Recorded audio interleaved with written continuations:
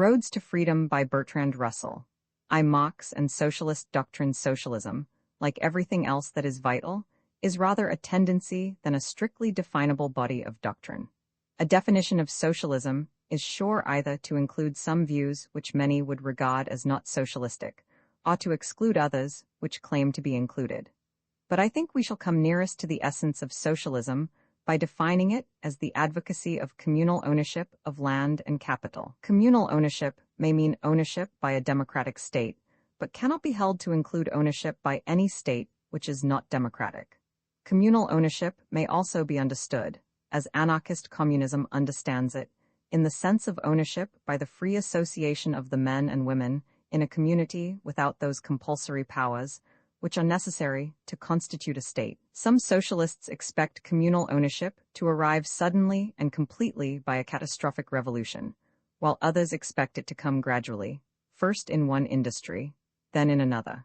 Some insist upon the necessity of completeness in the acquisition of land and capital by the public, while others would be content to see lingering islands of private ownership, provided they were not too extensive or powerful.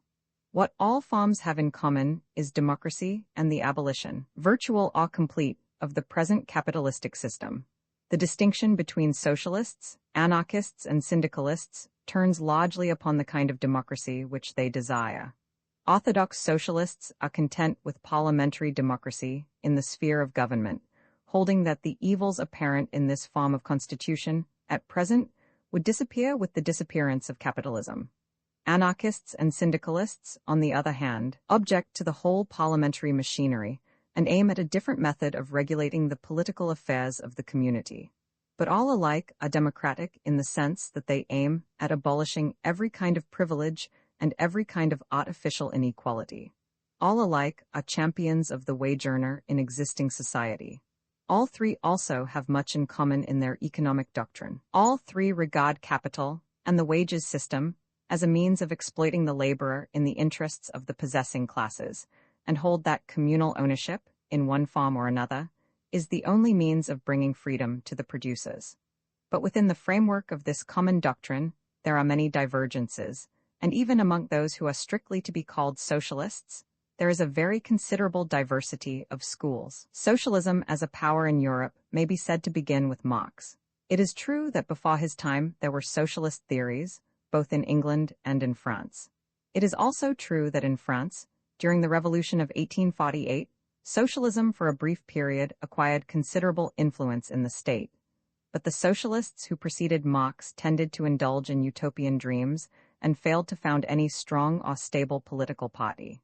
To Marx, in collaboration with Engels, are due both the formulation of a coherent body of socialist doctrine, sufficiently true or plausible to dominate the minds of vast numbers of men, and the formation of the international socialist movement, which has continued to grow in all European countries throughout the last 50 years. In order to understand Marx's doctrine, it is necessary to know something of the influences which formed his outlook. He was born in 1818 at Treves in the Rhine provinces, his father being a legal official, a Jew who had nominally accepted Christianity. Marx studied jurisprudence, philosophy, political economy, and history at various German universities. In philosophy, he imbibed the doctrines of Hegel, who was then at the height of his fame, and something of these doctrines dominated his thought throughout his life.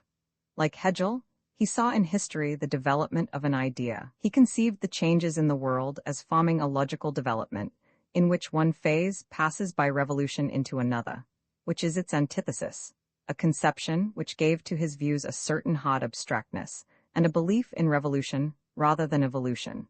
But of Hegel's more definite doctrines Marx retained nothing after his youth. He was recognized as a brilliant student and might have had a prosperous career as a professor or an official, but his interest in politics and his radical views led him into more arduous paths. Already, in 1842, he became editor of a newspaper, which was suppressed by the Prussian government early in the following year on account of its advanced opinions. This led Marx to go to Paris, where he became known as a socialist and acquired a knowledge of his French predecessors. 1 Here, in the year 1844, began his lifelong friendship with Engels, who had been hitherto in business in Manchester, where he had become acquainted with English socialism and had in the main adopted its doctrines. Point 2. In 1845, Marx was expelled from Paris and went with Engels to live in Brussels. There he formed a German working men's association and edited a paper which was their organ. Through his activities in Brussels, he became known to the German Communist League in Paris, who, at the end of 1847, invited him and Engels to draw up for them a manifesto, which appeared in January 1848. This is the famous Communist Manifesto, in which for the first time Marx's system is set forth. It appeared at a fortunate moment. In the following month, February, the revolution broke out in Paris, and in March it spread to Germany.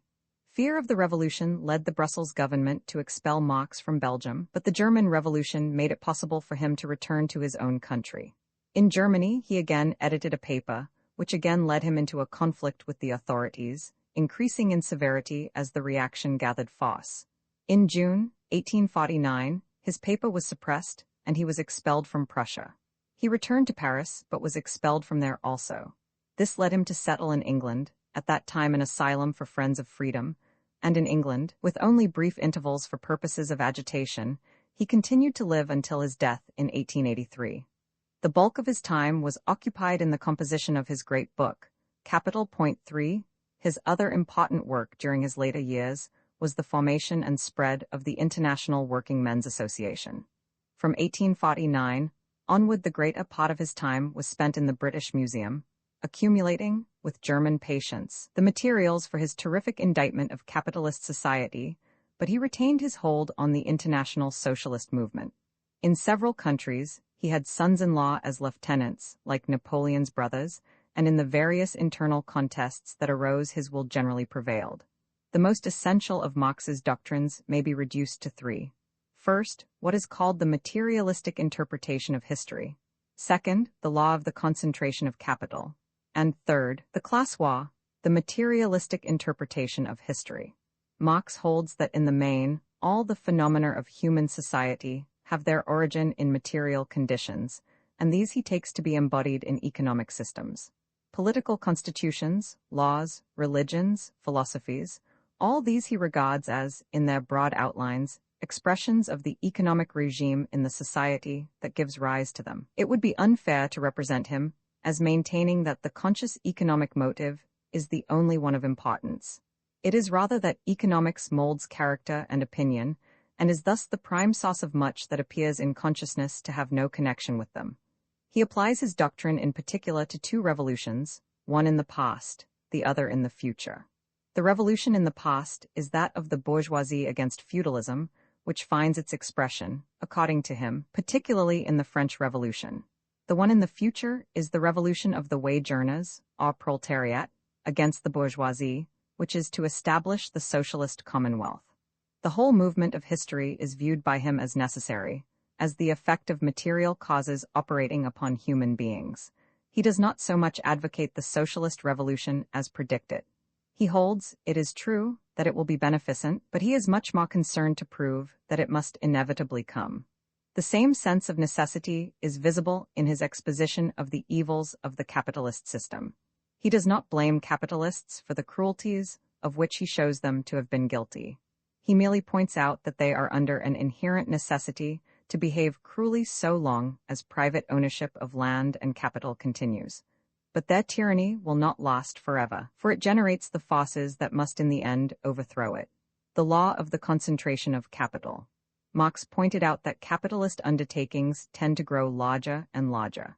He foresaw the substitution of trusts for free competition and predicted that the number of capitalist enterprises must diminish as the magnitude of single enterprises increased.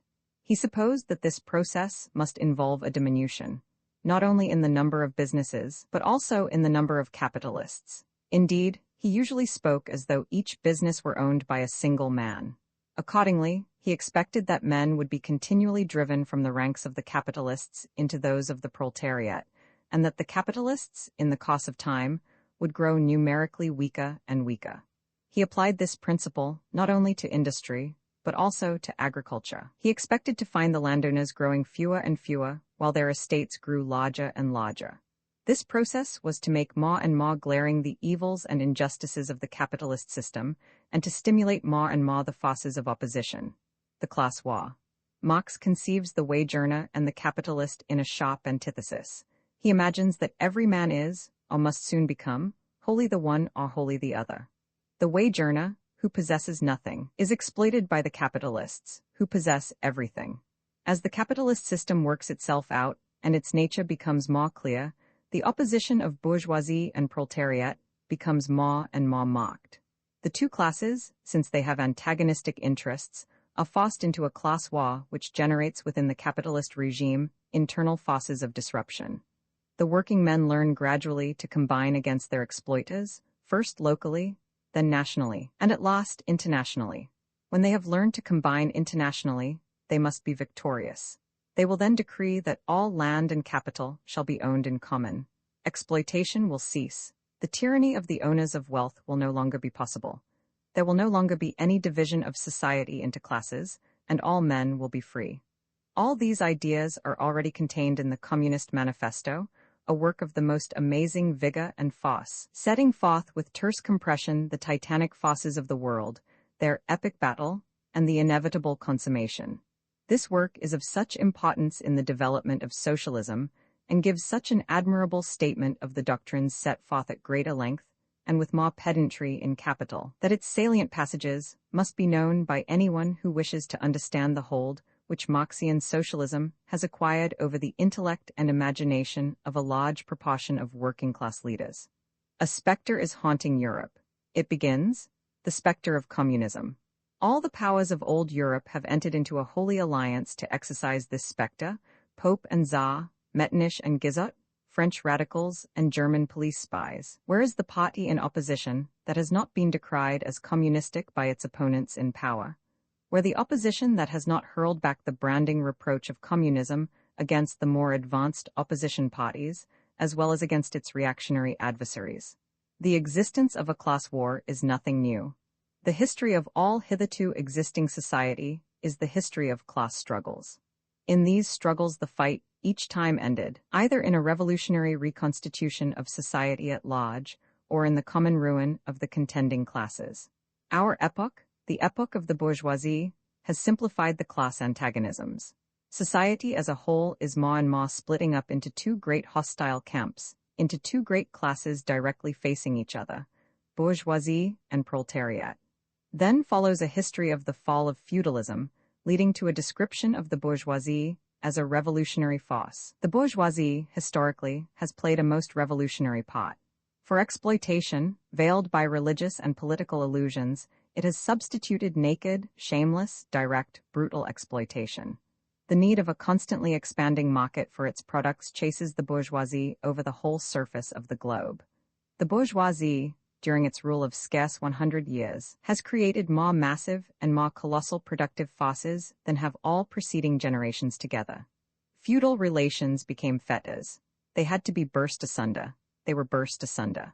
A similar movement is going on before our own eyes. The weapons with which the bourgeoisie felled feudalism to the ground are now turned against the bourgeoisie itself. But not only has the bourgeoisie forged the weapons that bring death to itself, it has also called into existence the men who are to wield those weapons, the modern working class, the proletarians. The cause of the destitution of the proletariat are then set forth. The cost of production of a workman is restricted, almost entirely, to the means of subsistence that he requires for his maintenance and for the propagation of his race. But the price of a commodity, and therefore also of labor, is equal to its cost of production.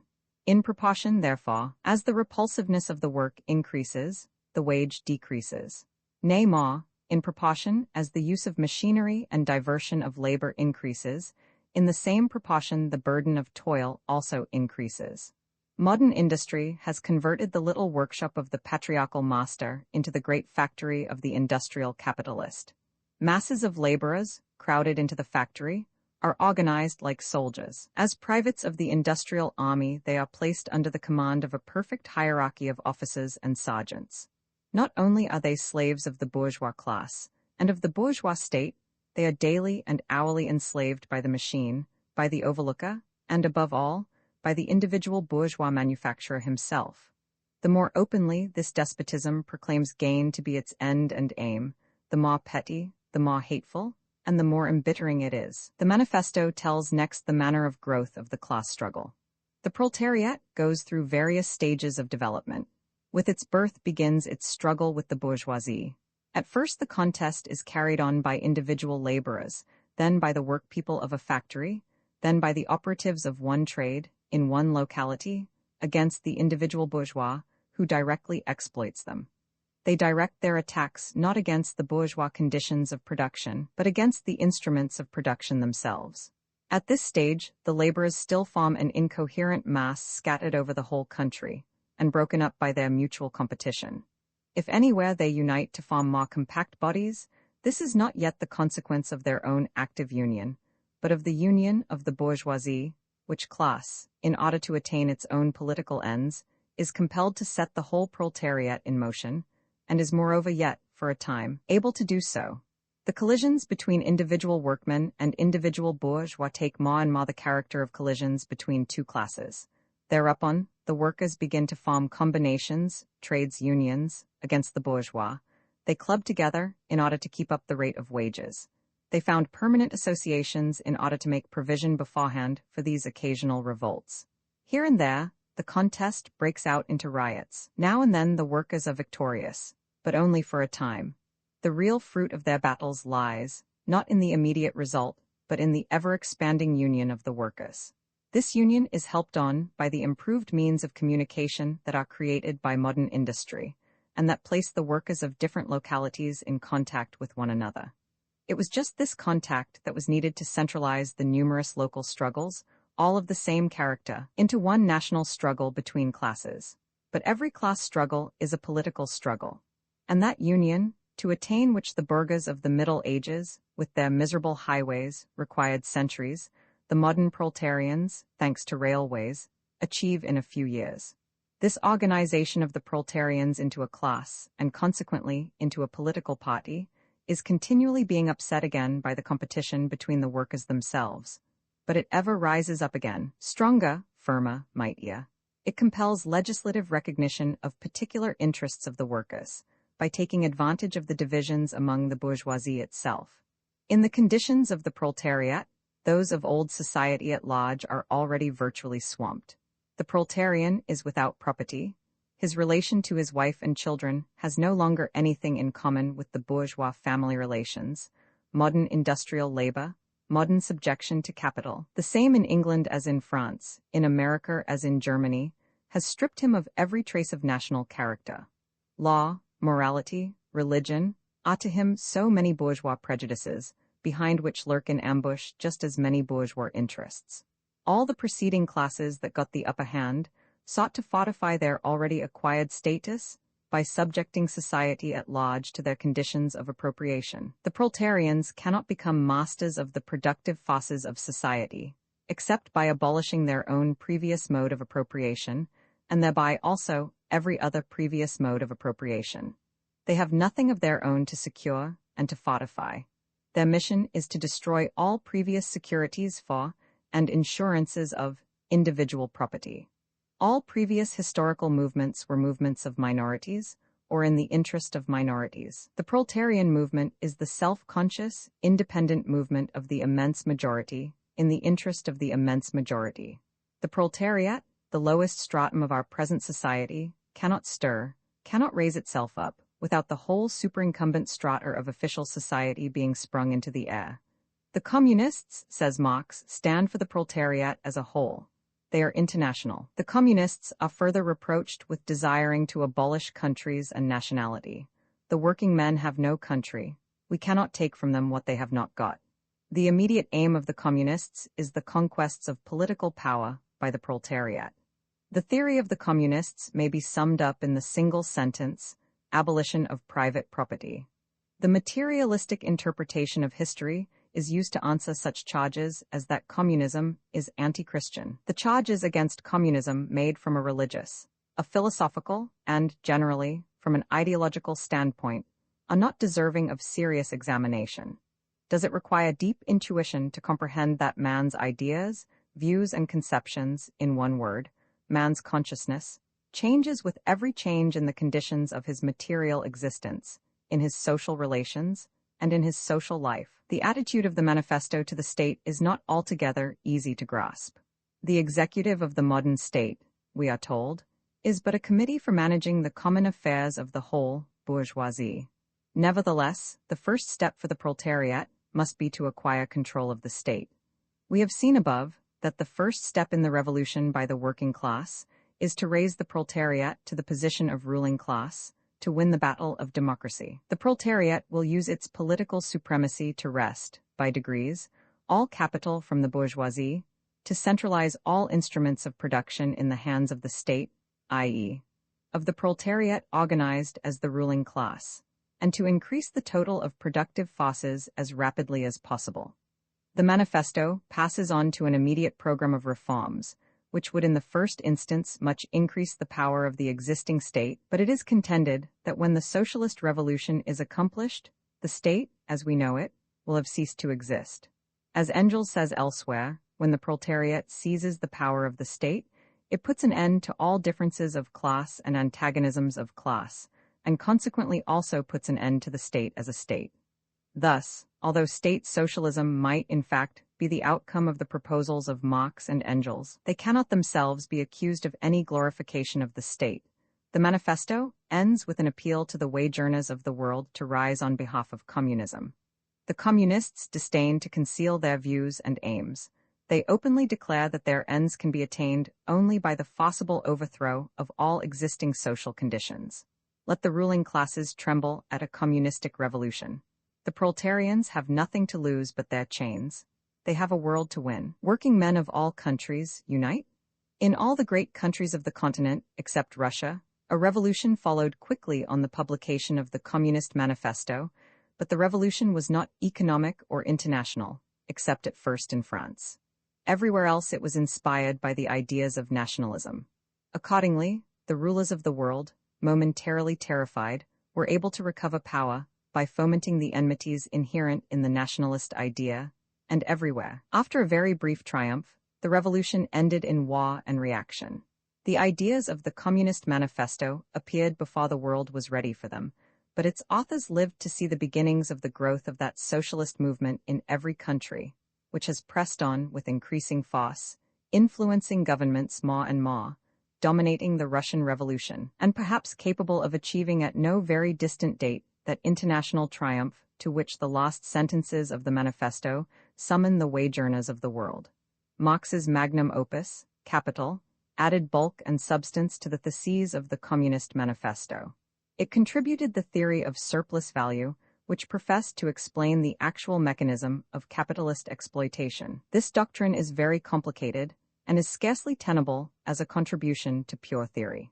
It is rather to be viewed as a translation into abstract terms of the hatred with which Marx regarded the system that coins wealth out of human lives, and it is in this spirit, rather than in that of disinterested analysis, that it has been read by its admirers. A critical examination of the theory of surplus value would require much difficult and abstract discussion of pure economic theory without having much bearing upon the practical truth or falsehood of socialism. It has therefore seemed impossible within the limits of the present volume. To my mind, the best parts of the book are those which deal with economic facts, of which Marx's knowledge was encyclopedic. It was by these facts that he hoped to instill into his disciples that firm and undying hatred that should make them soldiers to the death in the class war. The facts which he accumulates are such as are practically unknown to the vast majority of those who live comfortable lives. They are very terrible facts, and the economic system which generates them must be acknowledged to be a very terrible system. A few examples of his choice of facts will serve to explain the bitterness of many socialists. Mr. Broughton Charlton, county magistrate, declared, as chairman of a meeting held at the Assembly Rooms, Nottingham, on the 14th January, 1860, that there was an amount of privation and suffering among that portion of the population connected with the lace trade, unknown in other parts of the kingdom, indeed, in the civilized world. Children of 9 or 10 years are dragged from their squalid beds at 2, 3, or 4 o'clock in the morning, and compelled to work for a bare subsistence until 10, 11, or 12 at night, their limbs wearing away, their frames dwindling, their faces whitening, and their humanity absolutely sinking into a stone-like tapa, utterly horrible to contemplate. Fa 3 railway men are standing before a London coroner's jury, a guard, an engine driver, a signalman. A tremendous railway accident has hurried hundreds of passengers into another world. The negligence of the employees is the cause of the misfortune. They declare with one voice before the jury that 10 or 12 years before, their labor only lasted 8 hours a day. During the last 5 or 6 years, it had been screwed up to 14, 18, and 20 hours, and under especially severe pressure of holidaymakers, at times of excursion trains, it often lasted 40 or 50 hours without a break. They were ordinary men, not cyclops. At a certain point, their labor power failed. Topper seized them. Their brains ceased to think, their eyes to see. The thoroughly respectable British jurymen answered by a verdict that sent them to the next assizes on a charge of manslaughter, and, in a gentle rider to their verdict, expressed the pious hope that the capitalistic magnates of the railways would, in future, be more extravagant in the purchase of a sufficient quantity of labor power, and more abstemious, more self-denying, more thrifty, in the draining of paid labor power. 5 In the last week of June, 1863, all the London daily papers published a paragraph with the sensational heading, "Death from Simple Overwork." It dealt with the death of the milliner, Mary Ann Walkley, 20 years of age, employed in a highly respectable dressmaking establishment, exploited by a lady with the pleasant name of Elise. The old, often-told story was once more recounted.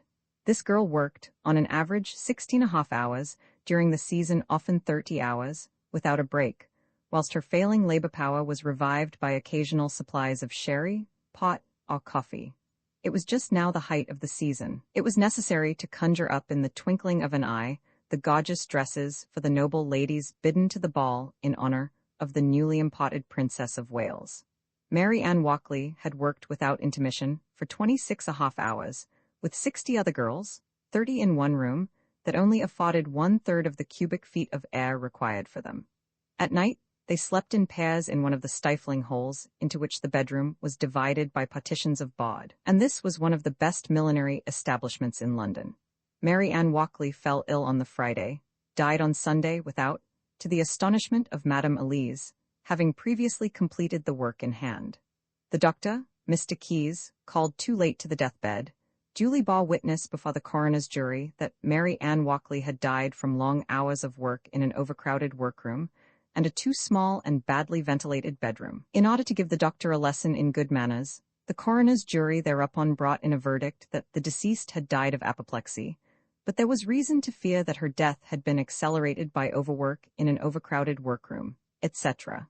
"Our white slaves," cried the Morning Star, the organ of the free traders, Cobden and Bright, "our white slaves who are toiled into the grave, for the most part silently pine and die." 6 Edward VI, a statute of the first year of his reign, 1547, ordains that if anyone refuses to work, he shall be condemned as a slave to the person who has denounced him as an idler. The master shall feed his slave on bread and water, weak broth and such refuse meat as he thinks fit. He has the right to force him to do any work, no matter how disgusting, with whip and chains. If the slave is absent a fortnight, he is condemned to slavery for life, and is to be branded on forehead or back with the letter S. If he runs away thrice, he is to be executed as a felon. The master can sell him, bequeath him, let him out on hire as a slave, just as any other personal chattel or cattle. If the slaves attempt anything against the masters, they are also to be executed.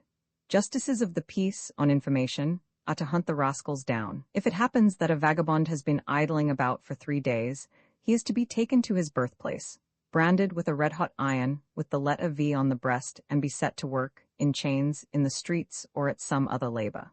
If the vagabond gives a false birthplace, he is then to become the slave for life of this place, of its inhabitants or its corporation, and to be branded with an S. All persons have the right to take away the children of the vagabonds, and to keep them as apprentices, the young men until the 24th year, the girls until the 20th. If they run away, they ought to become up to this age the slaves of their masters, who can put them in irons, whip them, etc., if they like. Every master may put an iron ring around the neck, arms or legs of his slave, by which to know him more easily and to be more certain of him. The last part of this statute provides that certain poor people may be employed by a place or by persons, who are willing to give them food and drink, and to find them work. This kind of parish slaves was kept up in England until far into the 19th century under the name of roundsman. 7 page after page and chapter after chapter of facts of this nature, each brought up to illustrate some fatalistic theory, which Marx professes to have proved by exact reasoning, cannot but stir into fury any passionate working-class reader, and into unbearable shame any possessor of capital, in whom generosity and justice are not wholly extinct. Almost at the end of the volume, in a very brief chapter, called Historical Tendency of Capitalist Accumulation, Marx allows one moment's glimpse of the hope that lies beyond the present horror.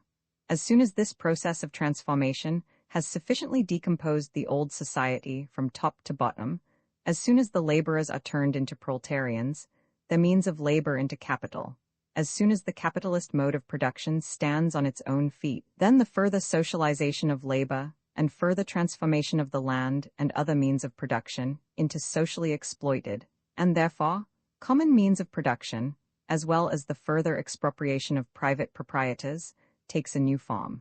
That which is now to be expropriated is no longer the laborer working for himself, but the capitalist exploiting many laborers. This expropriation is accomplished by the action of the immanent laws of capitalistic production itself, by the centralization of capital.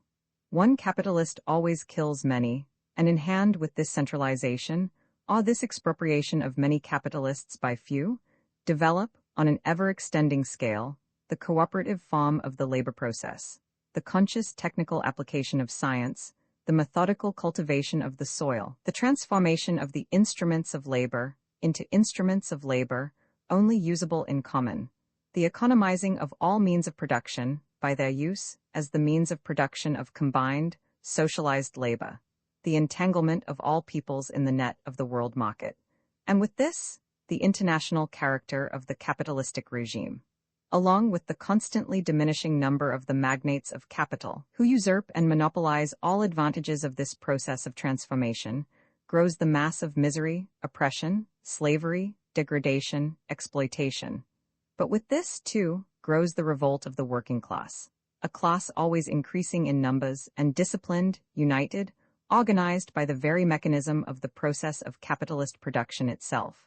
The monopoly of capital becomes a fetter upon the mode of production, which has sprung up and flourished along with, and under it, centralization of the means of production and socialization of labor at last reach a point where they become incompatible with their capitalist integument. This integument is burst asunder. The knell of capitalist private property sounds. The expropriators are expropriated, that is all. Hardly another word from beginning to end is allowed to relieve the gloom, and in this relentless pressure upon the mind of the reader lies a great part of the power which this book has acquired. 2 questions are raised by Marx's work. First, are his laws of historical development true? Second, is socialism desirable? The second of these questions is quite independent of the first. Marx professes to prove that socialism must come, but scarcely concerns himself to argue that when it comes, it will be a good thing.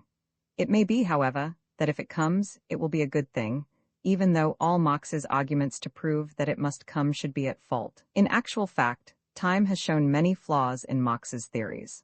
The development of the world has been sufficiently like his prophecy to prove him a man of very unusual penetration, but has not been sufficiently like to make either political or economic history exactly such as he predicted that it would be. Nationalism, so far from diminishing, has increased, and has failed to be conquered by the cosmopolitan tendencies which Marx rightly discerned in finance. Although big businesses have grown bigger and have over a great area reached the stage of monopoly, yet the number of shareholders in such enterprises is so large that the actual number of individuals interested in the capitalist system has continually increased. Moreover, though large firms have grown larger, there has been a simultaneous increase in firms of medium size. Meanwhile, the wage earners, who were, according to Marx, to have remained at the bare level of subsistence at which they were in the England of the first half of the 19th century, have instead profited by the general increase of wealth, though in a lesser degree than the capitalists. The supposed iron law of wages has been proved untrue, so far as labor in civilized countries is concerned. If we wish now to find examples of capitalist cruelty analogous to those with which Marx's book is filled, we shall have to go for most of our material to the tropics, or at any rate to regions where there are men of inferior races to exploit. Again, The skilled worker of the present day is an aristocrat in the world of labor. It is a question with him whether he shall ally himself with the unskilled worker against the capitalist, or with the capitalist against the unskilled worker. Very often he is himself a capitalist in a small way, and if he is not so individually, his trade union or his friendly society is pretty sure to be so. Hence the sharpness of the class war has not been maintained. There are gradations, intermediate ranks between rich and poor, instead of the clear-cut logical antithesis between the workers who have nothing and the capitalists who have all. Even in Germany, which became the home of orthodox Marxianism and developed a powerful social democratic party, nominally accepting the doctrine of Das Kapital as all but verbally inspired. Even there, the enormous increase of wealth in all classes in the years preceding the war led socialists to revise their beliefs and to adopt an evolutionary rather than a revolutionary attitude. Bernstein, a German socialist who lived long in England, inaugurated the revisionist movement which at last conquered the bulk of the party. His criticisms of Marxian orthodoxy are set forth in his Evolutionary Socialism. 9. Bernstein's work, as is common in broad church writers, consists largely in showing that the founders did not hold their doctrines so rigidly as their followers have done. There is much in the writings of Marx and Engels that cannot be fitted into the rigid orthodoxy which grew up among their disciples. Bernstein's main criticisms of these disciples, apart from such as we have already mentioned, consist in a defense of piecemeal action as against revolution. He protests against the attitude of undue hostility to liberalism which is common among socialists, and he blunts the edge of the internationalism which undoubtedly is part of the teachings of Marx. The workers, he says, have a fatherland as soon as they become citizens, and on this basis he defends that degree of nationalism which the war has since shown to be prevalent in the ranks of socialists. He even goes so far as to maintain that European nations have a right to tropical territory owing to their higher civilization. Such doctrines diminish revolutionary ardor and tend to transform socialists into a left wing of the Liberal Party. But the increasing prosperity of wage earners before the war made these developments inevitable. Whether the war will have altered conditions in this respect, it is as yet impossible to know. Bernstein concludes with the wise remark that we have to take working men as they are, and they are neither so universally paupers as was set out in the Communist Manifesto, nor so free from prejudices and weaknesses as their courtiers wish to make us believe. Bernstein represents the decay of Marxian orthodoxy from within. Syndicalism represents an attack against it from without, from the standpoint of a doctrine which professes to be even more radical and more revolutionary than that of Marx and Engels. The attitude of syndicalists to Marx may be seen in Sorel's little book, La décomposition du marxisme, and in his larger work, Reflections on Violence, authorized translation by T. E. Hulme, Allen and Unwin, 1915. After quoting Bernstein, with approval in so far as he criticizes Marx, Sorel proceeds to other criticisms of a different order. He points out, what is true, that Marx's theoretical economics remain very near to Manchesterism. The orthodox political economy of his youth was accepted by him on many points on which it is now known to be wrong. According to Sorel, the really essential thing in Marx's teaching is the class war. Whoever keeps this alive is keeping alive the spirit of socialism, much more truly than those who adhere to the letter of social democratic orthodoxy. On the basis of the class war, French syndicalists developed a criticism of Marx which goes much deeper than those that we have been hitherto considering. Marx's views on historical development may have been in a greater or less degree mistaken in fact, and yet the economic and political system which he sought to create might be just as desirable as his followers suppose. Syndicalism, however, criticizes not only Marx's views of fact, but also the goal at which he aims and the general nature of the means which he recommends. Marx's ideas were formed at a time when democracy did not yet exist. It was in the very year in which Das Kapital appeared that urban working men first got the vote in England, and universal suffrage was granted by Bismarck in northern Germany. It was natural that great hopes should be entertained as to what democracy would achieve. Marx, like the orthodox economists, imagined that men's opinions are guided by a more or less enlightened view of economic self-interest, or rather of economic class interest. A long experience of the workings of political democracy has shown that in this respect, Disraeli and Bismarck were shrewder judges of human nature than either liberals or socialists. It has become increasingly difficult to put trust in the state as a means to liberty, or in political parties as instruments sufficiently powerful to force the state into the service of the people. The modern state, says Sorel, is a body of intellectuals, which is invested with privileges, and which possesses means of the kind called political for defending itself against the attacks made on it by other groups of intellectuals, eager to possess the profits of public employment. Parties are constituted in order to acquire the conquest of these employments, and they are analogous to the state. 10 syndicalists aim at organizing men, not by party, but by occupation.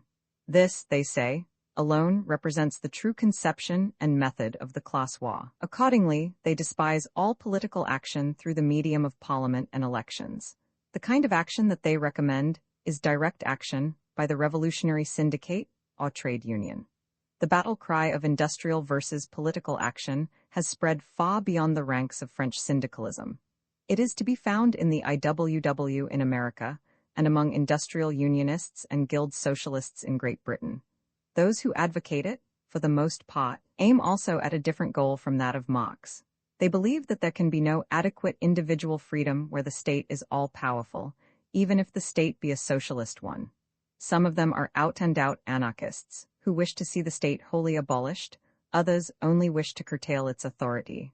Owing to this movement, opposition to Marx, which from the anarchist side existed from the first, has grown very strong. It is this opposition in its older form that will occupy us in our next chapter. Roman II Bakunin and anarchism in the popular mind. An anarchist is a person who throws bombs and commits other outrages, either because he is more or less insane, or because he uses the pretense of extreme political opinions as a cloak for criminal proclivities. This view is, of course, in every way inadequate. Some anarchists believe in throwing bombs, many do not. Men of almost every other shade of opinion believe in throwing bombs in suitable circumstances. For example, the men who threw the bomb at Sarajevo, which started the present war, were not anarchists, but nationalists. And those anarchists who are in favor of bomb throwing do not, in this respect, differ on any vital principle from the rest of the community, with the exception of that infinitesimal portion who adopt the Tolstoyan attitude of non-resistance.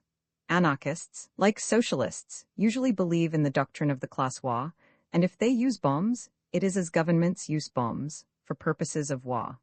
But for every bomb manufactured by an anarchist, many millions are manufactured by governments, and for every man killed by anarchist violence, many millions are killed by the violence of states. We may, therefore, dismiss from our minds the whole question of violence, which plays so large a part in the popular imagination, since it is neither essential nor peculiar to those who adopt the anarchist position. Anarchism, as its derivation indicates, is the theory which is opposed to every kind of forcible government. It is opposed to the state as the embodiment of the force employed in the government of the community. Such government as anarchism can tolerate must be free government, not merely in the sense that it is that of a majority, but in the sense that it is that assented to by all. Anarchists object to such institutions as the police and the criminal law, by means of which the will of one part of the community is forced upon another part. In their view, the democratic form of government is not very enormously preferable to other forms so long as minorities are compelled by force or its potentiality to submit to the will of majorities. Liberty is the supreme good in the anarchist creed, and liberty is sought by the direct road of abolishing all forcible control over the individual by the community. Anarchism, in this sense, is no new doctrine. It is set forth admirably by Chuang Tzu, a Chinese philosopher, who lived about the year 300 BC. Horses have hoofs to carry them over frost and snow, hair to protect them from wind and cold. They eat grass and drink water, and fling up their heels over the champaign. Such is the real nature of horses. Palatial dwellings are of no use to them. One day Po Lo appeared, saying, "I understand the management of horses." So he branded them, and clipped them, and pared their hoofs, and put halters on them, tying them up by the head and shackling them by the feet, and disposing them in stables, with the result that 2 or 3 in every 10 died. Then he kept them hungry and thirsty, trotting them and galloping them, and grooming, and trimming, with the misery of the tasseled bridle before and the fear of the knotted whip behind, until more than half of them were dead. The potter says, I can do what I will with clay. If I want it round, I use compasses; if rectangular, a square. The carpenter says, I can do what I will with wood. If I want it curved, I use an arc; if straight, a line. But on what grounds can we think that the natures of clay and wood desire this application of compasses and square, of arc and line? Nevertheless, every age extols Polo for his skill in managing horses, and potters and carpenters for their skill with clay and wood. Those who govern the empire make the same mistake. Now, I regard government of the empire from quite a different point of view. The people have certain natural instincts, to weave and clothe themselves, to till and feed themselves. These are common to all humanity, and all are agreed thereon. Such instincts are called heaven-sent. And so in the days when natural instincts prevailed, men moved quietly and gazed steadily. At that time there were no roads over mountains, nor boats, nor bridges over water. All things were produced, each for its own proper sphere. Birds and beasts multiplied, trees and shrubs grew up. The farmer might be led by the hand; you could climb up and peep into the raven's nest. For then man dwelt with birds and beasts, and all creation was one. There were no distinctions of good and bad men. Being all equally without knowledge, their virtue could not go astray.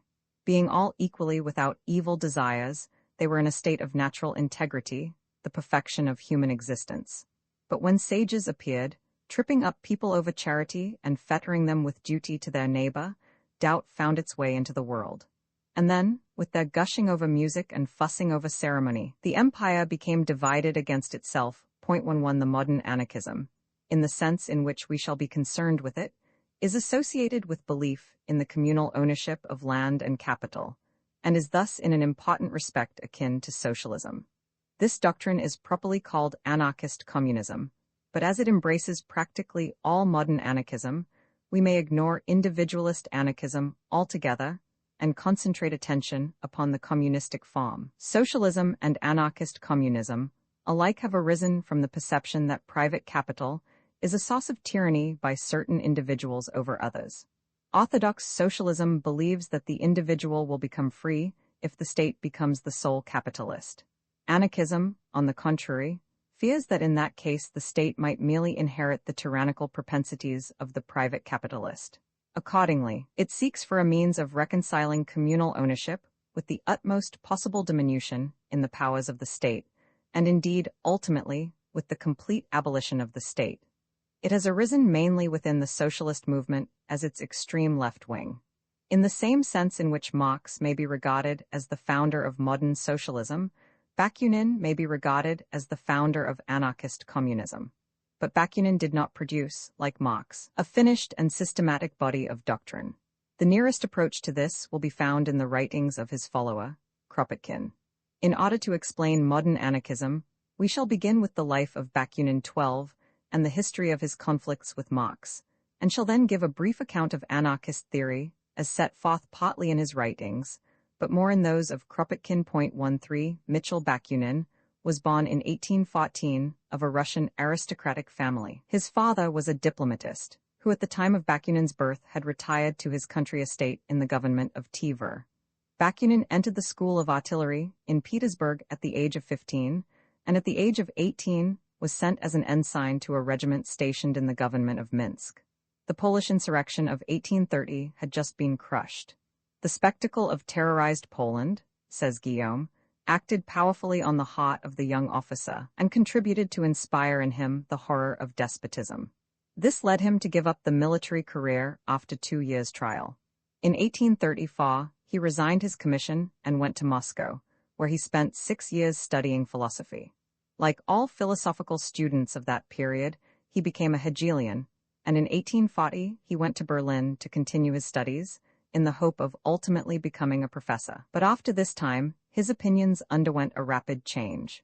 He found it impossible to accept the Hegelian maxim that whatever is rational, and in 1842 he migrated to Dresden, where he became associated with Arnold Ruge, the publisher of Deutsche Jahrbucher.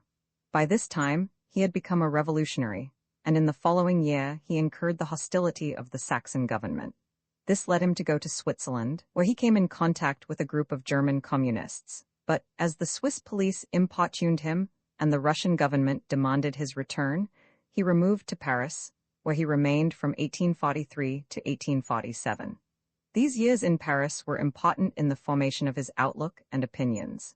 He became acquainted with Proudhon, who exercised a considerable influence on him, also with George Sand and many other well-known people. It was in Paris that he first made the acquaintance of Marx and Engels, with whom he was to carry on a lifelong battle. At a much later period, in 1871, he gave the following account of his relations with Marx at this time. Marx was much more advanced than I was, as he remains today, not more advanced, but incomparably more learned than I am. I knew then nothing of political economy. I had not yet rid myself of metaphysical abstractions, and my socialism was only instinctive. He, though younger than I, was already an atheist, an instructed materialist, a well-considered socialist. It was just at this time that he elaborated the first foundations of his present system. We saw each other fairly often, for I respected him much for his learning and his passionate and serious devotion, always mixed, however, with personal vanity, to the cause of the proletariat, and I sought eagerly his conversation, which was always instructive and clever, when it was not inspired by a paltry hate, which, alas, happened only too often. But there was never any frank intimacy between us. Our temperaments would not suffer it. He called me a sentimental idealist, and he was right. I called him a vain man, perfidious and crafty, and I also was right. Bakunin never succeeded in staying long in one place without incurring the enmity of the authorities. In November 1847, as the result of a speech praising the Polish Rising of 1830, he was expelled from France at the request of the Russian embassy, which, in order to rob him of public sympathy, spread the unfounded report that he had been an agent of the Russian government, but was no longer wanted because he had gone too far. The French government, by calculated reticence, encouraged this story, which clung to him more or less throughout his life. Being compelled to leave France, he went to Brussels, where he renewed acquaintance with Marx. A letter of his, written at this time, shows that he entertained already that bitter hatred for which afterward he had so much reason. The Germans, artisans, Bonstedt, Marx, and Engels, and above all Marx, are here doing their ordinary mischief. Vanity, spite, gossip, theoretical overbearingness, and practical pusillanimity, reflections on life, action, and simplicity, and complete absence of life, action and simplicity, literary and argumentative artisans, and repulsive coquetry with them. Feuerbach is a bourgeois, and the word bourgeois grown into an epithet and repeated ad nauseam, but all of them themselves from head to foot, through and through, provincial bourgeois. With one word, lying and stupidity, stupidity and lying. In this society there is no possibility of drawing a free, full breath.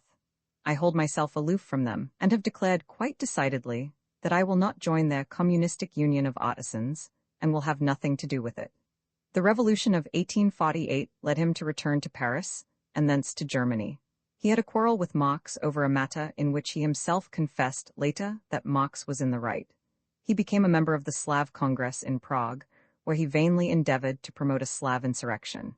Toward the end of 1848, he wrote an appeal to Slavs, calling on them to combine with other revolutionaries to destroy the three oppressive monarchies, Russia, Austria, and Prussia.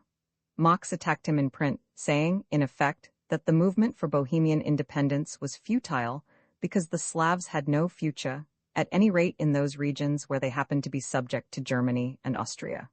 Bakunin accused Marx of German patriotism in this matter, and Marx accused him of panslavism, no doubt in both cases justly. Before this dispute, however, a much more serious quarrel had taken place. Marx's paper, the New Rheinische Zeitung, stated that George Sand had papers proving Bakunin to be a Russian government agent and one of those responsible for the recent arrest of Poles. Bakunin, of course, repudiated the charge, and George Sand wrote to the New Rheinische Zeitung, denying this statement in toto. The denials were published by Marx, and there was a nominal reconciliation, but from this time onward, there was never any real abatement of the hostility between these rival leaders, who did not meet again until 1864. Meanwhile, the reaction had been everywhere gaining ground.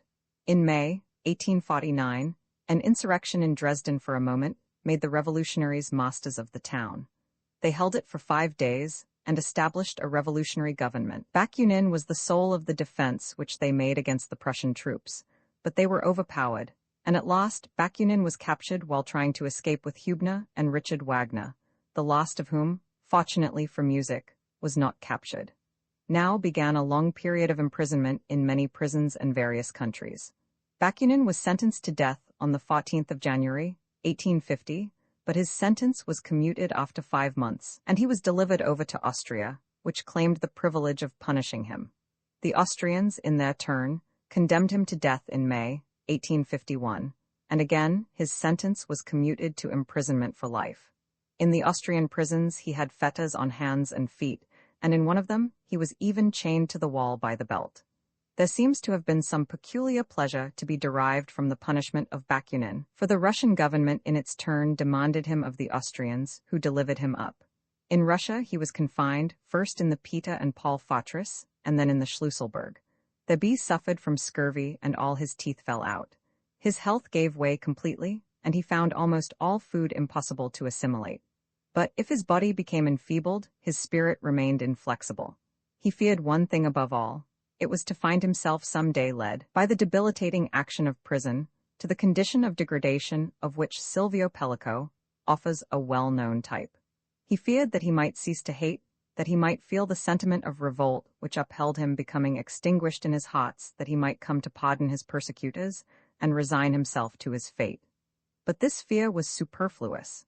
His energy did not abandon him a single day, and he emerged from his cell the same man as when he entered. 14 after the death of the Tsar Nicholas, many political prisoners were amnested, but Alexander Roman II, with his own hand, erased Bakunin's name from the list.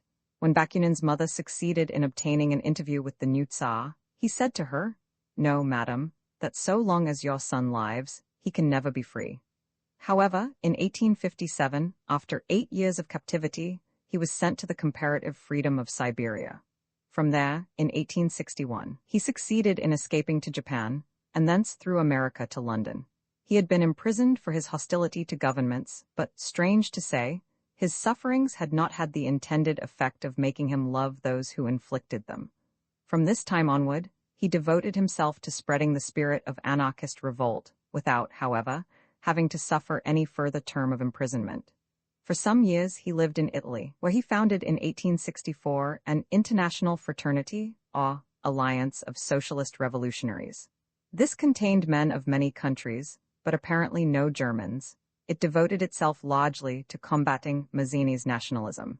In 1867, he moved to Switzerland, where in the following year he helped to found the International Alliance of Socialist Democracy, of which he drew up the program. This program gives a good succinct resume of his opinions. The alliance declares itself atheist. It desires the definitive and entire abolition of classes and the political equality and social equalization of individuals of both sexes. It desires that the earth, the instrument of labor, like all other capital, becoming the collective property of society as a whole, shall be no longer able to be utilized except by the workers, that is to say, by agricultural and industrial associations. It recognizes that all actually existing political and authoritarian states, reducing themselves more and more to the mere administrative functions of the public services in their respective countries, must disappear in the universal union of free associations, both agricultural and industrial. The International Alliance of Socialist Democracy desired to become a branch of the International Working Men's Association, but was refused admission on the ground that branches must be local and could not themselves be international. The Geneva group of the Alliance, however, was admitted later, in July 1869. The International Working Men's Association had been founded in London in 1864, and its statutes and program were drawn up by Marx. Bakunin at first did not expect it to prove a success and refused to join it, but it spread with remarkable rapidity in many countries, and soon became a great power for the propagation of socialist ideas. Originally, it was by no means wholly socialist, but in successive congresses, Marx won it over more and more to his views. At its third Congress in Brussels in September 1868, it became definitely socialist. Meanwhile, Bakunin, regretting his earlier abstention, had decided to join it, and he brought with him a considerable following in French Switzerland, France, Spain, and Italy. At the Fourth Congress, held at Basel in September 1869, two currents were strongly marked. The Germans and English followed Marx in his belief in the state as it was to become after the abolition of private property. They followed him also in his desire to found labor parties in the various countries and to utilize the machinery of democracy for the election of representatives of labor to parliaments. On the other hand, the Latin nations in the main followed Bakunin in opposing the state and disbelieving in the machinery of representative government. The conflict between these two groups grew more and more bitter, and each accused the other of various offenses. The statement that Bakunin was a spy was repeated, but was withdrawn after investigation. Marx wrote in a confidential communication to his German friends that Bakunin was an agent of the Panslavist Party and received from them 25,000 francs a year. Meanwhile, Bakunin became for a time interested in the attempt to stir up an agrarian revolt in Russia, and this led him to neglect the contest in the International at a crucial moment. During the Franco-Prussian War, Bakunin passionately took the side of France, especially after the fall of Napoleon Roman III. He endeavored to rouse the people to revolutionary resistance, like that of 1793, and became involved in an abortive attempt at revolt in Lyons. The French government accused him of being a paid agent of Prussia, and it was with difficulty that he escaped to Switzerland. The dispute with Marx and his followers had become exacerbated by the national dispute. Bakunin, like Kropotkin after him, regarded the new power of Germany as the greatest menace to liberty in the world. He hated the Germans with a bitter hatred, partly, no doubt, on account of Bismarck, but probably still more on account of Marx. To this day, anarchism has remained confined almost exclusively to the Latin countries and has been associated with a hatred of Germany, growing out of the contests between Marx and Bakunin in the International. The final suppression of Bakunin's faction occurred at the General Congress of the International at The Hague in 1872. The meeting place was chosen by the General Council, in which Marx was unopposed, with a view, so Bakunin's friends contend, to making access impossible for Bakunin on account of the hostility of the French and German governments, and difficult for his friends. Bakunin was expelled from the International as the result of a report accusing him inter alia of theft backed up by intimidation. The orthodoxy of the International was saved, but at the cost of its vitality. From this time onward, it ceased to be itself a power, but both sections continued to work in their various groups, and the socialist groups in particular grew rapidly. Ultimately, a new international was formed, 1889, which continued down to the outbreak of the present war. As to the future of international socialism, it would be rash to prophesy, though it would seem that the international idea has acquired sufficient strength to need again, after the war, some such means of expression as it found before in socialist congresses.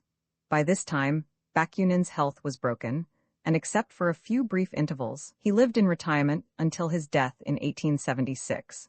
Bakunin's life, unlike Marx's, was a very stormy one. Every kind of rebellion against authority always aroused his sympathy, and in his support, he never paid the slightest attention to personal risk. His influence, undoubtedly very great, arose chiefly through the influence of his personality upon important individuals. His writings differ from Marx's as much as his life does, and in a similar way. They are chaotic, largely, aroused by some passing occasion, abstract and metaphysical, except when they deal with current politics. He does not come to close quarters with economic facts, but dwells usually in the regions of theory and metaphysics. When he descends from these regions, he is much more at the mercy of current international politics than Marx, much less imbued with the consequences of the belief that it is economic causes that are fundamental. He praised Marx for enunciating this doctrine. 15, but nevertheless continued to think in terms of nations. His longest work, L'Empire Nauto-Germanique et la Révolution sociale, is mainly concerned with the situation in France during the latest stages of the Franco-Prussian War and with the means of resisting German imperialism. Most of his writing was done in a hurry in the interval between two insurrections. There is something of anarchism in his lack of literary order. His best-known work is a fragment entitled by its editors God, and the state. 16 in this work, he represents belief in God and belief in the state as the two great obstacles to human liberty. A typical passage will serve to illustrate its style. The state is not society, it is only an historical form of it, as brutal as it is abstract. It was born historically in all countries of the marriage of violence, rapine, pillage, in a word, war and conquest, with the gods successively created by the theological fantasy of nations. It has been from its origin, and it remains still at present, the divine sanction of brutal force and triumphant inequality. The state is authority, it is force. It is the ostentation and infatuation of force. It does not insinuate itself, it does not seek to convert. Even when it commands what is good, it hinders and spoils it just because it commands it, and because every command provokes and excites the legitimate revolts of liberty, and because the good, from the moment that it is commanded, becomes evil from the point of view of true morality, of human morality doubtless not of divine, from the point of view of human respect and of liberty. Liberty, morality, and the human dignity of man consist precisely in this, that he does good, not because it is commanded, but because he conceives it, wills it, and loves it. We do not find in Bakunin's works a clear picture of the society at which he aimed, or any argument to prove that such a society could be stable. If we wish to understand anarchism, we must turn to his followers, and especially to Kropotkin, like him, a Russian aristocrat familiar with the prisons of Europe, and like him, an anarchist who, in spite of his internationalism, is imbued with a fiery hatred of the Germans. Kropotkin has devoted much of his writing to technical questions of production. In fields, factories, and workshops, and the conquest of bread, he has set himself to prove that, if production were more scientific and better organized, a comparatively small amount of quite agreeable work would suffice to keep the whole population in comfort. Even assuming, as we probably must, that he somewhat exaggerates what is possible with our present scientific knowledge, it must nevertheless be conceded that his contentions contain a very large measure of truth. In attacking the subject of production, he has shown that he knows what is the really crucial question. If civilization and progress are to be compatible with equality, it is necessary that equality should not involve long hours of painful toil for little more than the necessaries of life, since, where there is no leisure, art and science will die and all progress will become impossible. The objection which some feel to socialism and anarchism, alike on this ground, cannot be upheld in view of the possible productivity of labor.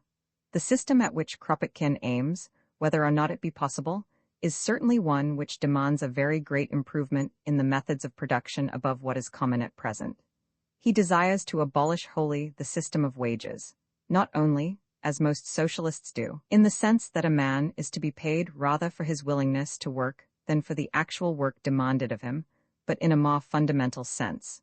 There is to be no obligation to work, and all things are to be shared in equal proportions among the whole population. Kropotkin relies upon the possibility of making work pleasant. He holds that, in such a community as he foresees, practically everyone will prefer work to idleness, because work will not involve overwork or slavery, or that excessive specialization that industrialism has brought about, but will be merely a pleasant activity for certain hours of the day, giving a man an outlet for his spontaneous constructive impulses. There is to be no compulsion, no law, no government exercising force. There will still be acts of the community, but these are to spring from universal consent, not from any enforced submission of even the smallest minority. We shall examine in a later chapter how far such an ideal is realizable, but it cannot be denied that Kropotkin presents it with extraordinary persuasiveness and charm. We should be doing more than justice to anarchism if we did not say something of its darker side, the side which has brought it into conflict with the police and made it a word of terror to ordinary citizens. In its general doctrines, there is nothing essentially involving violent methods or a virulent hatred of the rich, and many who adopt these general doctrines are personally gentle and temperamentally averse from violence. But the general tone of the anarchist press and public is bitter to a degree that seems scarcely sane, and the appeal, especially in Latin countries, is rather to envy of the fortunate than to pity for the unfortunate. A vivid and readable, though not wholly reliable, account, from a hostile point of view, is given in a book called Le Peril Anarchiste, by Félix Dubois, 17, which incidentally reproduces a number of cartoons from anarchist journals.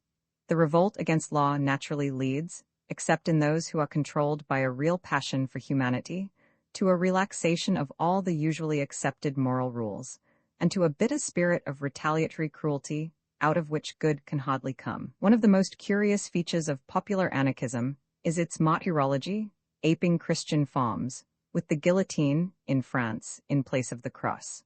Many who have suffered death at the hands of the authorities on account of acts of violence were no doubt genuine sufferers for their belief in a cause, but others, equally honored, are more questionable.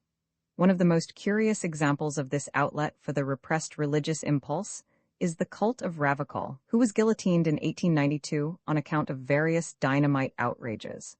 His past was dubious, but he died defiantly. His last words were 3 lines from a well-known anarchist song, the Chant du Pierre Duchesne, si tu veux être heureux, nom de Dieu, pens ton propriétaire.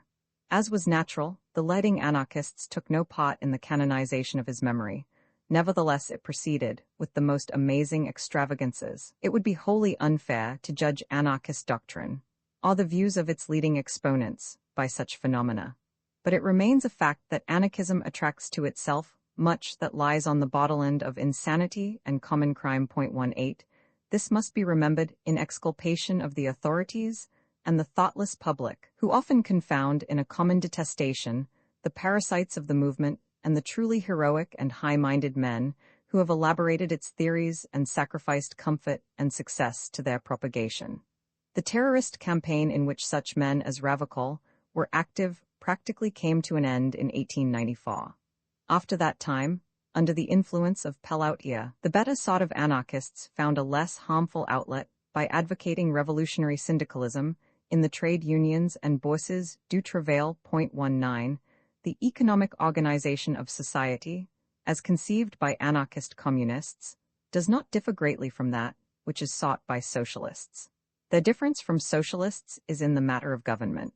They demand that government shall require the consent of all the governed, and not only of a majority. It is undeniable that the rule of a majority may be almost as hostile to freedom as the rule of a minority.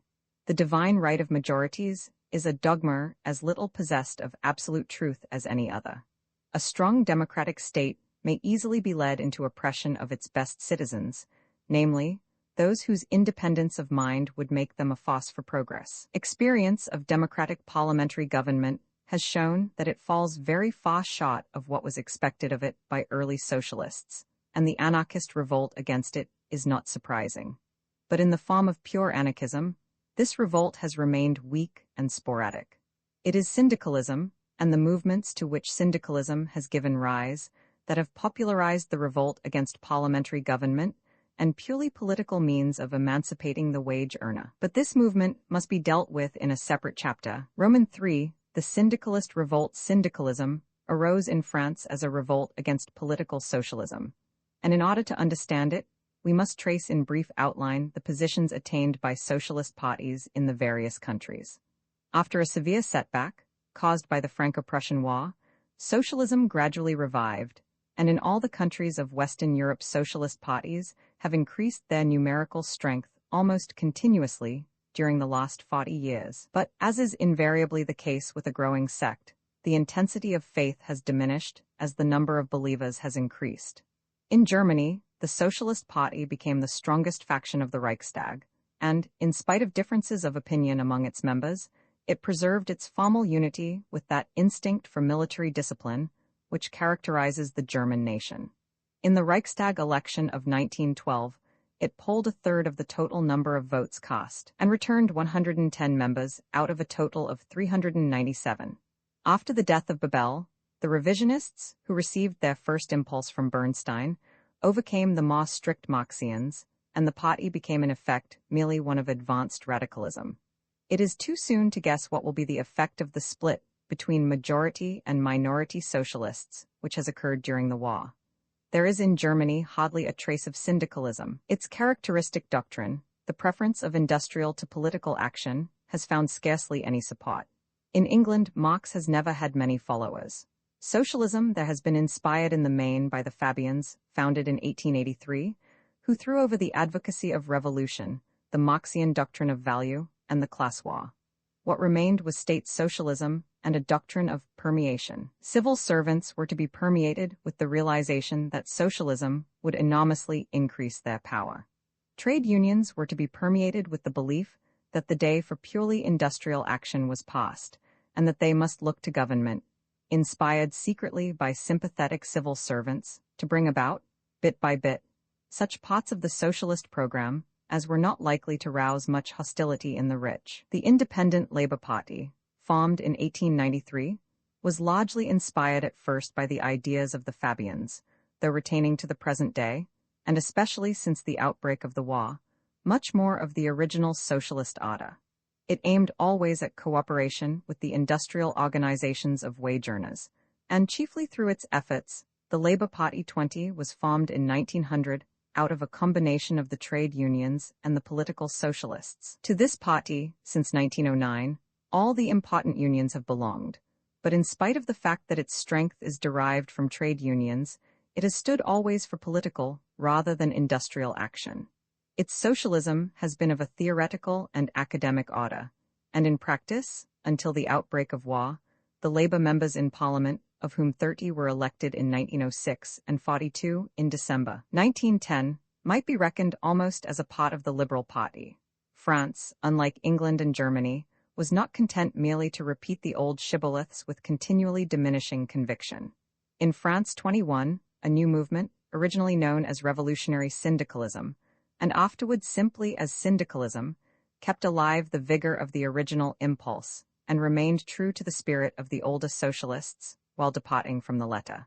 Syndicalism, unlike socialism and anarchism, began from an existing organization and developed the ideas appropriate to it, whereas socialism and anarchism began with the ideas and only afterward developed the organizations which were their vehicle. In order to understand syndicalism, we have first to describe trade union organization in France and its political environment. The ideas of syndicalism will then appear as the natural outcome of the political and economic situation. Hardly any of these ideas are new. Almost all are derived from the Bakunist section of the Old International. 22.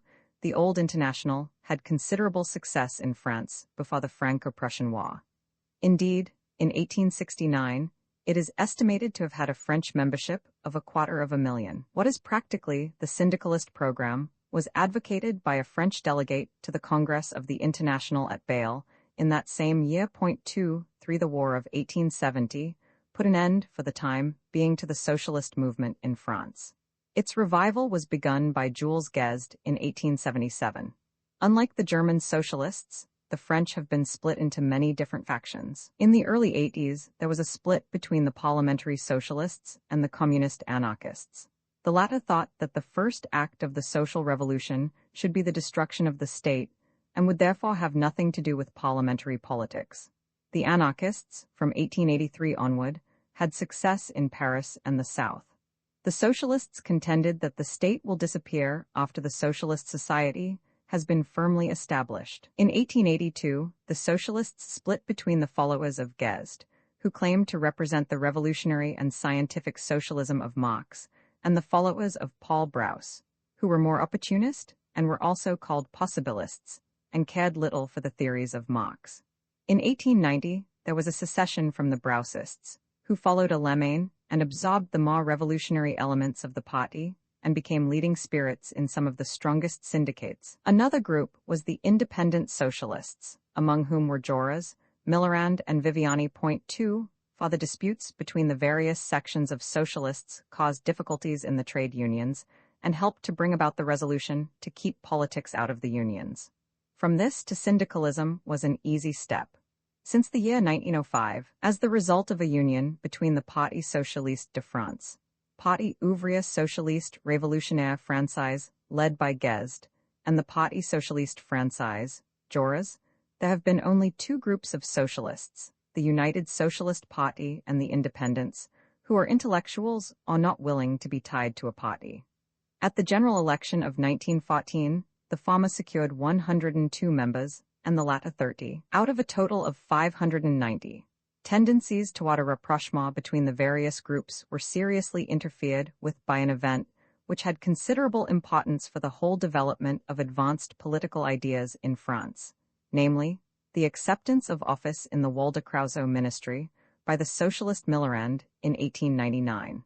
Millerand, as was to be expected, soon ceased to be a socialist, and the opponents of political action pointed to his development as showing the vanity of political triumphs. Very many French politicians who have risen to power have begun their political career as socialists and have ended it not infrequently by employing the army to oppress strikers. Millerand's action was the most notable and dramatic among a number of others of a similar kind. Their cumulative effect has been to produce a certain cynicism in regard to politics among the more class-conscious of French wage earners, and this state of mind greatly assisted the spread of syndicalism. Syndicalism stands essentially for the point of view of the producer as opposed to that of the consumer. It is concerned with reforming actual work and the organization of industry, not merely with securing greater rewards for work. From this point of view, its vigor and its distinctive character are derived. It aims at substituting industrial for political action and at using trade union organization for purposes for which orthodox socialism would look to parliament. Syndicalism was originally only the French name for trade unionism, but the trade unionists of France became divided into two sections, the reformist and the revolutionary, of whom the latter only professed the ideas which we now associate with the term syndicalism. It is quite impossible to guess how far either the organization or the ideas of the syndicalists will remain intact at the end of the war, and everything that we shall say is to be taken as applying only to the years before the war. It may be that French syndicalism as a distinctive movement will be dead, but even in that case, it will not have lost its importance, since it has given a new impulse and direction to the more vigorous part of the labor movement in all civilized countries, with the possible exception of Germany. The organization upon which syndicalism depended was the Confédération Générale du Travail, commonly known as the CGT, which was founded in 1895, but only achieved its final form in 1902. It has never been numerically very powerful, but has derived its influence from the fact that in moments of crisis, many who were not members were willing to follow its guidance. Its membership in the year before the war is estimated by Mr. Cole at somewhat more than 500,000. Trade unions, syndicats, were legalized by Waldeck-Rousseau in 1884, and the CGT, on its inauguration in 1895, was formed by the federation of 700 syndicats. Alongside of this organization, there existed another, the Fédération des Bourses du Travail, formed in 1893.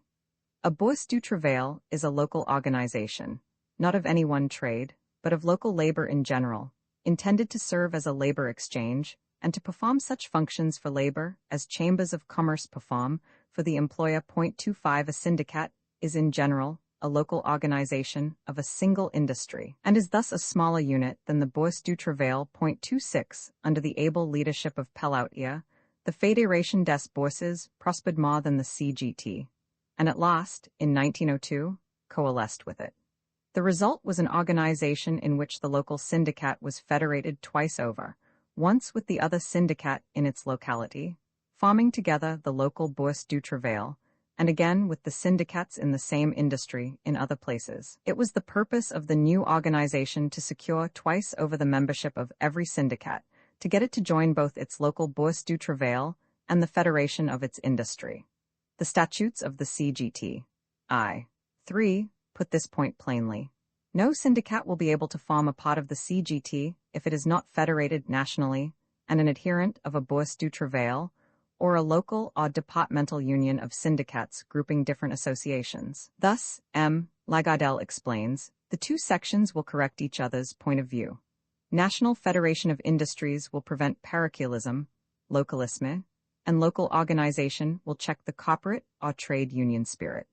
The workers will learn at once the solidarity of all workers in a locality and that of all workers in a trade, and in learning this, they will learn at the same time the complete solidarity of the whole working class. 27. This organization was largely the work of Pelloutier, who was secretary of the Fédération des Bourses from 1894 until his death in 1901.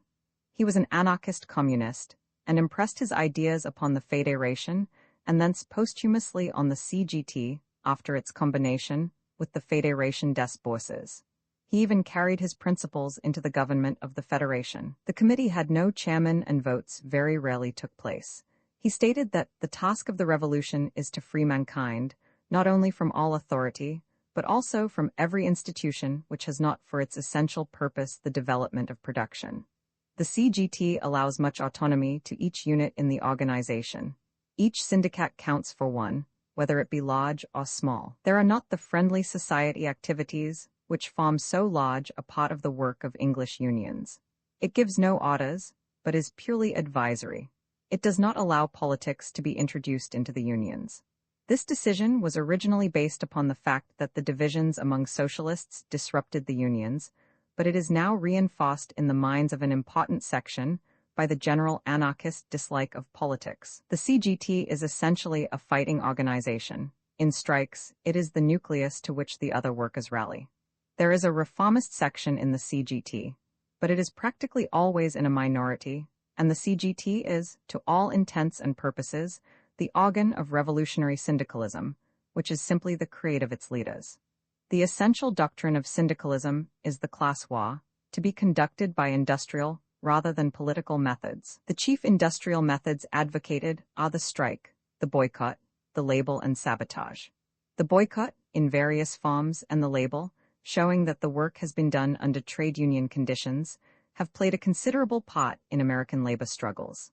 Sabotage is the practice of doing bad work, or spoiling machinery or work which has already been done, as a method of dealing with employers in a dispute when a strike appears for some reason undesirable or impossible. It has many forms, some clearly innocent, some open to grave objections.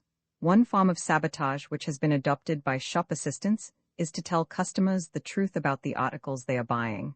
This form, however it may damage the shopkeeper's business, is not easy to object to on moral grounds.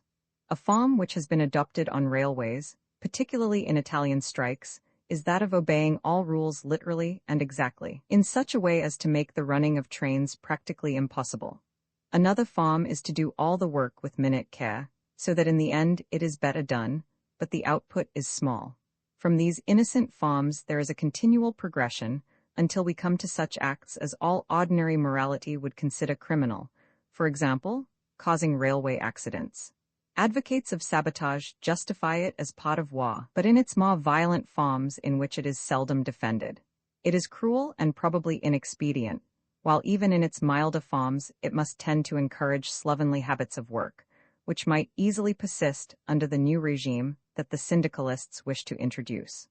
At the same time, when capitalists express a moral horror of this method, it is worthwhile to observe that they themselves are the first to practice it when the occasion seems to them appropriate. If report speaks truly, an example of this on a very large scale has been seen during the Russian Revolution. By far the most important of the syndicalist methods is the strike.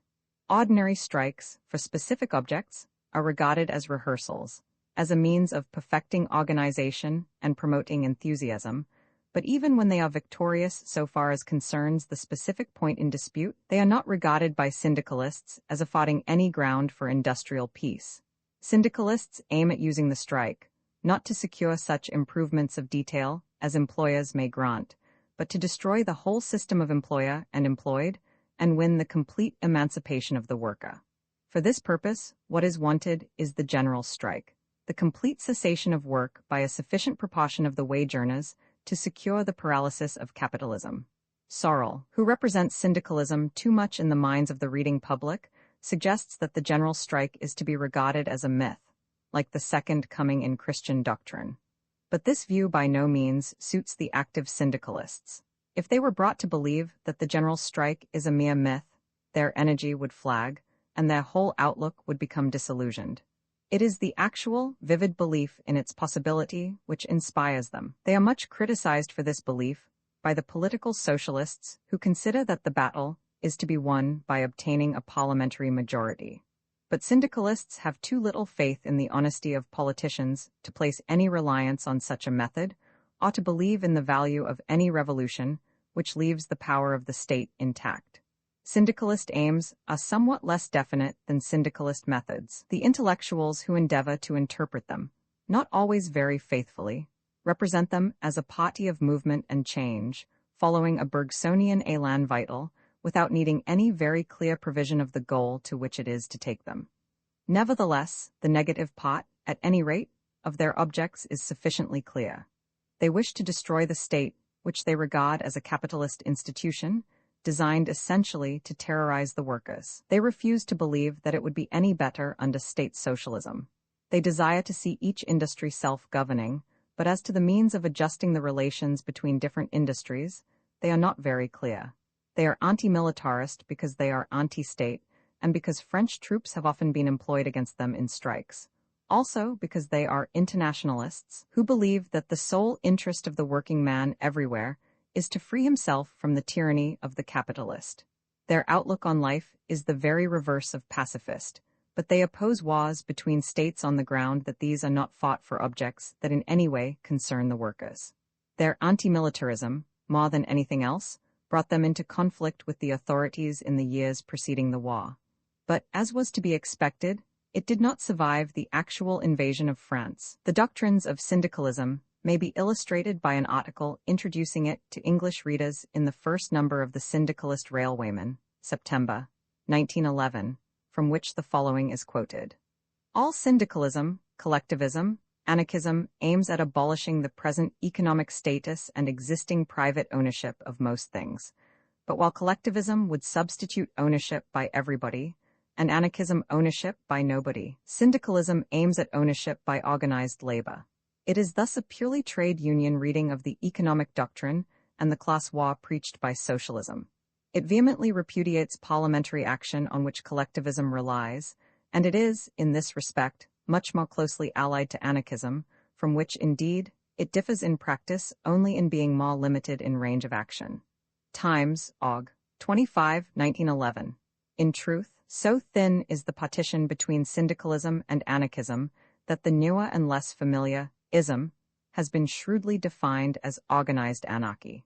It has been created by the trade unions of France, but it is obviously an international plant, whose roots have already found the soil of Britain most congenial to its growth and fructification. Collectivist or Marxian socialism would have us believe that it is distinctly a labor movement, but it is not so. Neither is anarchism. The one is substantially bourgeois, the other aristocratic, plus an abundant output of book learning in either case. Syndicalism, on the contrary, is indubitably laborist in origin and aim, owing next to nothing to the classes, and indeed, resolute to uproot them. The Times, Oct. 13, 1910, which almost single-handed in the British press has kept creditably abreast of continental syndicalism, thus clearly set forth the significance of the general strike. To understand what it means, we must remember that there is in France a powerful labor organization which has for its open and avowed object a revolution, in which not only the present order of society, but the state itself, is to be swept away. This movement is called syndicalism. It is not socialism, but, on the contrary, radically opposed to socialism, because the syndicalists hold that the state is the great enemy, and that the socialists' ideal of state, or collectivist ownership, would make the lot of the workers much worse than it is now under private employers. The means by which they hope to attain their end is the general strike, an idea which was invented by a French workman about 20 years ago, 28, and was adopted by the French Labour Congress in 1894, after a furious battle with the socialists, in which the latter were worsted. Since then, the general strike has been the avowed policy of the syndicalists, whose organization is the Confédération Générale du Travail. Or, to put it otherwise, the intelligent French worker has awakened, as he believes, to the fact that society, societas, and the state, civitas, connote two separable spheres of human activity, between which there is no connection, necessary or desirable. Without the one, man, being a gregarious animal, cannot subsist, while without the other he would simply be in clover. The statesman, whom office does not render positively nefarious, is at best an expensive superfluity. Syndicalists have had many violent encounters with the forces of government. In 1907 and 1908, protesting against bloodshed which had occurred in the suppression of strikes, the committee of the CGT issued manifestos speaking of the government as a government of assassins and alluding to the Prime Minister as Clemenceau the murderer. Similar events in the strike at Villeneuve-St. George's in 1908 led to the arrest of all the leading members of the committee. In the railway strike of October 1910, Monsieur Briand arrested the strike committee, mobilized the railway men and sent soldiers to replace strikers. As a result of these vigorous measures, the strike was completely defeated, and after this, the chief energy of the CGT was directed against militarism and nationalism. The attitude of anarchism to the syndicalist movement is sympathetic, with the reservation that such methods as the general strike are not to be regarded as substitutes for the violent revolution which most anarchists consider necessary. Their attitude in this matter was defined at the International Anarchist Congress, held in Amsterdam in August 1907. This Congress recommended comrades of all countries to actively participate in autonomous movements of the working class, and to develop in syndicalist organizations the ideas of revolt, individual initiative, and solidarity, which are the essence of anarchism. Comrades were to propagate and support only those forms and manifestations of direct action which carry, in themselves, a revolutionary character and lead to the transformation of society. It was resolved that the anarchists think that the destruction of the capitalist and authoritarian society can only be realized by armed insurrection and violent expropriation, and that the use of the more or less general strike and the syndicalist movement must not make us forget the more direct means of struggle against the military force of government. Syndicalists might retort that when the movement is strong enough to win by armed insurrection, it will be abundantly strong enough to win by the general strike. In labor movements generally, success through violence can hardly be expected except in circumstances where success without violence is attainable. This argument alone, even if there were no other, would be a very powerful reason against the methods advocated by the Anarchist Congress. Syndicalism stands for what is known as industrial unionism, as opposed to craft unionism.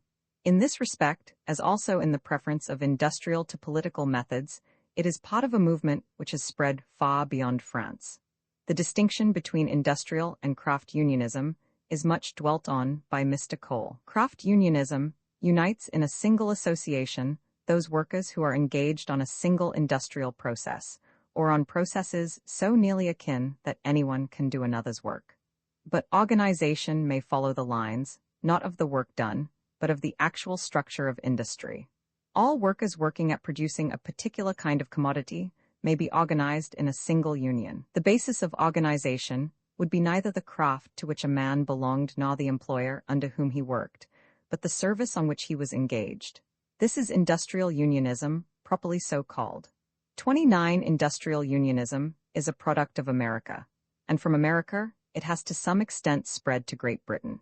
It is the natural form of fighting organization when the union is regarded as the means of carrying on the class war with a view, not to obtaining this or that minor amelioration, but to a radical revolution in the economic system.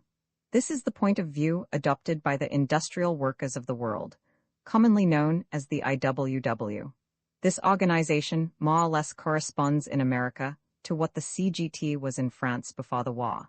The differences between the two are those due to the different economic circumstances of the two countries, but their spirit is closely analogous. The IWW is not united as to the ultimate form which it wishes society to take. There are socialists, anarchists, and syndicalists among its members, but it is clear on the immediate practical issue that the class war is the fundamental reality in the present relations of labor and capital, and that it is by industrial action, especially by the strike, that emancipation must be sought. The IWW, like the CGT, is not nearly so strong numerically as it is supposed to be by those who fear it. Its influence is based, not upon its numbers, but upon its power of enlisting the sympathies of the workers in moments of crisis. The labor movement in America has been characterized on both sides by very great violence. Indeed, the secretary of the CGT, Monsieur Jauhawks, recognizes that the CGT is mild in comparison with the IWW. The IWW, he says, preach a policy of militant action, very necessary in parts of America, which would not do in France. 30. A very interesting account of it, from the point of view of an author who is neither wholly on the side of labor nor wholly on the side of the capitalist, but disinterestedly anxious to find some solution of the social question short of violence and revolution, is the work of Mr. John Graham Brooks, called American Syndicalism, the IWW. Macmillan, 1913, American labor conditions are very different from those of Europe. In the first place, the power of the trusts is enormous. The concentration of capital has in this respect proceeded more nearly on Marxian lines in America than anywhere else. In the second place, the great influx of foreign labor makes the whole problem quite different from any that arises in Europe. The older skilled workers, largely American-born, have long been organized in the American Federation of Labor under Mr. Gompers. These represent an aristocracy of labor. They tend to work with the employers against the great mass of unskilled immigrants, and they cannot be regarded as forming part of anything that could be truly called a labor movement.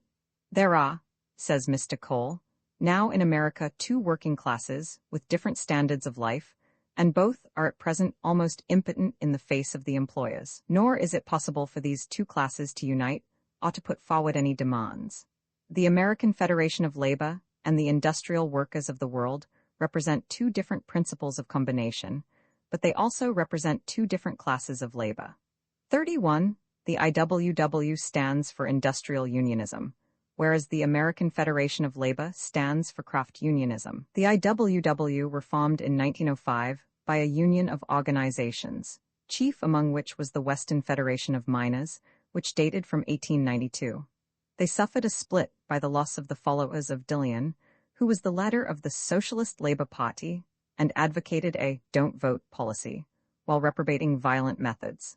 The headquarters of the party which he formed are at Detroit, and those of the main body are at Chicago. The IWW, though it has a less definite philosophy than French syndicalism, is quite equally determined to destroy the capitalist system. As its secretary has said, there is but one bargain the IWW will make with the employing class: complete surrender of all control of industry to the organized workers. 32. Mr. Haywood, of the Western Federation of Miners, is an out-and-out follower of Marx so far as concerns the class war and the doctrine of surplus value. But, like all who are in this movement, he attaches more importance to industrial as against political action than do the European followers of Marx. This is no doubt partly explicable by the special circumstances of America, where the recent immigrants are apt to be voteless. The Fourth Convention of the IWW revised a preamble giving the general principles underlying its action. The working class and the employing class, they say, have nothing in common. There can be no peace so long as hunger and want are found among millions of the working people, and the few, who make up the employing class, have all the good things of life. Between these two classes, a struggle must go on until the workers of the world organize as a class, take possession of the earth and the machinery of production, and abolish the wage system. Instead of the conservative motto, a fair day's wages for fair day's work, we must inscribe on our banner the revolutionary watchword: abolition of the wage system. 33. Numerous strikes have been conducted or encouraged by the IWW and the Western Federation of Miners. These strikes illustrate the class war in a more bitter and extreme form than is to be found in any other part of the world. Both sides are always ready to resort to violence. The employers have armies of their own and are able to call upon the militia, and even, in a crisis, upon the United States Army. What French syndicalists say about the state as a capitalist institution is peculiarly true in America. In consequence of the scandals thus arising, the federal government appointed a commission on industrial relations, whose report, issued in 1915, reveals a state of affairs such as it would be difficult to imagine in Great Britain. The report states that the greatest disorders and most of the outbreaks of violence in connection with industrial disputes arise from the violation of what are considered to be fundamental rights, and from the perversion or subversion of governmental institutions. p. 146. It mentions, among such perversions, the subservience of the judiciary to the military authorities. 34. The fact that during a labor dispute the life and liberty of every man within the state would seem to be at the mercy of the governor. p. 72. And the use of state troops in policing strikes. p. 298. At Ludlow, Colorado, in 1914, April 20, a battle of the militia and the miners took place, in which, as the result of the fire of the militia, a number of women and children were burned to death. 35. Many other instances of pitched battles could be given, but enough has been said to show the peculiar character of labor disputes in the United States. It may, I fear, be presumed that this character will remain so long as a very large proportion of labor consists of recent immigrants. When these difficulties pass away, as they must sooner or later, labor will more and more find its place in the community, and will tend to feel and inspire less of the bitter hostility which renders the more extreme forms of class war possible. When that time comes, the labor movement in America will probably begin to take on forms similar to those of Europe. Meanwhile, though the forms are different, the aims are very similar, and industrial unionism, spreading from America, has had a considerable influence in Great Britain, an influence naturally reinforced by that of French syndicalism. It is clear, I think, that the adoption of industrial rather than craft unionism is absolutely necessary if trade unionism is to succeed in playing that part in altering the economic structure of society, which its advocates claim for it, rather than for the political parties. Industrial unionism organizes men, as craft unionism does not, in accordance with the enemy whom they have to fight. English unionism is still very far removed from the industrial form, though certain industries, especially the railway men, have gone very far in this direction, and it is notable that the railway men are peculiarly sympathetic to syndicalism and industrial unionism. Pure syndicalism, however, is not very likely to achieve wide popularity in Great Britain. Its spirit is too revolutionary and anarchistic for our temperament. It is in the modified form of guild socialism that the ideas derived from the CGT and the IWW are tending to bear fruit. 36. This movement is as yet in its infancy and has no great hold upon the rank and file, but it is being ably advocated by a group of young men, and is rapidly gaining ground among those who will form labor opinion in years to come. The power of the state has been so much increased during the war that those who naturally dislike things as they are find it more and more difficult to believe that state omnipotence can be the road to the millennium. Guild socialists aim at autonomy in industry, with consequent curtailment, but not abolition, of the power of the state. The system which they advocate is, I believe, the best hitherto proposed, and the one most likely to secure liberty without the constant appeals to violence which are to be feared under a purely anarchist regime. The first pamphlet of the National Guilds League sets forth their main principles. In industry, each factory is to be free to control its own methods of production by means of elected managers. The different factories in a given industry are to be federated into a national guild, which will deal with marketing and the general interests of the industry as a whole. The state would own the means of production as trustee for the community. The guilds would manage them, also as trustees for the community, and would pay to the state a single tax or rent.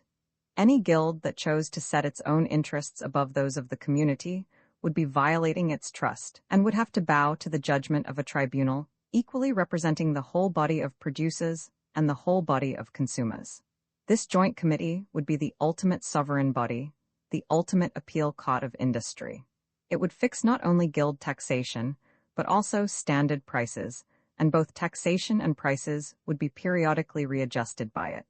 Each guild will be entirely free to apportion what it receives among its members as it chooses, its members being all those who work in the industry, which it covers. The distribution of this collective guild income among the members seems to be a matter for each guild to decide for itself. Whether the guilds would, sooner or later, adopt the principle of equal payment for every member is open to discussion. Guild socialism accepts from syndicalism the view that liberty is not to be secured by making the state the employer. The state and the municipality as employers have turned out not to differ essentially from the private capitalist. Guild socialists regard the state as consisting of the community in their capacity as consumers, while the guilds will represent them in their capacity as producers. Thus, Parliament and the Guild Congress will be two co-equal powers representing consumers and producers, respectively. Above both will be the Joint Committee of Parliament and the Guild Congress for deciding matters involving the interests of consumers and producers alike. The view of the Guild socialists is that state socialism takes account of men only as consumers, while syndicalism takes account of them only as producers. The problem, say the Guild socialists, is to reconcile the 2 points of view. That is what advocates of national guilds set out to do. The syndicalist has claimed everything for the industrial organizations of producers, the collectivist everything for the territorial or political organizations of consumers. Both are open to the same criticism. You cannot reconcile two points of view merely by denying one of them. 37. But although guild socialism represents an attempt at readjustment between two equally legitimate points of view, its impulse and force are derived from what it has taken over from syndicalism. Like syndicalism, it desires not primarily to make work better paid, but to secure this result along with others by making it in itself more interesting and more democratic in organization. Capitalism has made of work a purely commercial activity, a soulless and a joyless thing. But substitute the national service of the guilds for the profiteering of the few, substitute responsible labor for a saleable commodity, substitute self-government and decentralization for the bureaucracy and demoralizing hugeness of the modern state and the modern joint stock company. And then, it may be just once more to speak of a joy in labor, and once more to hope that men may be proud of quality, and not only of quantity in their work. There is a cant of the Middle Ages, and a cant of joy in labor. But it were better, perhaps, to risk that cant than to reconcile ourselves forever to the philosophy of capitalism and of collectivism, which declares that work is a necessary evil, never to be made pleasant, and that the worker's only hope is a leisure which shall be longer, richer, and well adorned with municipal amenities. 38 Whatever may be thought of the practicability of syndicalism, there is no doubt that the ideas which it has put into the world have done a great deal to revive the labor movement, and to recall it to certain things of fundamental importance which it had been in danger of forgetting.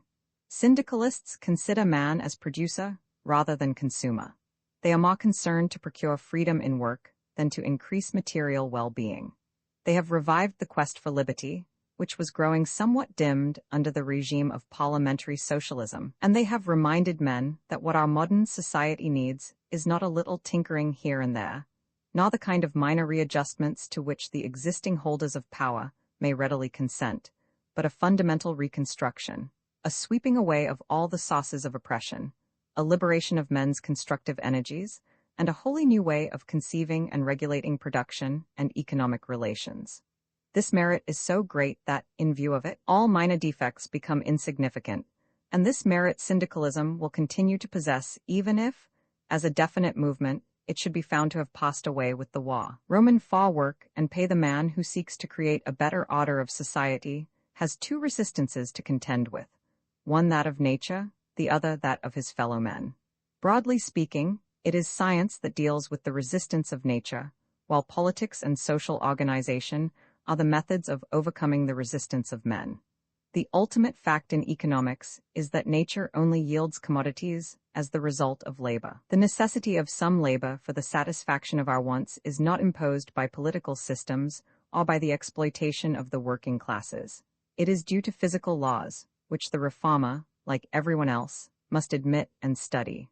Before any optimistic economic project can be accepted as feasible, we must examine whether the physical conditions of production impose an unalterable veto, or whether they are capable of being sufficiently modified by science and organization. Two connected doctrines must be considered in examining this question. First, Malthus' doctrine of population, and second, the vague, but very prevalent, view that any surplus above the bare necessaries of life can only be produced if most men work long hours at monotonous or painful tasks, leaving little leisure for a civilized existence or rational enjoyment. I do not believe that either of these obstacles to optimism will survive a close scrutiny. The possibility of technical improvement in the methods of production is, I believe, so great that, at any rate for centuries to come, there will be no inevitable barrier to progress in the general well-being by the simultaneous increase of commodities and diminution of hours of labor. This subject has been specially studied by Kropotkin, who, whatever may be thought of his general theories of politics, is remarkably instructive, concrete, and convincing in all that he says about the possibilities of agriculture. Socialists and anarchists in the main are products of industrial life, and few among them have any practical knowledge on the subject of food production. But Kropotkin is an exception.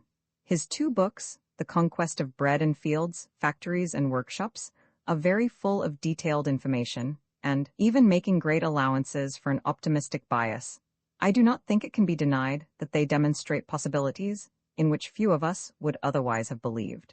Malthus contended, in effect, that population always tends to increase up to the limit of subsistence, that the production of food becomes more expensive as its amount is increased, and that therefore, apart from short exceptional periods when new discoveries produce temporary alleviations, the bulk of mankind must always be at the lowest level consistent with survival and reproduction.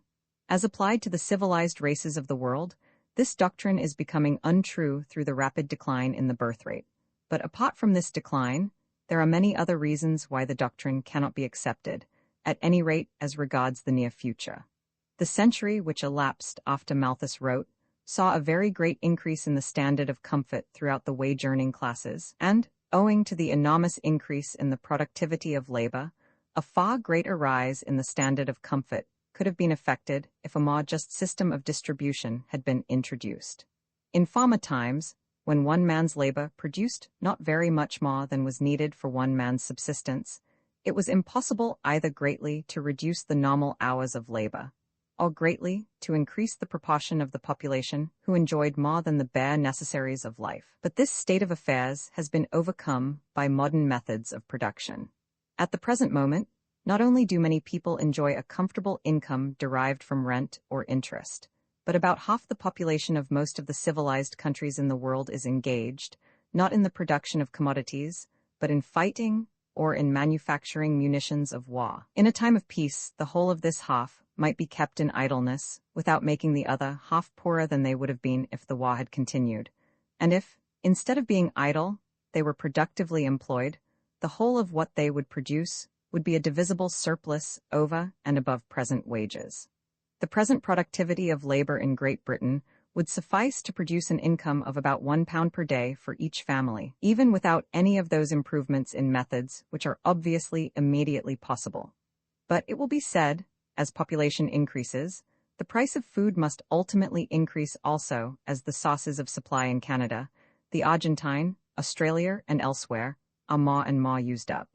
There must come a time, so pessimists will urge, when food becomes so dear that the ordinary wage earner will have little surplus for expenditure upon other things. It may be admitted that this would be true in some very distant future if the population were to continue to increase without limit.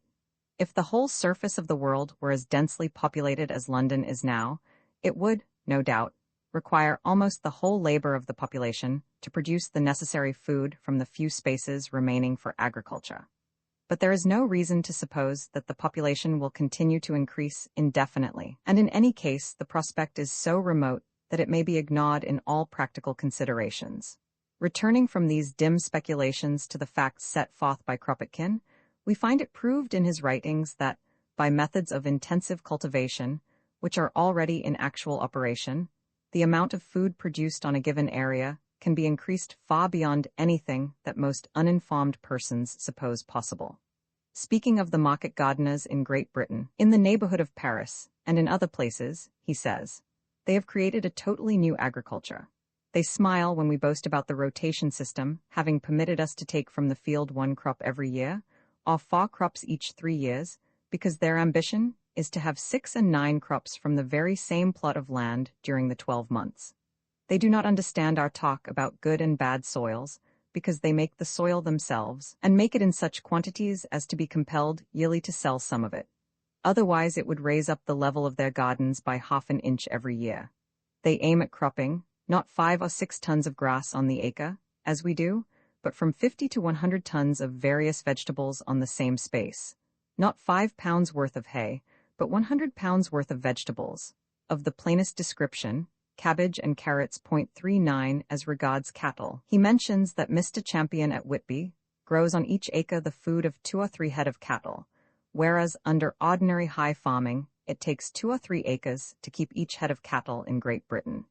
Even more astonishing are the achievements of the culture maraiches round Paris. It is impossible to summarize these achievements, but we may note the general conclusion. There are now practical maraiches who venture to maintain that if all the food, animal and vegetable, necessary for the 3,500,000 inhabitants of the departments of Seine and Seine-et-Oise had to be grown on their own territory, 30 to 50 square miles, It could be grown without resorting to any other methods of culture than those already in use. Methods already tested on a large scale and proved successful. 40. It must be remembered that these two departments include the whole population of Paris. Kropotkin proceeds to point out methods by which the same result could be achieved without long hours of labor. Indeed, he contends that the great bulk of agricultural work could be carried on by people whose main occupations are sedentary, and with only such a number of hours as would serve to keep them in health and produce a pleasant diversification. He protests against the theory of excessive division of labor. What he wants is integration, a society where each individual is a producer of both manual and intellectual work, where each able-bodied human being is a worker, and where each worker works both in the field and in the industrial workshop. 41. These views as to production have no essential connection with Kropotkin's advocacy of anarchism. They would be equally possible under state socialism, and under certain circumstances, they might even be carried out in a capitalistic regime. They are important for our present purpose, not from any argument which they afford in favor of one economic system as against another, but from the fact that they remove the veto upon our hopes, which might otherwise result from a doubt as to the productive capacity of labor. I have dwelt upon agriculture rather than industry, since it is in regard to agriculture that the difficulties are chiefly supposed to arise. Broadly speaking, industrial production tends to be cheaper when it is carried on a large scale, and therefore there is no reason in industry why an increase in the demand should lead to an increased cost of supply. Passing now from the purely technical and material side of the problem of production, we come to the human factor, the motives leading men to work, the possibilities of efficient organization of production, and the connection of production with distribution. Defenders of the existing system maintain that efficient work would be impossible without the economic stimulus, and that if the wage system were abolished, men would cease to do enough work to keep the community in tolerable comfort. Through the alleged necessity of the economic motive, the problems of production and distribution become intertwined. The desire for more just distribution of the world's goods is the main inspiration of most socialism and anarchism. We must, therefore, consider whether the system of distribution which they propose would be likely to lead to a diminished production. There is a fundamental difference between socialism and anarchism as regards the question of distribution. Socialism, at any rate in most of its forms, would retain payment for work done or for willingness to work, and, except in the case of persons incapacitated by age or infirmity, would make willingness to work a condition of subsistence, or at any rate of subsistence above a certain very low minimum. Anarchism, on the other hand, aims at granting to everyone, without any conditions whatever, just as much of all ordinary commodities as he or she may care to consume, while the rarer commodities, of which the supply cannot easily be indefinitely increased, would be rationed and divided equally among the population. Thus anarchism would not impose any obligation of work, though anarchists believe that the necessary work could be made sufficiently agreeable for the vast majority of the population to undertake it voluntarily. Socialists, on the other hand, would exact work. Some of them would make the incomes of all workers equal, while others would retain higher pay for the work, which is considered more valuable. All these different systems are compatible with the common ownership of land and capital, though they differ greatly as regards the kind of society which they would produce. Socialism with inequality of income would not differ greatly as regards the economic stimulus to work from the society in which we live. Such differences as it would entail would undoubtedly be to the good from our present point of view. Under the existing system, many people enjoy idleness and affluence through the mere accident of inheriting land or capital.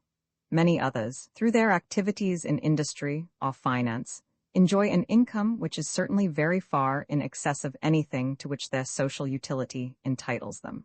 On the other hand, it often happens that inventors and discoverers, whose work has the very greatest social utility, are robbed of their reward either by capitalists or by the failure of the public to appreciate their work until too late. The better paid work is only open to those who have been able to afford an expensive training, and these men are selected in the main not by merit, but by luck. The wage earner is not paid for his willingness to work, but only for his utility to the employer. Consequently, he may be plunged into destitution by causes over which he has no control. Such destitution is a constant fear, and when it occurs, it produces undeserved suffering and often deterioration in the social value of the sufferer. These are a few among the evils of our existing system from the standpoint of production. All these evils we might expect to see remedied under any system of socialism. There are two questions which need to be considered when we are discussing how far work requires the economic motive. The first question is, must society give higher pay for the more skilled or socially more valuable work if such work is to be done in sufficient quantities? The second question is, could work be made so attractive that enough of it would be done, even if idlers received just as much of the produce of work? The first of these questions concerns the division between two schools of socialists. The more moderate socialists sometimes concede that even under socialism, it would be well to retain unequal pay for different kinds of work, while the more thoroughgoing socialists advocate equal incomes for all workers. The second question, on the other hand, forms a division between socialists and anarchists. The latter would not deprive a man of commodities if he did not work, while the farmer in general would. Our second question is so much more fundamental than our first that it must be discussed at once, and in the course of this discussion, what needs to be said on our first question will find its place naturally. Wages or free sharing? Abolition of the wages system is one of the watchwords common to anarchists and advanced socialists, but in its most natural sense, it is a watchword to which only the anarchists have a right. In the anarchist conception of society, all the commoner commodities will be available to everyone without stint, in the kind of way in which water is available at present. Point 2, advocates of this system point out that it applies already to many things which formerly had to be paid for, e.g., roads and bridges. They point out that it might very easily be extended to trams and local trains. They proceed to argue, as Kropotkin does by means of his proofs, that the soil might be made indefinitely more productive, that all the commoner kinds of food could be given away to all who demanded them, since it would be easy to produce them in quantities adequate to any possible demand. If this system were extended to all the necessaries of life, everyone's bare livelihood would be secured, quite regardless of the way in which he might choose to spend his time. As for commodities which cannot be produced in indefinite quantities, such as luxuries and delicacies, they also, according to the anarchists, are to be distributed without payment, but on a system of rations, the amount available being divided equally among the population. No doubt, though this is not said, something like a price will have to be put upon these luxuries, so that a man may be free to choose how he will take his share. One man will prefer good wine, another the finest Havana cigars, another pictures or beautiful furniture. Presumably, every man will be allowed to take such luxuries as are his due in whatever form he prefers, the relative prices being fixed so as to equalize the demand. In such a world as this, the economic stimulus to production will have wholly disappeared, and if work is to continue, it must be from other motives. Point 3, is such a system possible? First, is it technically possible to provide the necessaries of life in such large quantities as would be needed if every man and woman could take as much of them from the public stores as he or she might desire? The idea of purchase and payment is so familiar that the proposal to do away with it must be thought at first fantastic. Yet I do not believe it is nearly so fantastic as it seems. Even if we could all have bread for nothing, we should not want more than a quite limited amount. As things are, the cost of bread to the rich is so small a proportion of their income as to afford practically no check upon their consumption. Yet the amount of bread that they consume could easily be supplied to the whole population by improved methods of agriculture. I am not speaking of wartime. The amount of food that people desire has natural limits, and the waste that would be incurred would probably not be very great. As the anarchists point out, people at present enjoy an unlimited water supply, but very few leave the taps running when they are not using them. And one may assume that public opinion would be opposed to excessive waste. We may lay it down, I think, that the principle of unlimited supply could be adopted in regard to all commodities for which the demand has limits that fall short of what can be easily produced. And this would be the case if production were efficiently organized, with the necessaries of life, including not only commodities, but also such things as education. Even if all education were free up to the highest, young people, unless they were radically transformed by the anarchist regime, would not want more than a certain amount of it. And the same applies to plain foods, plain clothes, and the rest of the things that supply our elementary needs. I think we may conclude that there is no technical impossibility in the anarchist plan of free sharing. But would the necessary work be done if the individual were assured of the general standard of comfort, even though he did no work? Most people will answer this question unhesitatingly in the negative. Those employers in particular, who are in the habit of denouncing their employees as a set of lazy, drunken louts, will feel quite certain that no work could be got out of them except under threat of dismissal and consequent starvation. But is this as certain as people are inclined to suppose at first sight? If work were to remain what most work is now, no doubt it would be very hard to induce people to undertake it, except from fear of destitution. But there is no reason why work should remain the dreary drudgery in horrible conditions that most of it is now point fa if men had to be tempted to work instead of driven to it. The obvious interest of the community would be to make work pleasant. So long as work is not made on the whole pleasant, it cannot be said that anything like a good state of society has been reached. Is the painfulness of work unavoidable?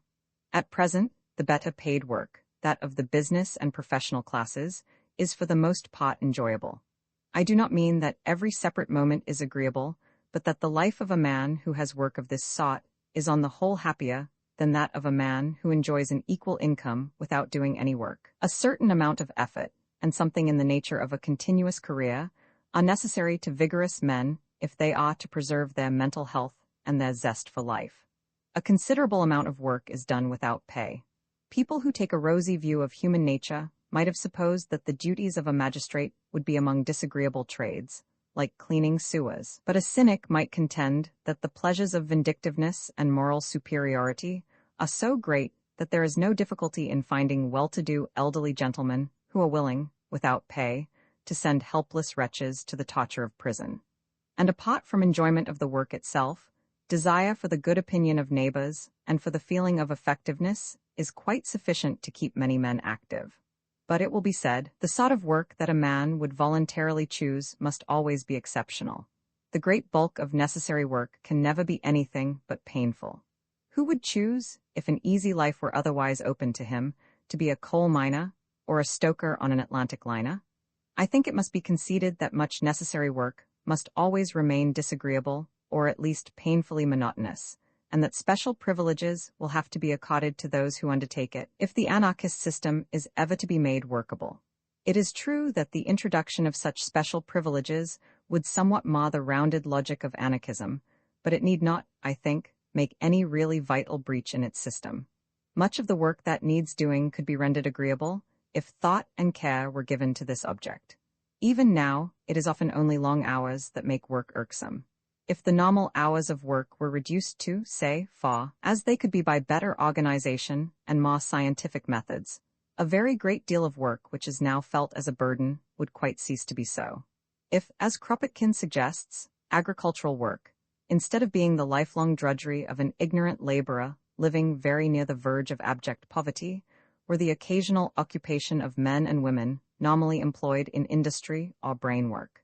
If, instead of being conducted by ancient traditional methods, without any possibility of intelligent participation by the wage earner, it were alive with the search for new methods and new inventions, filled with the spirit of freedom, and inviting the mental as well as the physical cooperation of those who do the work, it might become a joy instead of a weariness, and a source of health and life to those engaged in it.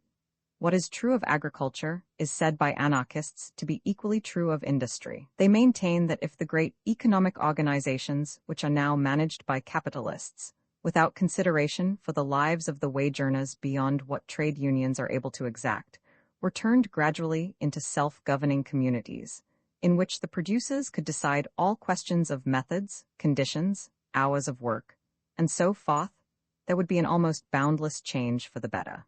Grime and noise might be nearly eliminated, the hideousness of industrial regions might be turned into beauty, the interest in the scientific aspects of production might become diffused among all producers with any native intelligence, and something of the artist's joy in creation might inspire the whole of the work. All this, which is at present utterly remote from the reality, might be produced by economic self-government. We may concede that by such means a very large proportion of the necessary work of the world could ultimately be made sufficiently agreeable to be preferred before idleness, even by men whose bare livelihood would be assured whether they worked or not. As to the residue, let us admit that special rewards, whether in goods or honors or privileges, would have to be given to those who undertook it. But this need not cause any fundamental objection. There would, of course, be a certain proportion of the population who would prefer idleness. Provided the proportion were small, this need not matter. And among those who would be classed as idlers might be included artists, writers of books, men devoted to abstract intellectual pursuits, in short, all those whom society despises while they are alive and honors when they are dead. To such men, the possibility of pursuing their own work, regardless of any public recognition of its utility, would be invaluable. Whoever will observe how many of our poets have been men of private means will realize how much poetic capacity must have remained undeveloped through poverty, for it would be absurd to suppose that the rich are better endowed by nature with the capacity for poetry. Freedom for such men, few as they are, must be set against the waste of the mere idlers. So far, we have set forth the arguments in favor of the anarchist plan. They are, to my mind, sufficient to make it seem possible that the plan might succeed, but not sufficient to make it so probable that it would be wise to try it. The question of the feasibility of the anarchist proposals in regard to distribution is, like so many other questions, a quantitative one. The anarchist proposals consist of two parts. One, that all the common commodities should be supplied ad lib to all applicants. Two, that no obligation to work, or economic reward for work, should be imposed on anyone. These two proposals are not necessarily inseparable, nor does either entail the whole system of anarchism, though without them anarchism would hardly be possible. As regards the first of these proposals, it can be carried out even now with regard to some commodities, and it could be carried out in no very distant future with regard to many more. It is a flexible plan, since this or that article of consumption could be placed on the free list or taken off as circumstances might dictate. Its advantages are many and various, and the practice of the world tends to develop in this direction. I think we may conclude that this part of the anarchist system might well be adopted bit by bit, reaching gradually the full extension that they desire. But as regards the second proposal, that there should be no obligation to work, and no economic reward for work, the matter is much more doubtful. Anarchists always assume that if their schemes were put into operation, practically everyone would work. But although there is very much more to be said for this view than most people would concede at first sight, yet it is questionable whether there is enough to be said to make it true for practical purposes. Perhaps, in a community where industry had become habitual through economic pressure, public opinion might be sufficiently powerful to compel most men to work. 45. But it is always doubtful how far such a state of things would be permanent. If public opinion is to be really effective, it will be necessary to have some method of dividing the community into small groups, and to allow each group to consume only the equivalent of what it produces. This will make the economic motive operative upon the group, which, since we are supposing it small, will feel that its collective share is appreciably diminished by each idle individual. Such a system might be feasible, but it would be contrary to the whole spirit of anarchism and would destroy the main lines of its economic system. The attitude of orthodox socialism on this question is quite different from that of anarchism. 46. Among the more immediate measures advocated in the Communist Manifesto is equal liability of all to labor, establishment of industrial armies, especially for agriculture. The socialist theory is that, in general, work alone gives the right to the enjoyment of the produce of work. To this theory, there will, of course, be exceptions. The old and the very young, the infirm and those whose work is temporarily not required through no fault of their own. But the fundamental conception of socialism, in regard to our present question, is that all who can should be compelled to work, either by the threat of starvation or by the operation of the criminal law. And of course, the only kind of work recognized will be such as commends itself to the authorities. Writing books against socialism, or against any theory embodied in the government of the day, would certainly not be recognized as work. No more would the painting of pictures in a different style from that of the Royal Academy, or producing plays unpleasing to the censor. Any new line of thought would be banned. Unless by influence or corruption, the thinker could crawl into the good graces of the pundits. These results are not foreseen by socialists, because they imagine that the socialist state will be governed by men like those who now advocate it. This is, of course, a delusion. The rulers of the state, then, will bear as little resemblance to the present socialists as the dignitaries of the church after the time of Constantine bore to the apostles. The men who advocate an unpopular reform are exceptional in disinterestedness and zeal for the public good, but those who hold power after the reform has been carried out are likely to belong, in the main, to the ambitious executive type which has in all ages possessed itself of the government of nations. And this type has never shown itself tolerant of opposition or friendly to freedom. It would seem, then, that if the anarchist plan has its dangers, the socialist plan has at least equal dangers. It is true that the evils we have been foreseeing under socialism exist at present, but the purpose of socialists is to cure the evils of the world as it is. They cannot be content with the argument that they would make things no worse. Anarchism has the advantage as regards liberty, socialism as regards the inducements to work. Can we not find a method of combining these two advantages? It seems to me that we can. We saw that, provided most people work in moderation, and their work is rendered as productive as science and organization can make it, there is no good reason why the necessaries of life should not be supplied freely to all. Our only serious doubt was as to whether, in an anarchist regime, the motives for work would be sufficiently powerful to prevent a dangerously large amount of idleness. But it would be easy to decree that, though necessaries should be free to all, whatever went beyond necessaries should only be given to those who were willing to work, not, as is usual at present, only to those in work at any moment, but also to all those who, when they happened not to be working, were idle through no fault of their own.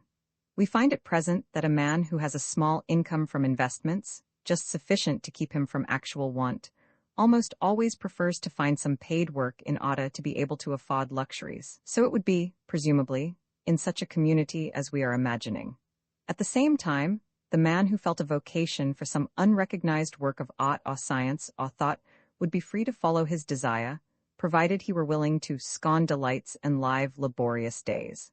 And the comparatively small number of men with an invincible horror of work, the sort of men who now become tramps, might lead a harmless existence, without any grave danger of their becoming sufficiently numerous to be a serious burden upon the more industrious. In this ways, the claims of freedom could be combined with the need of some economic stimulus to work. Such a system, it seems to me, would have a far greater chance of success than either pure anarchism or pure orthodox socialism. Stated in more familiar terms, the plan we are advocating amounts essentially to this: that a certain small income, sufficient for necessaries, should be secured to all, whether they work or not, and that a larger income, as much larger as might be warranted by the total amount of commodities produced, should be given to those who are willing to engage in some work which the community recognizes as useful. On this basis, we may build further.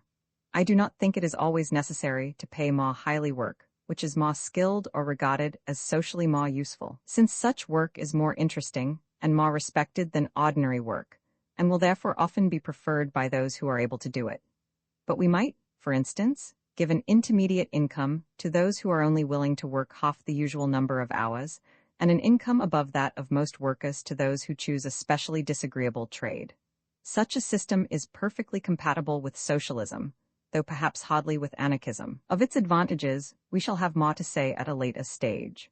For the present, I am content to urge that it combines freedom with justice, and avoids those dangers to the community which we have found to lurk both in the proposals of the anarchists and in those of orthodox socialists.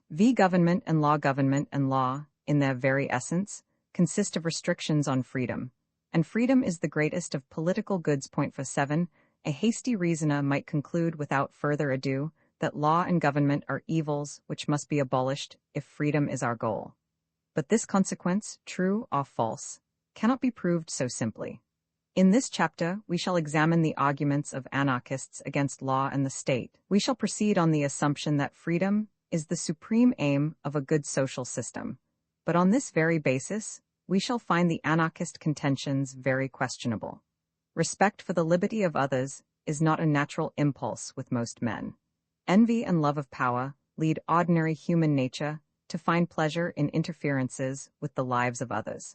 If all men's actions were wholly unchecked by external authority, we should not obtain a world in which all men would be free. The strong would oppress the weak, or the majority would oppress the minority, or the lovers of violence would oppress the more peaceable people.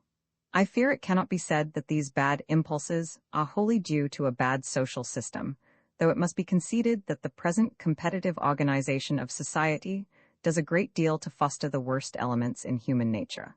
The love of power is an impulse which, though innate in very ambitious men, is chiefly promoted as a rule by the actual experience of power.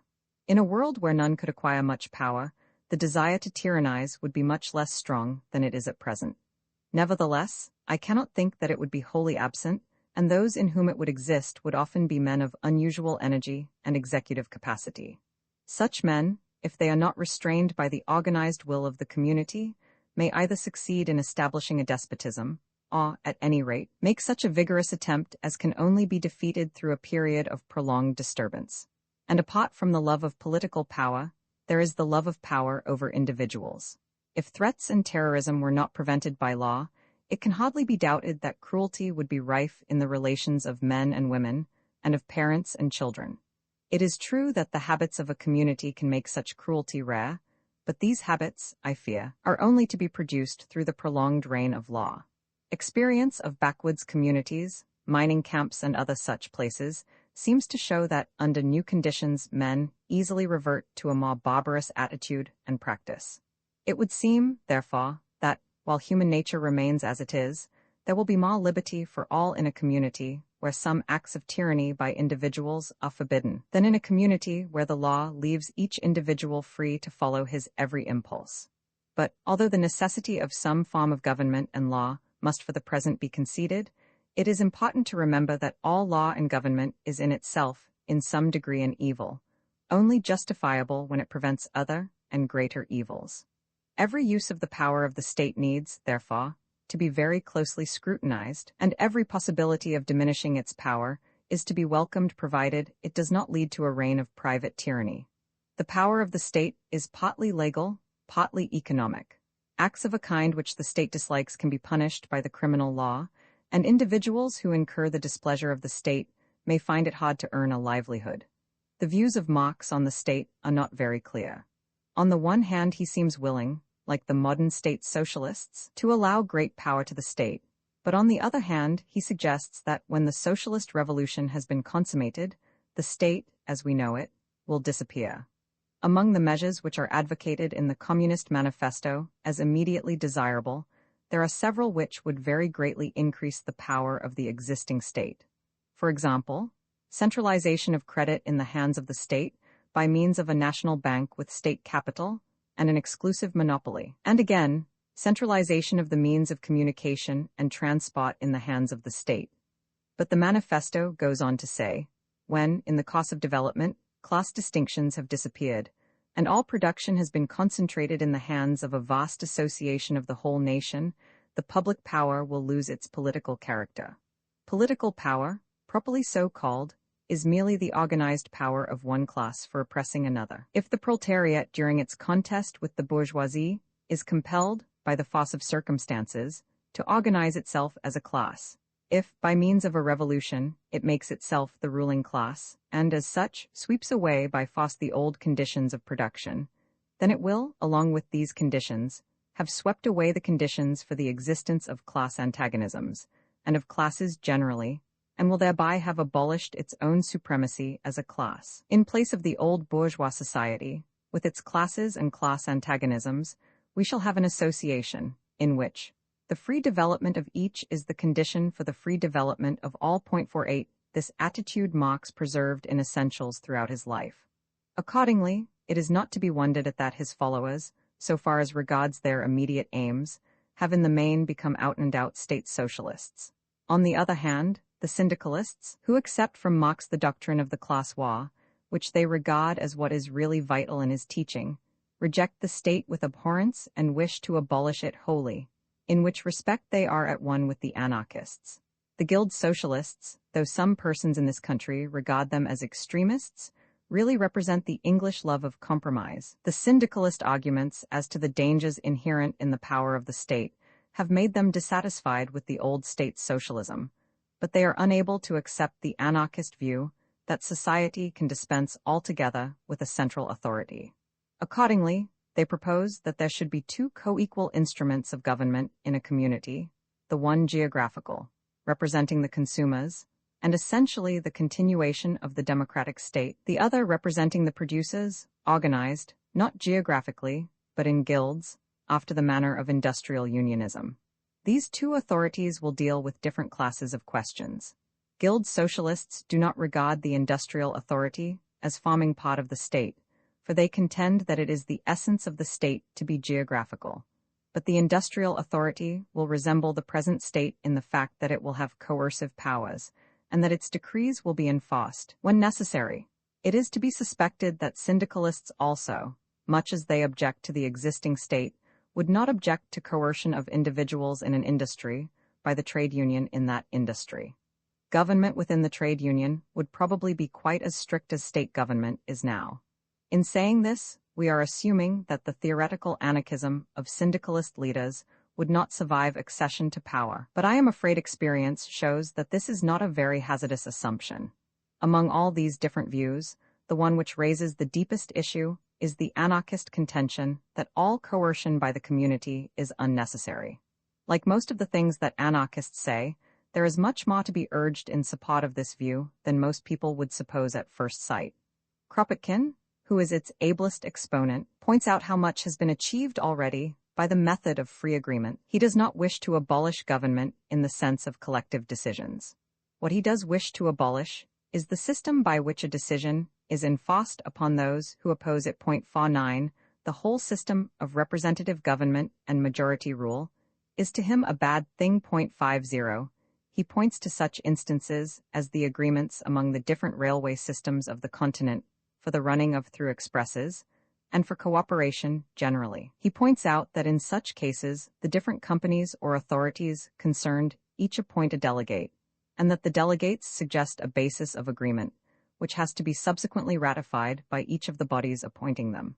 The assembly of delegates has no coercive power whatever, and a majority can do nothing against a recalcitrant minority. Yet this has not prevented the conclusion of very elaborate systems of agreements. By such methods, so anarchists contend, the useful functions of government can be carried out without any coercion. They maintain that the usefulness of agreement is so patent as to make cooperation certain, if once the predatory motives associated with the present system of private property were removed.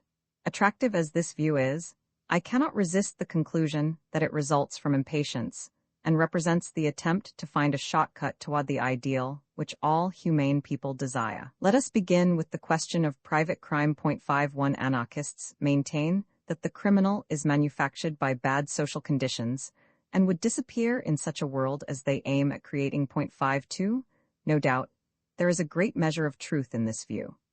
There would be little motive to robbery, for example, in an anarchist world, unless it were organized on a large scale by a body of men bent on upsetting the anarchist regime. It may also be conceded that impulses toward criminal violence could be very largely eliminated by a better education.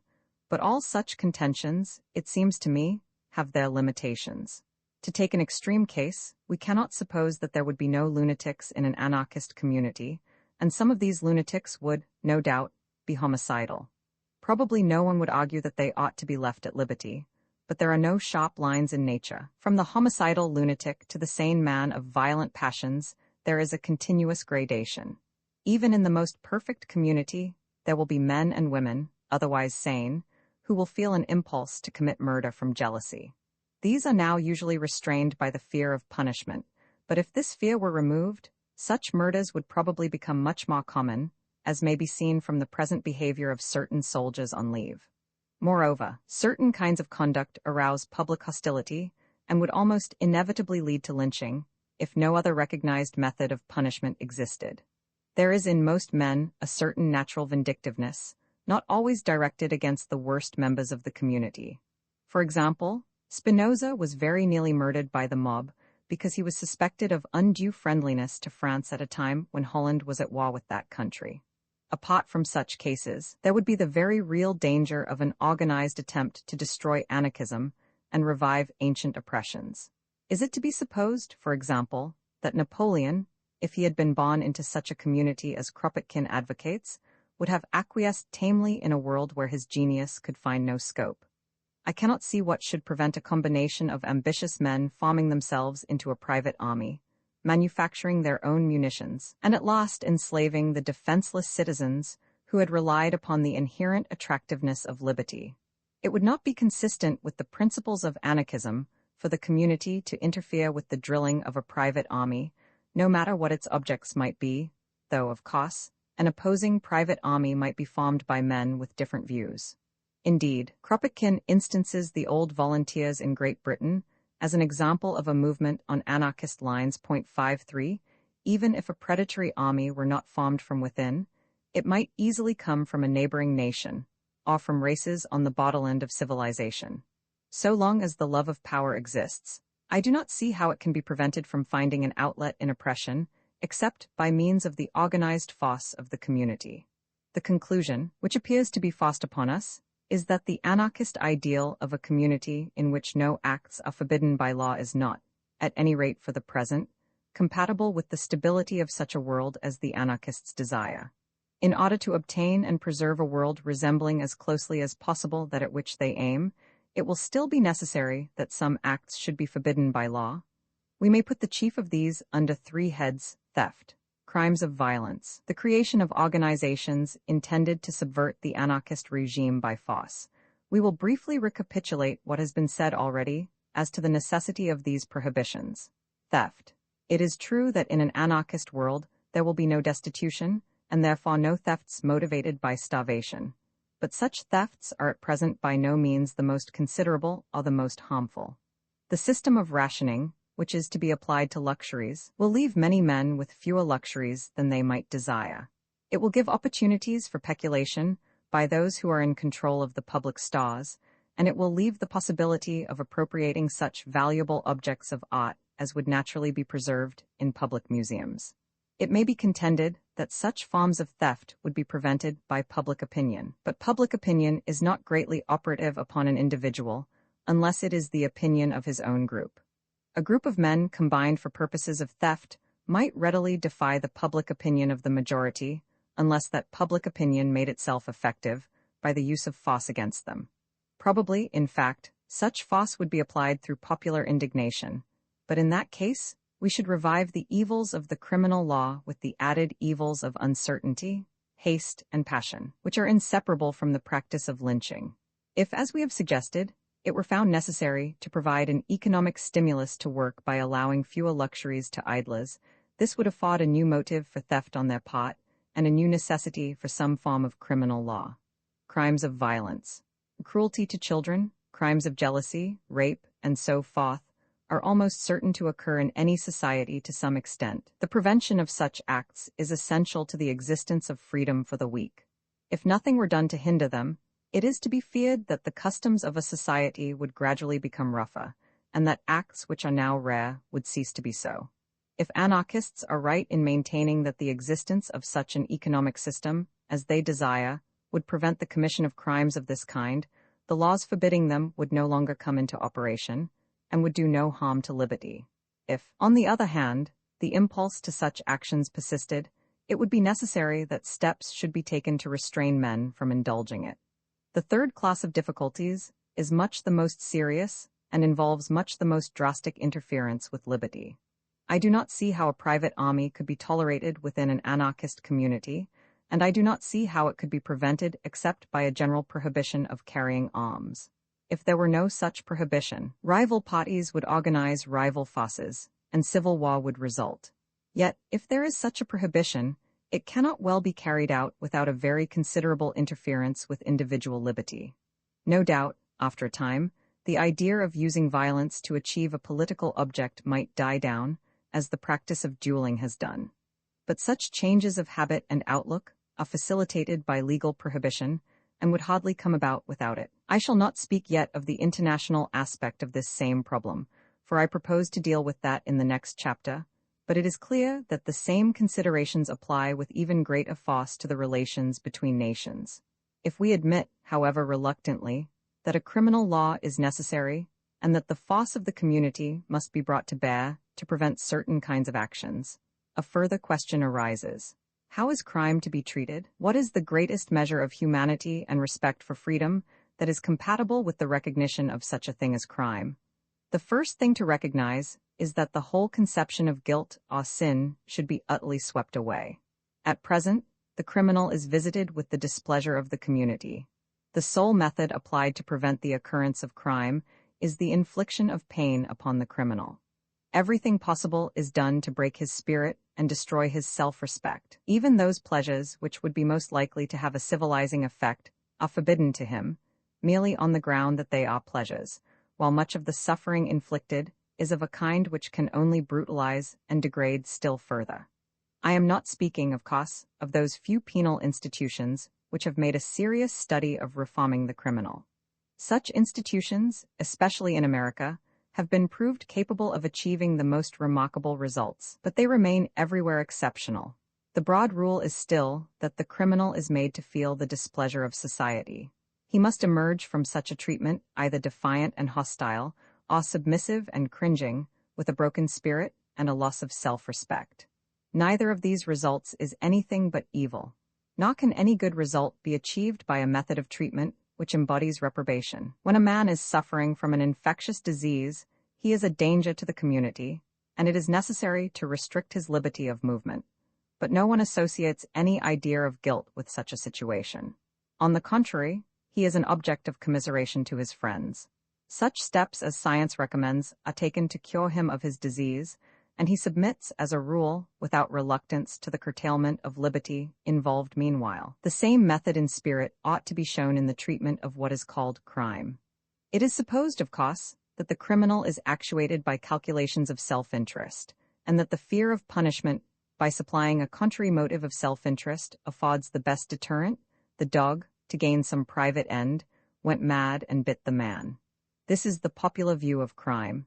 Yet no dog goes mad from choice, and probably the same is true of the great majority of criminals, certainly in the case of crimes of passion. Even in cases where self-interest is the motive, the important thing is to prevent the crime, not to make the criminal suffer. Any suffering which may be entailed by the process of prevention ought to be regarded as regrettable, like the pain involved in a surgical operation. The man who commits a crime from an impulse to violence ought to be subjected to a scientific psychological treatment designed to elicit more beneficial impulses. The man who commits a crime from calculations of self-interest ought to be made to feel that self-interest itself, when it is fully understood, can be better served by a life which is useful to the community than by one which is harmful. For this purpose, it is chiefly necessary to widen his outlook and increase the scope of his desires. At present, when a man suffers from insufficient love for his fellow creatures, the method of curing him which is commonly adopted seems scarcely designed to succeed, being, indeed, in essentials, the same as his attitude toward them. The object of the prison administration is to save trouble, not to study the individual case. He is kept in captivity in a cell from which all sight of the earth is shut out. He is subjected to harshness by warders, who have too often become brutalized by their occupation. 54. He is solemnly denounced as an enemy to society. He is compelled to perform mechanical tasks, chosen for their wearisomeness. He is given no education and no incentive to self-improvement. Is it to be wondered at if, at the end of such a course of treatment, his feelings toward the community are no more friendly than they were at the beginning? Severity of punishment arose through vindictiveness and fear in an age when many criminals escaped justice altogether, and it was hoped that savage sentences would outweigh the chance of escape in the mind of the criminal. At present, a very large part of the criminal law is concerned in safeguarding the rights of property, that is to say, as things are now, the unjust privileges of the rich.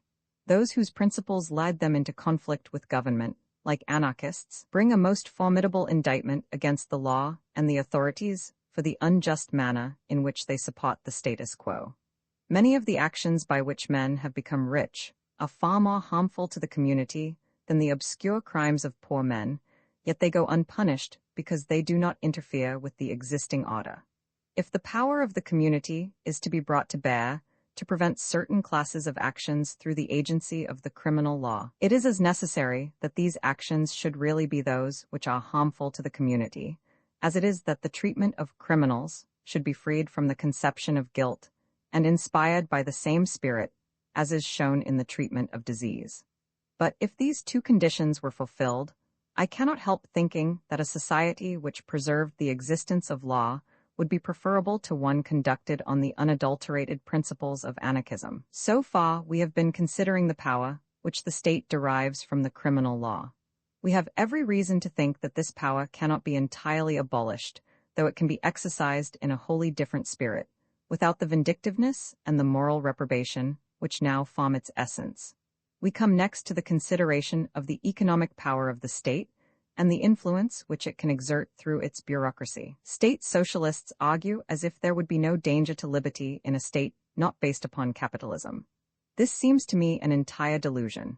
Given an official caste, however selected, there are bound to be a set of men whose whole instincts will drive them toward tyranny. Together with the natural love of power, they will have a rooted conviction, visible now in the higher ranks of the civil service, that they alone know enough to be able to judge what is for the good of the community. Like all men who administer a system, they will come to feel the system itself sacrosanct. The only changes they will desire will be changes in the direction of further regulations as to how the people are to enjoy the good things kindly granted to them by their benevolent despots.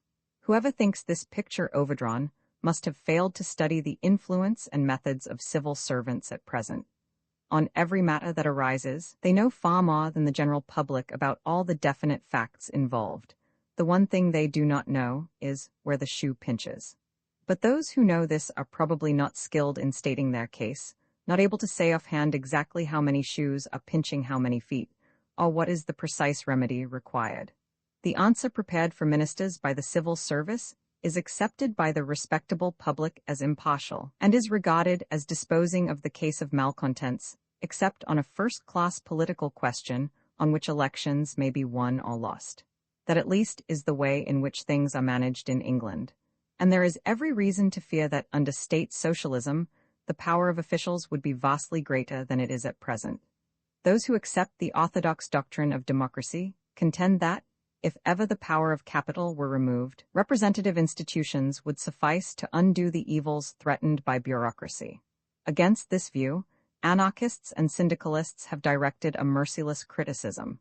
French syndicalists especially, living, as they do, in a highly democratized country, have had bitter experience of the way in which the power of the state can be employed against a progressive minority.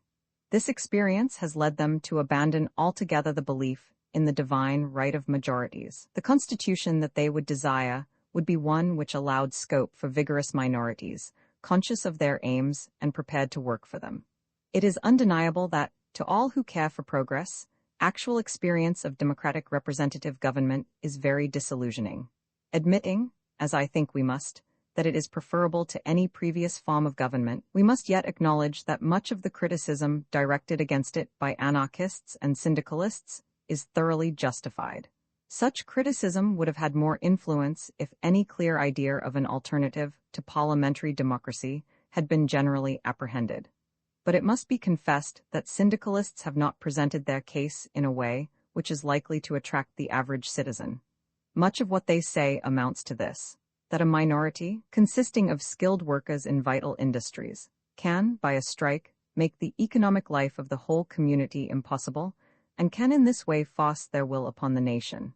The action aimed at is compared to the seizure of a power station, by which a whole vast system can be paralyzed. Such a doctrine is an appeal to force, and is naturally met by an appeal to force on the other side. It is useless for the syndicalists to protest that they only desire power in order to promote liberty. The world which they are seeking to establish does not, as yet, appeal to the effective will of the community, and cannot be stably inaugurated until it does do so. Persuasion is a slow process, and may sometimes be accelerated by violent methods. To this extent, such methods may be justified, but the ultimate goal of any reformer who aims at liberty can only be reached through persuasion. The attempt to thrust liberty by force upon those who do not desire what we consider liberty must always prove a failure, And syndicalists, like other reformers, must ultimately rely upon persuasion for success. But it would be a mistake to confuse aims with methods. However little we may agree with the proposal to force the millennium on a reluctant community by starvation, we may yet agree that much of what the syndicalists desire to achieve is desirable. Let us dismiss from our minds such criticisms of parliamentary government as are bound up with the present system of private property, and consider only those which would remain true in a collectivist community. Certain defects seem inherent in the very nature of representative institutions. There is a sense of self-importance, inseparable from success in a contest for popular favor. There is an all but unavoidable habit of hypocrisy, since experience shows that the democracy does not detect insincerity in an orator, and will, on the other hand, be shocked by things which even the most sincere men may think necessary. Hence arises a tone of cynicism among elected representatives, and a feeling that no man can retain his position in politics without deceit. This is as much the fault of the democracy as of the representatives, but it seems unavoidable so long as the main thing that all bodies of men demand of their champions is flattery. However the blame may be apportioned, the evil must be recognized as one which is bound to occur in the existing forms of democracy. Another evil, which is especially noticeable in large states, is the remoteness of the seat of government from many of the constituencies, a remoteness which is psychological even more than geographical.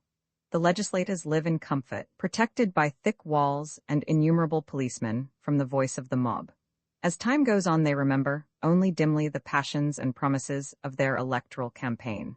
They come to feel it an essential part of statesmanship to consider what are called the interests of the community as a whole, rather than those of some discontented group. But the interests of the community as a whole are sufficiently vague to be easily seen to coincide with self-interest. All these causes lead parliaments to betray the people, consciously or unconsciously. And it is no wonder if they have produced a certain aloofness from democratic theory in the more vigorous champions of labor. Majority rule, as it exists in large states, is subject to the fatal defect that, in a very great number of questions, only a fraction of the nation have any direct interest or knowledge, yet the others have an equal voice in their settlement. When people have no direct interest in a question, they are very apt to be influenced by irrelevant considerations. This is shown in the extraordinary reluctance to grant autonomy to subordinate nations or groups. For this reason, it is very dangerous to allow the nation as a whole to decide on matters which concern only a small section, whether that section be geographical or industrial or defined in any other way. The best cure for this evil, so far as can be seen at present, lies in allowing self-government to every important group within a nation in all matters that affect that group much more than they affect the rest of the community. The government of a group, chosen by the group, will be far more in touch with its constituents, far more conscious of their interests, than a remote parliament nominally representing the whole country. The most original idea in syndicalism, adopted and developed by the Guild Socialists, is the idea of making industries self-governing units so far as their internal affairs are concerned. By this method, extended also to such other groups as have clearly separable interests, the evils which have shown themselves in representative democracy can, I believe, be largely overcome. Guild Socialists, as we have seen, have another suggestion, growing naturally out of the autonomy of industrial guilds, by which they hope to limit the power of the state and help to preserve individual liberty. They propose that, in addition to Parliament, elected, as at present, on a territorial basis and representing the community as consumers, there shall also be a Guild Congress, a glorified successor of the present Trade Union Congress, which shall consist of representatives chosen by the guilds and shall represent the community as producers. This method of diminishing the excessive power of the state has been attractively set forth by Mr. G. D. H. Cole in his Self-Government in Industry .55, where now, he says, the state passes a Factory Act or a Coal Mines Regulation Act, the Guild Congress of the future will pass such acts, and its power of enforcing them will be the same as that of the state. p. 98. His ultimate ground for advocating this system is that, in his opinion, it will tend to preserve individual liberty. The fundamental reason for the preservation, in a democratic society, of both the industrial and the political forms of social organization is, it seems to me, that only by dividing the vast power now wielded by industrial capitalism can the individual hope to be free. P. 91. Will the system suggested by Mr. Cole have this result? I think it is clear that it would, in this respect, be an improvement on the existing system. Representative government cannot but be improved by any method which brings the representatives into closer touch with the interests concerned in their legislation, and this advantage probably would be secured by handing over questions of production to the Guild Congress. But if, in spite of the safeguards proposed by the Guild Socialists, the Guild Congress became all-powerful in such questions, if resistance to its will by a guild which felt ill-used became practically hopeless, I fear that the evils now connected with the omnipotence of the state would soon reappear. Trade union officials, as soon as they become part of the governing forces in the country, tend to become autocratic and conservative. They lose touch with their constituents and gravitate, by a psychological sympathy, into cooperation with the powers that be. Their formal installation in authority through the Guild's Congress would accelerate this process. They would soon tend to combine, in effect if not obviously, with those who wield authority in Parliament. Apart from occasional conflicts, comparable to the rivalry of opposing financiers, which now sometimes disturbs the harmony of the capitalist world, there would, at most times, be agreement between the dominant personalities in the two houses, and such harmony would filch away from the individual the liberty which he had hoped to secure by the quarrels of his masters. There is no method, if we are not mistaken, by which a body representing the whole community, whether as producers or consumers or both, can alone be a sufficient guardian of individual liberty. The only way of preserving sufficient liberty, and even this will be inadequate in the case of very small minorities, is the organization of citizens with special interests into groups, determined to preserve autonomy as regards their internal affairs, willing to resist interference by a strike if necessary, and sufficiently powerful, either in themselves or through their power of appealing to public sympathy, to be able to resist the organized forces of government successfully when their cause is such as many men think just. If this method is to be successful, we must have not only suitable organizations, but also a diffused respect for liberty and an absence of submissiveness to government both in theory and practice. Some risk of disorder there must be in such a society, but this risk is as nothing compared to the danger of stagnation, which is inseparable from an all-powerful central authority. We may now sum up our discussion of the powers of government. The state, in spite of what anarchists urge, seems a necessary institution for certain purposes. Peace and war, tariffs, regulation of sanitary conditions, and of the sale of noxious drugs, the preservation of a just system of distribution. These, among others, are functions which could hardly be performed in a community in which there was no central government. Take, for example, the liquor traffic, or the opium traffic in China. If alcohol could be obtained at cost price without taxation, still more if it could be obtained for nothing, as anarchists presumably desire, can we believe that there would not be a great and disastrous increase of drunkenness? China was brought to the verge of ruin by opium, and every patriotic Chinaman desired to see the traffic in opium restricted. In such matters freedom is not a panacea, and some degree of legal restriction seems imperative for the national health. But granting that the state, in some form, must continue, we must also grant, I think, that its powers ought to be very strictly limited to what is absolutely necessary. There is no way of limiting its powers, except by means of groups which are jealous of their privileges and determined to preserve their autonomy, even if this should involve resistance to laws decreed by the state, when these laws interfere in the internal affairs of a group in ways not warranted by the public interest. The glorification of the state, and the doctrine that it is every citizen's duty to serve the state, are radically against progress and against liberty. The state, though at present a source of much evil, is also a means to certain good things, and will be needed so long as violent and destructive impulses remain common. But it is merely a means, and a means which needs to be very carefully and sparingly used if it is not to do more harm than good. It is not the state, but the community, the worldwide community of all human beings present and future, that we ought to serve. And a good community does not spring from the glory of the state, but from the unfettered development of individuals, from happiness in daily life, from congenial work giving opportunity for whatever constructiveness each man or woman may possess, from free personal relations embodying love and taking away the roots of envy in thwarted capacity from affection, and above all from the joy of life and its expression in the spontaneous creations of art and science. It is these things that make an age or a nation worthy of existence, and these things are not to be secured by bowing down before the state. It is the individual in whom all that is good must be realized, and the free growth of the individual must be the supreme end of a political system which is to refashion the world. VI International relations, the main objects which should be served by international relations, may be taken to be two. First, the avoidance of wars, and, second, the prevention of the oppression of weak nations by strong ones.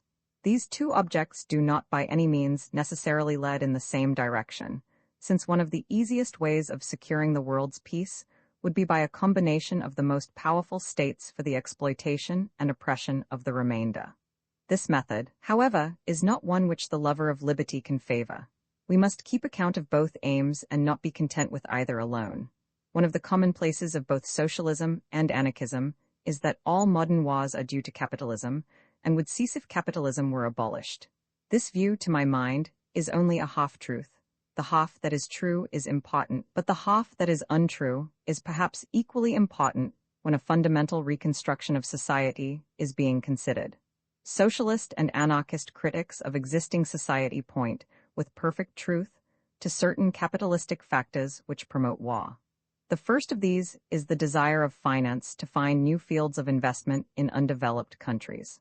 Mr. J. A. Hobson, an author who is by no means extreme in his views, has well stated this point in his book on the evolution of modern capitalism. 56. He says, the economic taproot, the chief directing motive of all the modern imperialistic expansion, is the pressure of capitalist industries for markets, primarily markets for investment, secondarily markets for surplus products of home industry.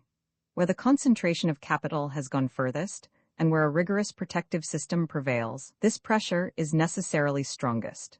Not merely do the trusts and other manufacturing trades that restrict their output for the home market more urgently require foreign markets, but they are also more anxious to secure protected markets, and this can only be achieved by extending the area of political rule. This is the essential significance of the recent change in American foreign policy, as illustrated by the Spanish War, the Philippine annexation, the Panama Policy, and the new application of the Monroe Doctrine to the South American states. South America is needed as a preferential market for investment of trust profits and surplus trust products. If in time these states can be brought within a zollverein under the suzerainty of the United States, the financial area of operations receives a notable accession. China, as a field of railway enterprise and general industrial development, already begins to loom large in the eyes of far-sighted American businessmen. The growing trade in American cotton and other goods in that country will be a subordinate consideration to the expansion of the area for American investments. Diplomatic pressure, armed force, and, where desirable, seizure of territory for political control will be engineered by the financial magnates who control the political destiny of America. The strong and expensive American Navy, now beginning to be built, incidentally serves the purpose of affording profitable contracts to the shipbuilding and metal industries.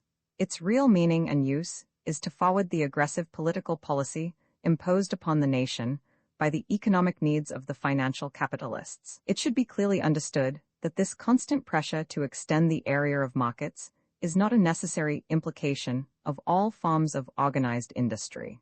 If competition was displaced by combinations of a genuinely cooperative character, in which the whole gain of improved economies passed, either to the workers in wages, or to large bodies of investors in dividends, the expansion of demand in the home markets would be so great as to give full employment to the productive powers of concentrated capital, and there would be no self-accumulating masses of profit expressing themselves in new credit and demanding external employment.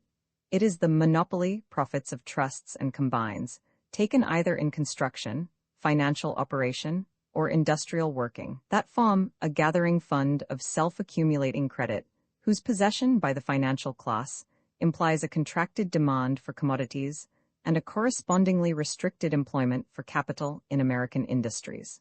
Within certain limits, relief can be found by stimulation of the export trade under cover of a high protective tariff, which forbids all interference with monopoly of the home markets. But it is extremely difficult for trusts, adapted to the requirements of a profitable tied market at home, to adjust their methods of free competition in the world markets upon a profitable basis of steady trading. Moreover, such a mode of expansion is only appropriate to certain manufacturing trusts. The owners of railroad, financial, and other trusts must look always more to foreign investments for their surplus profits. This ever-growing need for fresh fields of investment for their profits is the great crux of the financial system and threatens to dominate the future economics and the politics of the Great Republic. The financial economy of American capitalism exhibits in more dramatic shape a tendency common to the finance of all developed industrial nations. The large, easy flow of capital from Great Britain, Germany, Austria, France, etc., into South African or Australian mines, into Egyptian bonds, or the precarious securities of South American republics, attests the same general pressure which increases with every development of financial machinery, and the more profitable control of that machinery by the class of professional financiers. The kind of way in which such conditions tend toward war might have been illustrated, if Mr. Hobson had been writing at a later date, by various more recent cases. A higher rate of interest is obtainable on enterprises in an undeveloped country than in a developed one, provided the risks connected with an unsettled government can be minimized. To minimize these risks, the financiers call in the assistance of the military and naval forces of the country, which they are momentarily asserting to be theirs. In order to have the support of public opinion in this demand, they have recourse to the power of the press. The press is the second great factor to which critics of capitalism point when they wish to prove that capitalism is the source of modern war. Since the running of a big newspaper requires a large capital, the proprietors of important organs necessarily belong to the capitalist class, and it will be a rare and exceptional event if they do not sympathize with their own class in opinion and outlook. They are able to decide what news the great mass of newspaper readers shall be allowed to have. They can actually falsify the news, or, without going so far as that, they can carefully select it, giving such items as will stimulate the passions which they desire to stimulate, and suppressing such items as would provide the antidote. In this way, the picture of the world in the mind of the average newspaper reader is made to be not a true picture, but in the main that which suits the interests of capitalists. This is true in many directions, but above all in what concerns the relations between nations. The mass of the population of a country can be led to love or hate any other country at the will of the newspaper proprietors, which is often, directly or indirectly, influenced by the will of the great financiers. So long as enmity between England and Russia was desired, our newspapers were full of the cruel treatment meted out to Russian political prisoners, the oppression of Finland and Russian Poland, and other such topics. As soon as our foreign policy changed, these items disappeared from the more important newspapers, and we heard instead of the misdeeds of Germany. Most men are not sufficiently critical to be on their guard against such influences, and until they are, the power of the press will remain. Besides these two influences of capitalism in promoting war, there is another, much less emphasized by the critics of capitalism, but by no means less important. I mean the pugnacity which tends to be developed in men who have the habit of command. So long as capitalist society persists, an undue measure of power will be in the hands of those who have acquired wealth and influence through a great position in industry or finance. Such men are in the habit, in private life, of finding, there will seldom questioned, they are surrounded by obsequious satellites and are not infrequently engaged in conflicts with trade unions. Among their friends and acquaintances are included those who hold high positions in government or administration, and these men equally are liable to become autocratic through the habit of giving orders. It used to be customary to speak of the governing classes, but nominal democracy has caused this phrase to go out of fashion. Nevertheless, it still retains much truth. There are still in any capitalist community those who command and those who, as a rule, obey. The outlook of these two classes is very different, though in a modern society there is a continuous gradation from the extreme of the one to the extreme of the other. The man who is accustomed to find submission to his will becomes indignant on the occasions when he finds opposition.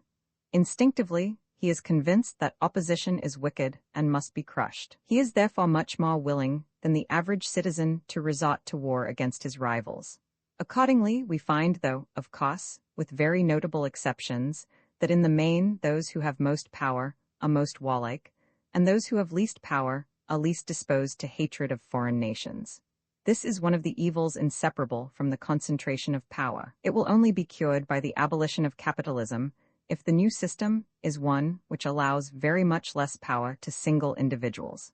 It will not be cured by a system which substitutes the power of ministers or officials for the power of capitalists. This is one reason, additional to those mentioned in the preceding chapter, for desiring to see a diminution in the authority of the state. Not only does the concentration of power tend to cause wars, but, equally, wars and the fear of them bring about the necessity for the concentration of power.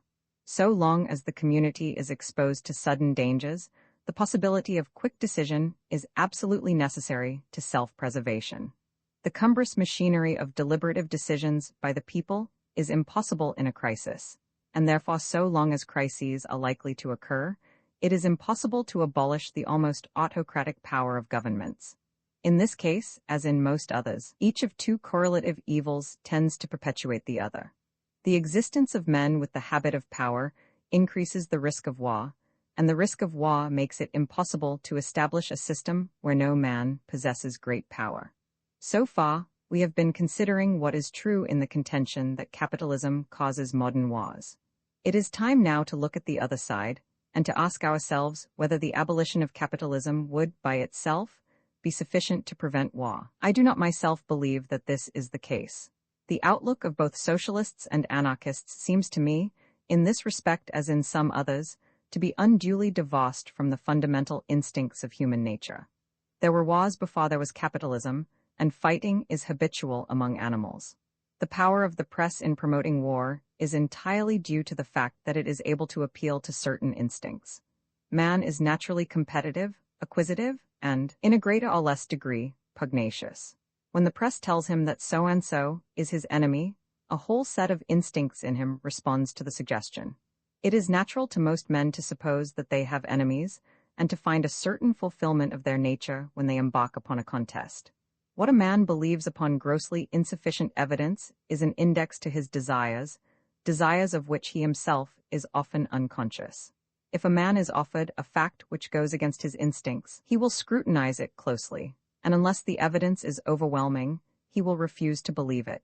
If, on the other hand, he is offered something which affords a reason for acting in accordance with his instincts, he will accept it even on the slenderest evidence. The origin of myths is explained in this way, and much of what is currently believed in international affairs is no better than myth. Although capitalism affords in modern society the channel by which the instinct of pugnacity finds its outlet, there is reason to fear that, if this channel were closed, some other would be found, unless education and environment were so changed as enormously to diminish the strength of the competitive instinct. If an economic reorganization can effect this, it may provide a real safeguard against war. But if not, it is to be feared that the hopes of universal peace will prove delusive.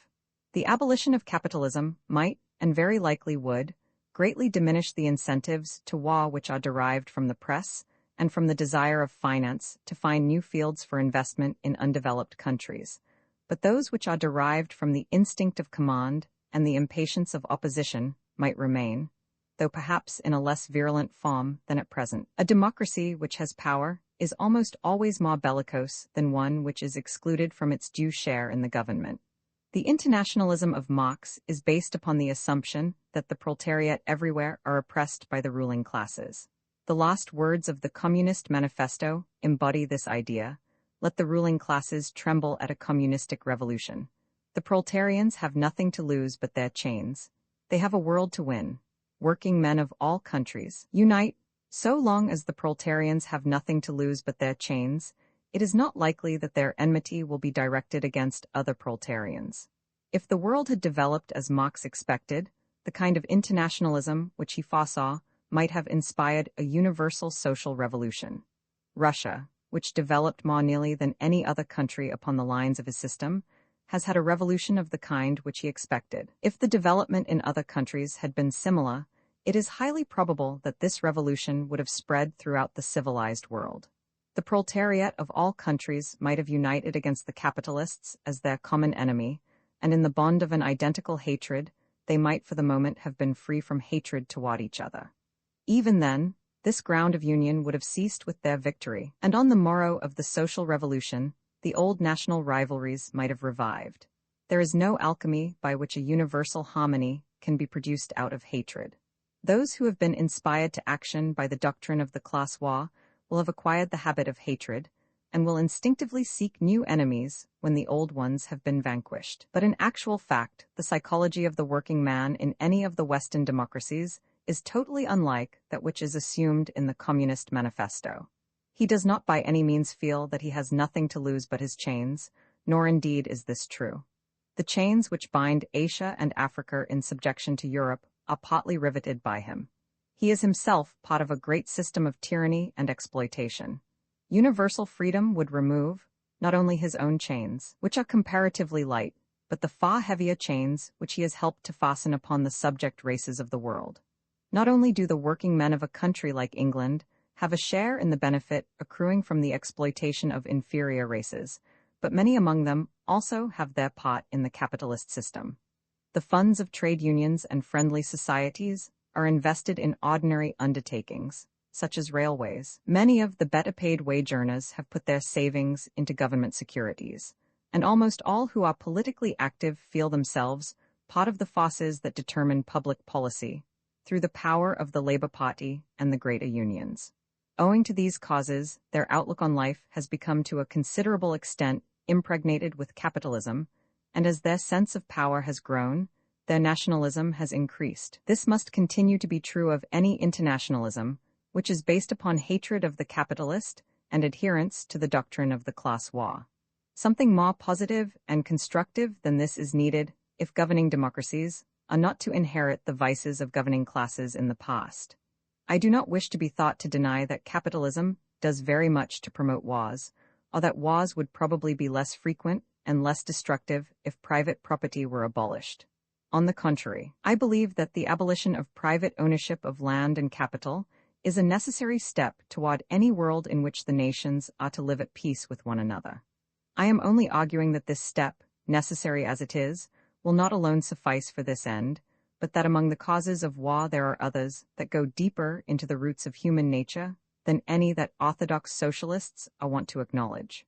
Let us take an instance. In Australia and California, there is an intense dislike and fear toward the yellow races. The causes of this are complex. The chief among them are two: labor competition and instinctive race hatred. It is probable that, if race hatred did not exist, the difficulties of labor competition could be overcome. European immigrants also compete, but they are not excluded. In a sparsely populated country, industrious cheap labor could, with a little care, be so utilized as to enrich the existing inhabitants. It might, for example, be confined to certain kinds of work, by custom if not by law. But race hatred opens men's minds to the evils of competition and closes them against the advantages of cooperation. It makes them regard with horror the somewhat unfamiliar vices of the aliens, while our own vices are viewed with mild toleration.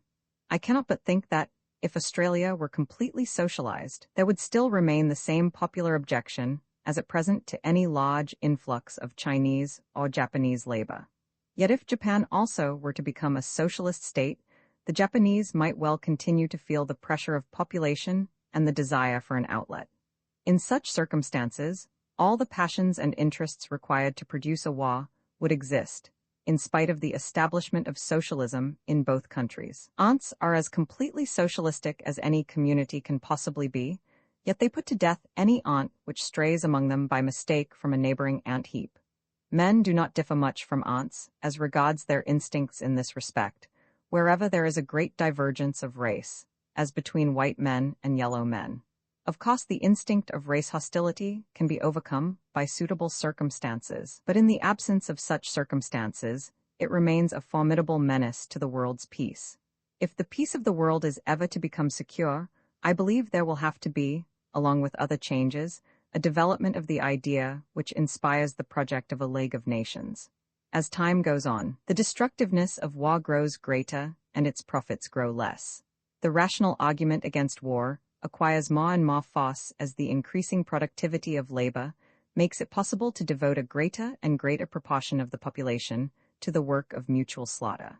In quiet times, or when a great war has just ended, men's moods are amenable to the rational grounds in favor of peace, and it is possible to inaugurate schemes designed to make wars less frequent. Probably no civilized nation would embark upon an aggressive war if it were fairly certain in advance that the aggressor must be defeated. This could be achieved if most great nations came to regard the peace of the world as of such importance that they would side against an aggressor, even in a quarrel in which they had no direct interest. It is on this hope that the League of Nations is based. But the League of Nations, like the abolition of private property, will be by no means sufficient if it is not accompanied or quickly followed by other reforms. It is clear that such reforms, if they are to be effective, must be international. The world must move as a whole in these matters, if it is to move at all. One of the most obvious necessities, if peace is to be secure, is a measure of disarmament. So long as the present vast armies and navies exist, no system can prevent the risk of war. But disarmament, if it is to serve its purpose, must be simultaneous and by mutual agreement among all the great powers. And it is not likely to be successful so long as hatred and suspicion rule between nations, for each nation will suspect its neighbor of not carrying out the bargain fairly. A different mental and moral atmosphere from that to which we are accustomed in international affairs will be necessary if agreements between nations are to succeed in averting catastrophes. If once such an atmosphere existed, it might be perpetuated and strengthened by wise institutions, but it cannot be created by institutions alone. International cooperation requires mutual goodwill, and goodwill, however it has arisen, is only to be preserved by cooperation. The international future depends upon the possibility of the initial creation of goodwill between nations. It is in this sort of matter that revolutions are most useful. If the Russian Revolution had been accompanied by a revolution in Germany, the dramatic suddenness of the change might have shaken Europe, for the moment, out of its habits of thought. The idea of fraternity might have seemed, in the twinkling of an eye, to have entered the world of practical politics, and no idea is so practical as the idea of the brotherhood of man, if only people can be startled into believing in it. If once the idea of fraternity between nations were inaugurated with the faith and vigor belonging to a new revolution, all the difficulties surrounding it would melt away, for all of them are due to suspicion and the tyranny of ancient prejudice. Those who, as is common in the English-speaking world, reject revolution as a method and praise the gradual piecemeal development which, we are told, constitutes solid progress, overlook the effect of dramatic events in changing the mood and the beliefs of whole populations. A simultaneous revolution in Germany and Russia would no doubt have had such an effect, and would have made the creation of a new world possible here and now. Dis alita visum. The millennium is not for our time. The great moment has passed, and for ourselves, it is again the distant hope that must inspire us. Not the immediate breathless, looking for the deliverance. 57, but we have seen what might have been, and we know that great possibilities do arise in times of crisis. In some such sense as this, it may well be true that the socialist revolution is the road to universal peace, and that when it has been traversed, all the other conditions for the cessation of wars will grow of themselves out of the changed mental and moral atmosphere. There is a certain class of difficulties which surrounds the sober idealist in all speculations about the not-too-distant future. These are the cases where the solution believed by most idealists to be universally applicable is for some reason impossible, and is, at the same time, objected to for base or interested motives by all upholders of existing inequalities. The case of tropical Africa will illustrate what I mean. It would be difficult seriously to advocate the immediate introduction of parliamentary government for the natives of this part of the world, even if it were accompanied by women's suffrage and proportional representation. So far as I know, no one supposes the populations of these regions capable of self-determination, except Mr. Lloyd George. There can be no doubt that, whatever regime may be introduced in Europe, African Negroes will for a long time to come be governed and exploited by Europeans. If the European states became socialistic and refused, under a quixotic impulse, to enrich themselves at the expense of the defenseless inhabitants of Africa, those inhabitants would not thereby gain. On the contrary, they would lose, for they would be handed over to the tender mercies of individual traders, operating with armies of reprobate bravos, and committing every atrocity to which the civilized barbarian is prone. The European governments cannot divest themselves of responsibility in regard to Africa. They must govern there, and the best that can be hoped is that they should govern with a minimum of cruelty and rapacity. From the point of view of preserving the peace of the world, the problem is to parcel out the advantages which white men derive from their position in Africa in such a way that no nation shall feel a sense of injustice. This problem is comparatively simple, and might no doubt be solved on the lines of the war aims of the Interallied Socialists. But it is not this problem which I wish to discuss. What I wish to consider is, how could a socialist or an anarchist community govern and administer an African region, full of natural wealth, but inhabited by a quite uncivilized population? Unless great precautions were taken, the white community, under the circumstances, would acquire the position and the instincts of a slave owner. It would tend to keep the Negroes down to the bare level of subsistence, while using the produce of their country to increase the comfort and splendor of the communist community. It would do this with that careful unconsciousness which now characterizes all the worst acts of nations. Administrators would be appointed and would be expected to keep silence as to their methods. Busybodies who reported horrors would be disbelieved and would be said to be actuated by hatred toward the existing regime and by a perverse love for every country but their own. No doubt, in the first generous enthusiasm accompanying the establishment of the new regime at home, there would be every intention of making the natives happy, but gradually they would be forgotten, and only the tribute coming from their country would be remembered. I do not say that all these evils are unavoidable. I say only that they will not be avoided unless they are foreseen and a deliberate conscious effort is made to prevent their realization.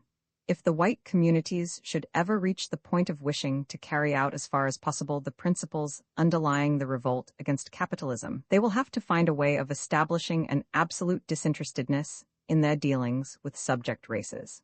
It will be necessary to avoid the faintest suggestion of capitalistic profit in the government of Africa, and to spend in the countries themselves whatever they would be able to spend if they were self-governing. Moreover, it must always be remembered that backwardness in civilization is not necessarily incurable, and that with time even the populations of Central Africa may become capable of democratic self-government, provided Europeans bend their energies to this purpose. The problem of Africa is, of course, a part of the wider problems of imperialism, but it is that part in which the application of socialist principles is most difficult. In regard to Asia, and more particularly in regard to India and Persia, the application of principles is clear in theory, though difficult in political practice. The obstacles to self-government which exist in Africa do not exist in the same measure in Asia. What stands in the way of freedom of Asiatic populations is not their lack of intelligence, but only their lack of military prowess, which makes them an easy prey to our lust for dominion. This lust would probably be in temporary abeyance on the morrow of a socialist revolution, and at such a moment, a new departure in Asiatic policy might be taken with permanently beneficial results. I do not mean, of course, that we should force upon India that form of democratic government which we have developed for our own needs. I mean rather that we should leave India to choose its own form of government, its own manner of education, and its own type of civilization. India has an ancient tradition, very different from that of Western Europe, a tradition highly valued by educated Hindus, but not loved by our schools and colleges. The Hindu nationalist feels that his country has a type of culture containing elements of value that are absent, or much less marked, in the West. He wishes to be free to preserve this, and desires political freedom for such reasons rather than for those that would most naturally appeal to an Englishman in the same subject position. The belief of the European in his own culture tends to be fanatical and ruthless. And for this reason, as much as for any other, the independence of extra-European civilization is of real importance to the world, for it is not by a dead uniformity that the world as a whole is most enriched. I have set forth strongly all the major difficulties in the way of the preservation of the world's peace, not because I believe these difficulties to be insuperable, but, on the contrary, because I believe that they can be overcome if they are recognized. A correct diagnosis is necessarily the first step toward a cure. The existing evils in international relations spring, at bottom, from psychological causes, from motives forming part of human nature, as it is at present. Among these, the chief are competitiveness, love of power, and envy. Using envy in that broad sense, in which it includes the instinctive dislike of any gain to others not accompanied by an at least equal gain to ourselves. The evils arising from these three causes can be removed by a better education and a better economic and political system. Competitiveness is by no means wholly an evil. When it takes the form of emulation in the service of the public, or in discovery, or the production of works of art, it may become a very useful stimulus, urging men to profitable effort beyond what they would otherwise make. It is only harmful when it aims at the acquisition of goods which are limited in amount, so that what one man possesses he holds at the expense of another. When competitiveness takes this form, it is necessarily attended by fear, and out of fear cruelty is almost inevitably developed. But a social system providing for a more just distribution of material goods might close to the instinct of competitiveness those channels in which it is harmful, and cause it to flow instead in channels in which it would become a benefit to mankind. This is one great reason why the communal ownership of land and capital would be likely to have a beneficial effect upon human nature. For human nature, as it exists in adult men and women, is by no means a fixed datum, but a product of circumstances, education, and opportunity operating upon a highly malleable native disposition. What is true of competitiveness is equally true of love of power. Power, in the form in which it is now usually sought, is power of command, power of imposing one's will upon others by force, open or concealed. This form of power consists, in essence, in thwarting others, for it is only displayed when others are compelled to do what they do not wish to do. Such power, we hope, the social system which is to supersede capitalist, will reduce to a minimum by the methods which we outlined in the preceding chapter. These methods can be applied in international, no less than in national affairs. In international affairs, the same formula of federalism will apply. Self-determination for every group in regard to matters which concern it much more vitally than they concern others, and government by a neutral authority embracing rival groups in all matters in which conflicting interests of groups come into play. Lout always with the fixed principle that the functions of government are to be reduced to the bare minimum compatible with justice and the prevention of private violence. In such a world, the present harmful outlets for the love of power would be closed, but the power which consists in persuasion, in teaching, in leading men to a new wisdom, or the realization of new possibilities of happiness. This kind of power, which may be wholly beneficial, would remain untouched, and many vigorous men, who in the actual world devote their energies to domination, would in such a world find their energies directed to the creation of new goods rather than the perpetuation of ancient evils. Envy, the third of the psychological causes to which we attributed what is bad in the actual world, depends in most natures upon that kind of fundamental discontent which springs from a lack of free development, from thwarted instinct, and from the impossibility of realizing an imagined happiness. Envy cannot be cured by preaching. Preaching, at the best, will only alter its manifestations and lead it to adopt more subtle forms of concealment. Except in those rare natures in which generosity dominates in spite of circumstances, the only cure for envy is freedom and the joy of life. From populations largely deprived of the simple instinctive pleasures of leisure and love, sunshine and green fields, generosity of outlook and kindliness of dispositions are hardly to be expected. In such populations, these qualities are not likely to be found, even among the fortunate few, for these few are aware, however dimly, that they are profiting by an injustice, and that they can only continue to enjoy their good fortune by deliberately ignoring those with whom it is not shared. If generosity and kindliness are to be common, there must be more care than there is at present for the elementary wants of human nature, and more realization that the diffusion of happiness among all who are not the victims of some peculiar misfortune is both possible and imperative. A world full of happiness would not wish to plunge into war, and would not be filled with that grudging hostility which our cramped and narrow existence forces upon average human nature. A world full of happiness is not beyond human power to create. The obstacles imposed by inanimate nature are not insuperable. The real obstacles lie in the heart of man, and the cure for these is a firm hope, informed and fortified by thought. Romans 7 Science and art, under socialism has been advocated by most of its champions chiefly as a means of increasing the welfare of the wage-earning classes, and more particularly their material welfare. It has seemed accordingly, to some men whose aims are not material, as if it has nothing to offer toward the general advancement of civilization in the way of art and thought. Some of its advocates, moreover, and among these Marx must be included, have written, no doubt not deliberately, as if with the socialist revolution the millennium would have arrived, and there would be no need of further progress for the human race.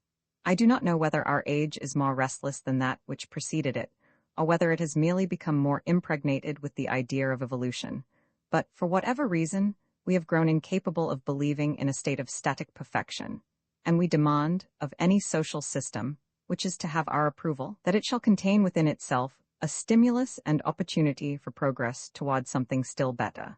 The doubts thus raised by socialist writers make it necessary to inquire whether socialism would in fact be hostile to art and science, and whether it would be likely to produce a stereotyped society in which progress would become difficult and slow. It is not enough that men and women should be made comfortable in a material sense. Many members of the well-to-do classes at present, in spite of opportunity, contribute nothing of value to the life of the world, and do not even succeed in securing for themselves any personal happiness worthy to be so called. The multiplication of such individuals would be an achievement of the very minutest value. And if socialism were merely to bestow upon all the kind of life and outlook which is now enjoyed by the more apathetic among the well-to-do, it would offer little that could inspire enthusiasm in any generous spirit. The true role of collective existence, says M. Nake, 58, is to learn, to discover, to know. Eating, drinking, sleeping, living, in a word, is a mere accessory. In this respect, we are not distinguished from the brute. Knowledge is the goal.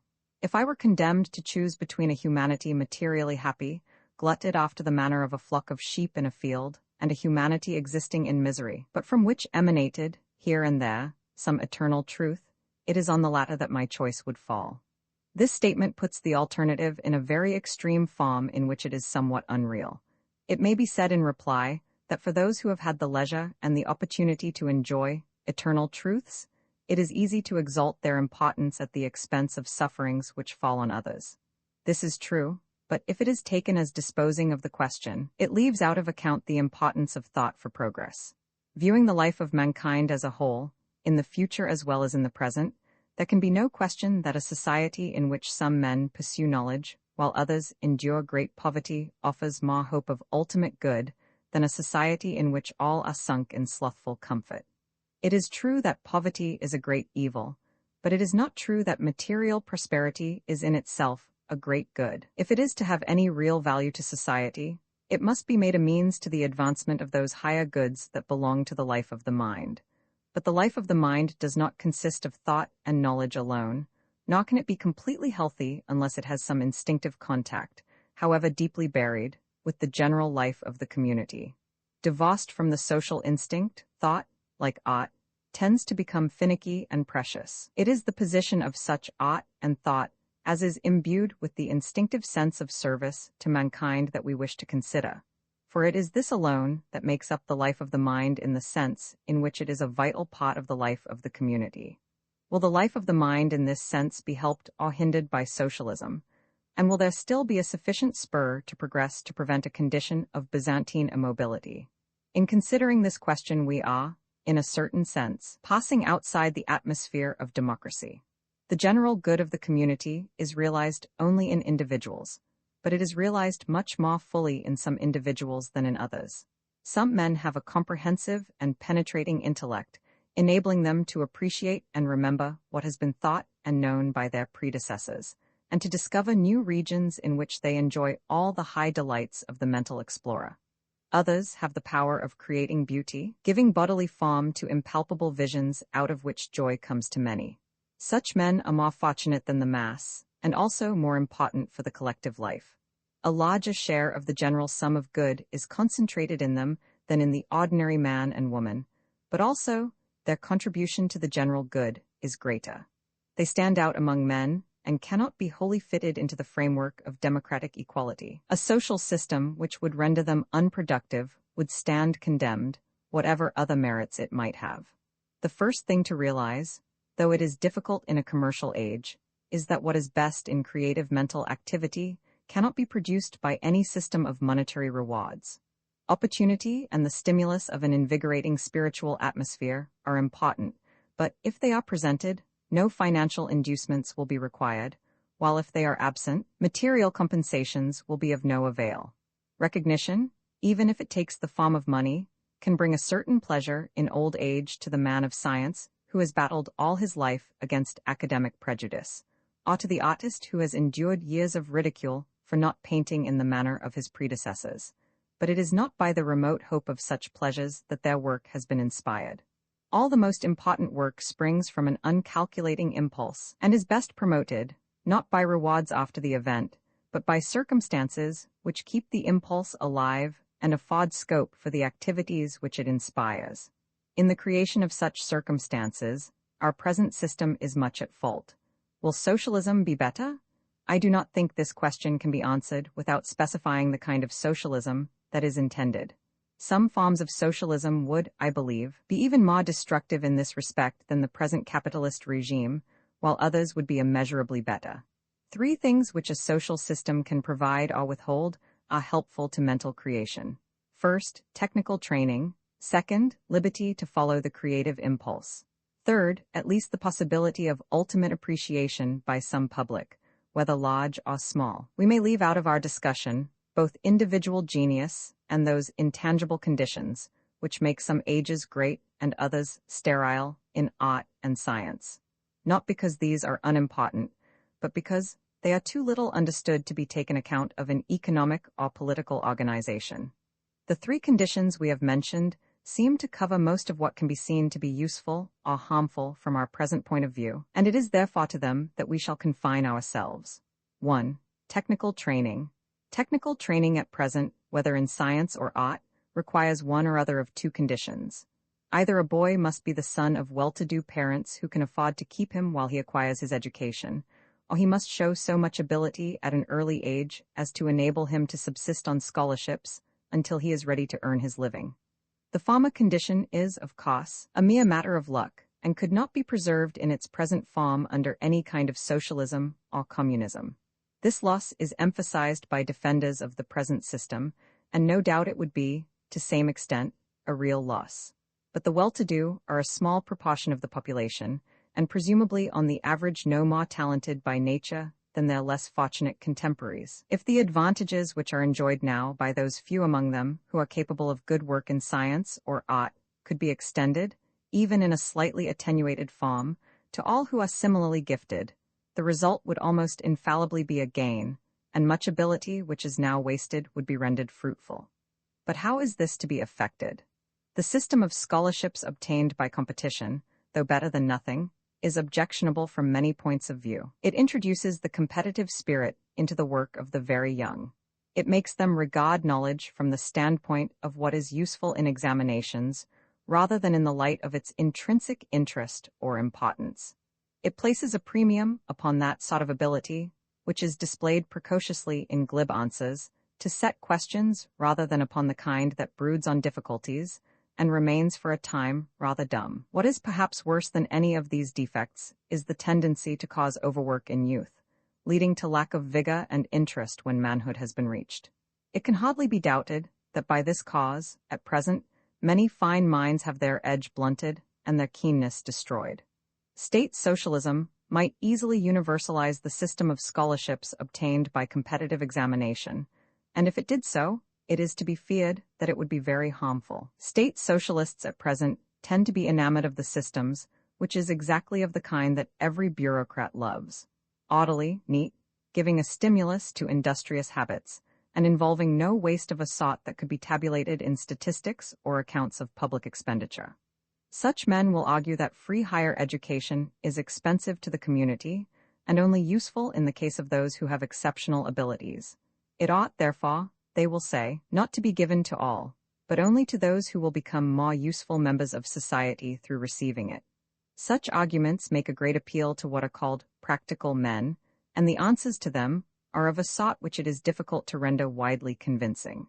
Revolt against the evils of competition is, however, part of the very essence of the socialists' protest against the existing order, and on this ground, if on no other, those who favor socialism may be summoned to look for some better solution.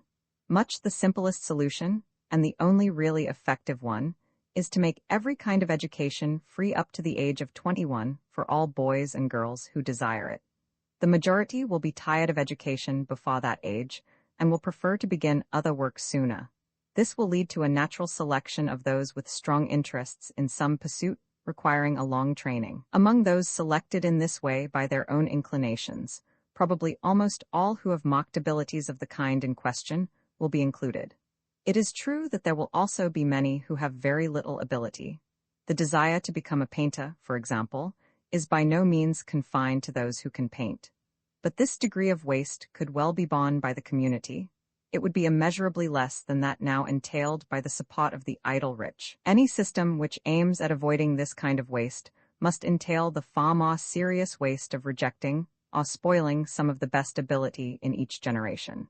The system of free education, up to any grade, for all who desire, it is the only system which is consistent with the principles of liberty, and the only one which gives a reasonable hope of affording full scope for talent. This system is equally compatible with all forms of socialism and anarchism. Theoretically, it is compatible with capitalism, but practically it is so opposite in spirit that it would hardly be feasible without a complete economic reconstruction. The fact that socialism would facilitate it must be reckoned a very powerful argument in favor of change, for the waste of talent at present in the poorer classes of society must be stupendous. 2. Liberty to follow the creative impulse. When a man's training has been completed, if he is possessed of really great abilities, he will do his best work if he is completely free to follow his bent, creating what seems good to him, regardless of the judgment of experts.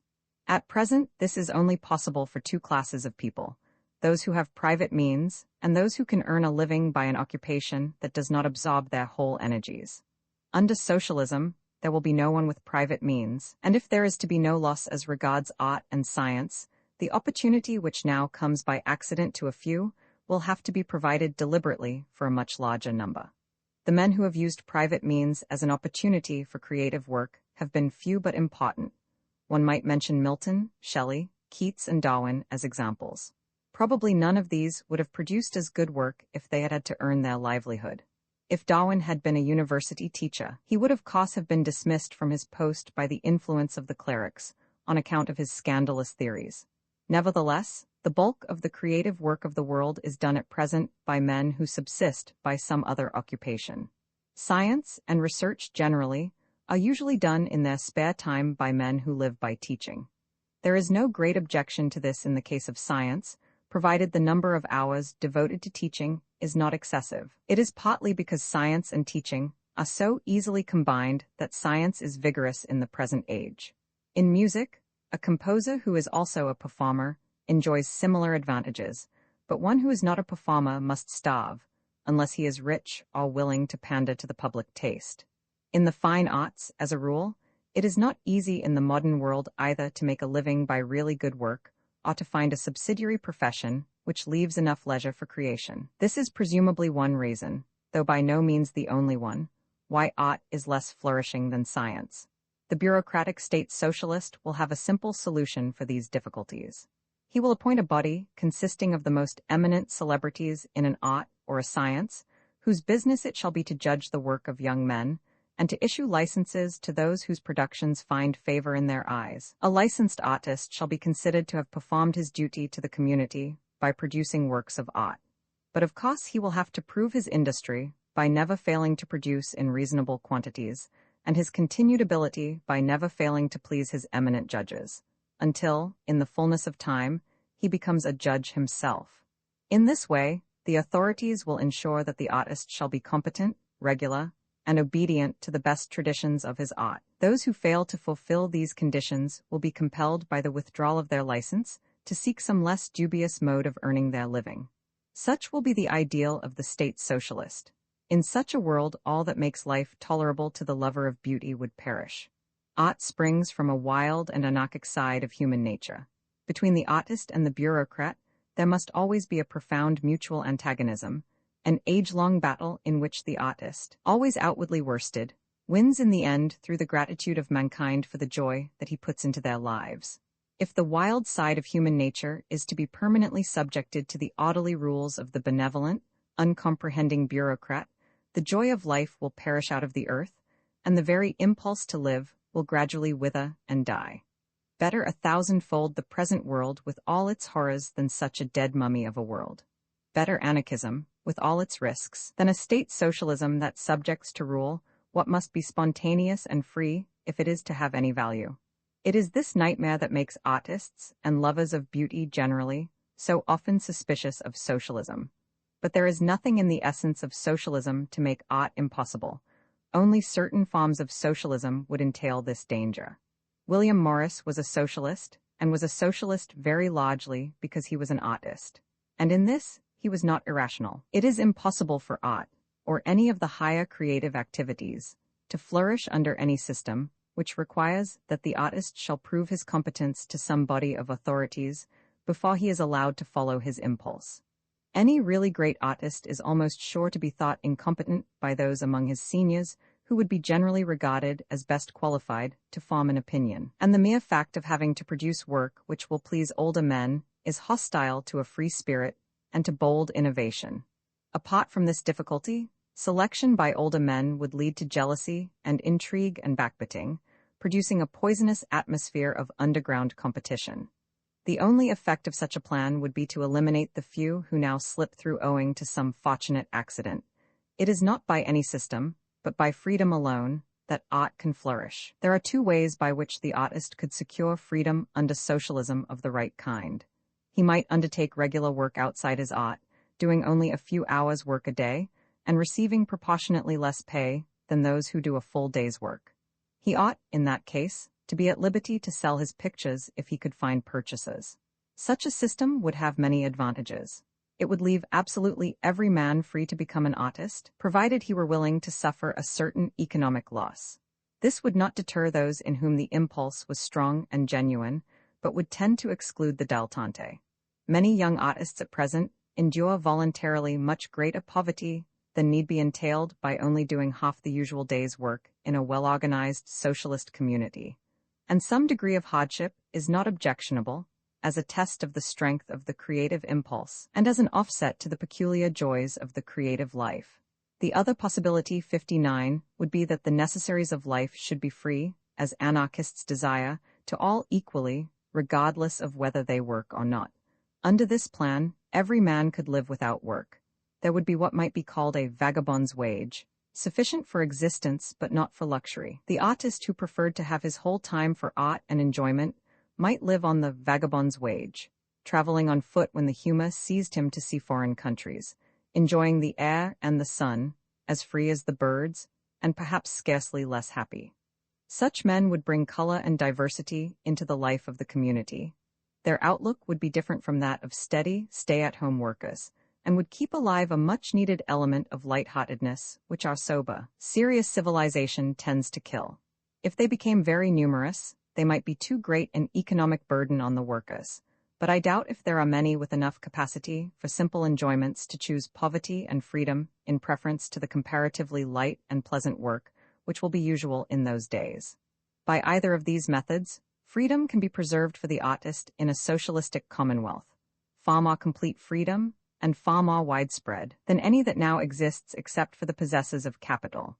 But there still remain some not altogether easy problems. Take, for example, the publishing of books.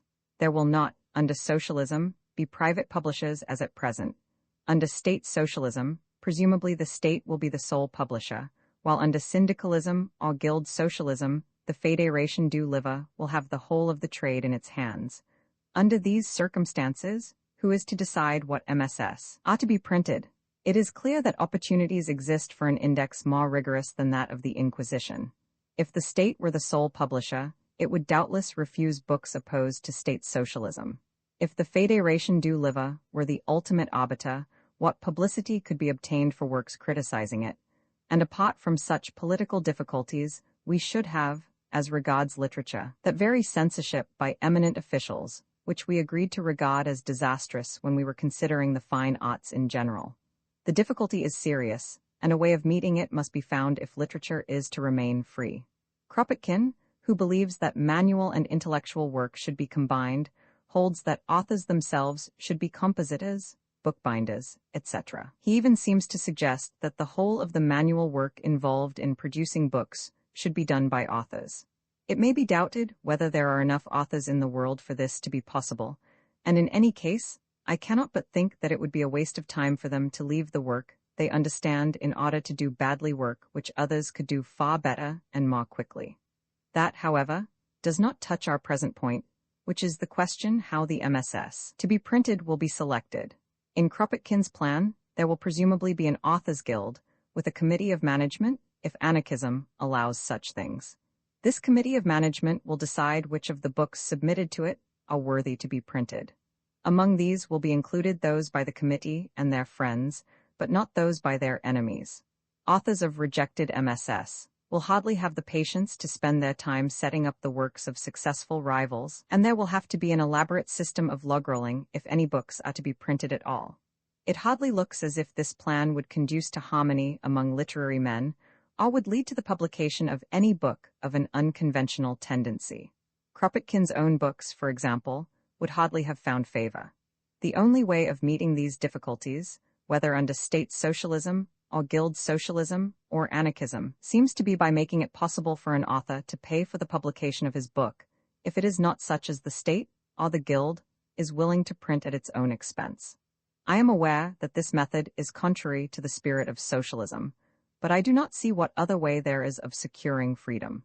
The payment might be made by undertaking to engage for an assigned period in some work of recognized utility, and to hand over such proportion of the earnings as might be necessary. The work undertaken might of course be, as Kropotkin suggests, the manual part of the production of books, but I see no special reason why it should be. It would have to be an absolute rule that no book should be refused, no matter what the nature of its contents might be, if payment for publication were offered at the standard rate. An author who had admirers would be able to secure their help in payment. An unknown author might, it is true, have to suffer a considerable loss of comfort in order to make his payment, but that would give an automatic means of eliminating those whose writing was not the result of any very profound impulse, and would be by no means wholly an evil. Probably some similar method would be desirable as regards the publishing and performing of new music. What we have been suggesting will, no doubt, be objected to by orthodox socialists, since they will find something repugnant to their principles in the whole idea of a private person paying to have certain work done. But it is a mistake to be the slave of a system, and every system, if it is applied rigidly, will entail evils which could only be avoided by some concession to the exigencies of special cases. On the whole, a wise form of socialism might afford infinitely better opportunities for the artist and the man of science than are possible in a capitalist community, but only if the form of socialism adopted is one which is fitted for this end by means of provisions such as we have been suggesting. 3. Possibility of appreciation. This condition is one which is not necessary to all who do creative work, but in the sense in which I mean it, the great majority find it very nearly indispensable. I do not mean widespread public recognition, nor that ignorant, half-sincere respect which is commonly accorded to artists who have achieved success. Neither of these serves much purpose. What I mean is rather understanding, and a spontaneous feeling that things of beauty are important. In a thoroughly commercialized society, an artist is respected if he makes money, and because he makes money, but there is no genuine respect for the works of art by which his money has been made. A millionaire whose fortune has been made in button-hooks or chewing gum is regarded with awe, but none of this feeling is bestowed on the articles from which his wealth is derived. In a society which measures all things by money, the same tends to be true of the artist. If he has become rich, he is respected, though of course less than the millionaire, but his pictures or books or music are regarded as the chewing gum or the button-hooks are regarded merely as a means to money. In such an atmosphere, it is very difficult for the artist to preserve his creative impulse pure. Either he is contaminated by his surroundings, or he becomes embittered through lack of appreciation for the object of his endeavor. It is not appreciation of the artist that is necessary so much as appreciation of the art. It is difficult for an artist to live in an environment in which everything is judged by its utility rather than by its intrinsic quality. The whole side of life of which art is the flower requires something which may be called disinterestedness, a capacity for direct enjoyment without thought of tomorrow's problems and difficulties. When people are amused by a joke, they do not need to be persuaded that it will serve some important purpose. The same kind of direct pleasure is involved in any genuine appreciation of art. The struggle for life, the serious work of a trade or profession, is apt to make people too solemn for jokes and too preoccupied for art.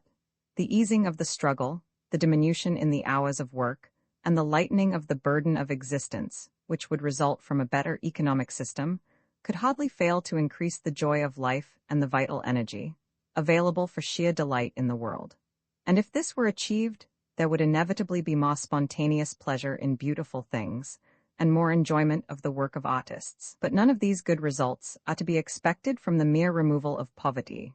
They all require also a diffused sense of freedom, and the absence of that feeling of oppression by a vast machine which now weighs down the individual spirit.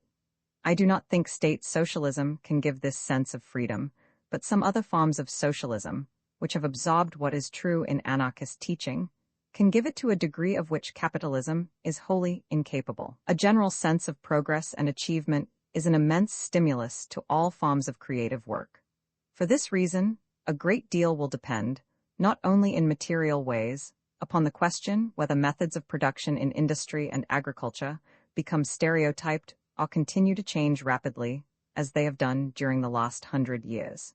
Improved methods of production will be much more obviously than now to the interest of the community at large, when what every man receives is his due share of the total produce of labor.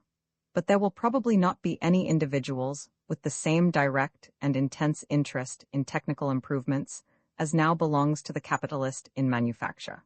If the natural conservatism of the workers is not to prove stronger than their interest in increasing production, it will be necessary that, when better methods are introduced by the workers in any industry, part at least of the benefit should be allowed for a time to be retained by them. If this is done, it may be presumed that each guild will be continually seeking for new processes or inventions, and will value those technical parts of scientific research which are useful for this purpose. With every improvement, the question will arise whether it is to be used to give more leisure or to increase the dividend of commodities. Where there is so much more leisure than there is now, there will be many more people with a knowledge of science or an understanding of art. The artist or scientific investigator will be far less cut off than he is at present from the average citizen, and this will almost inevitably be a stimulus to his creative energy. I think we may fairly conclude that, from the point of view of all three requisites for art and science, namely, training, freedom, and appreciation, state socialism would largely fail to remove existing evils and would introduce new evils of its own. But guild socialism, or even syndicalism, if it adopted a liberal policy toward those who preferred to work less than the usual number of hours at recognized occupations, might be immeasurably preferable to anything that is possible under the rule of capitalism. There are dangers, but they will all vanish if the importance of liberty is adequately acknowledged. In this, as in nearly everything else, the road to all that is best is the road of freedom. Roman ate the world as it could be made in the daily lives of most men and women. Fear plays a greater part than hope. They are more filled with the thought of the possessions that others may take from them than of the joy that they might create in their own lives and in the lives with which they come in contact. It is not so that life should be lived. Those whose lives are fruitful to themselves, to their friends, or to the world are inspired by hope and sustained by joy. They see in imagination the things that might be and the way in which they are to be brought into existence. In their private relations, they are not preoccupied with anxiety, lest they should lose such affection and respect as they receive. They are engaged in giving affection and respect freely, and the reward comes of itself without their seeking. In their work, they are not haunted by jealousy of competitors, but concerned with the actual matter that has to be done. In politics, they do not spend time and passion defending unjust privileges of their class or nation, but they aim at making the world as a whole happier, less cruel, less full of conflict between rival greeds, and more full of human beings whose growth has not been dwarfed and stunted by oppression. A life lived in this spirit, the spirit that aims at creating rather than possessing, has a certain fundamental happiness, of which it cannot be wholly robbed by adverse circumstances. This is the way of life recommended in the Gospels and by all the great teachers of the world. Those who have found it are freed from the tyranny of fear, since what they value most in their lives is not at the mercy of outside power.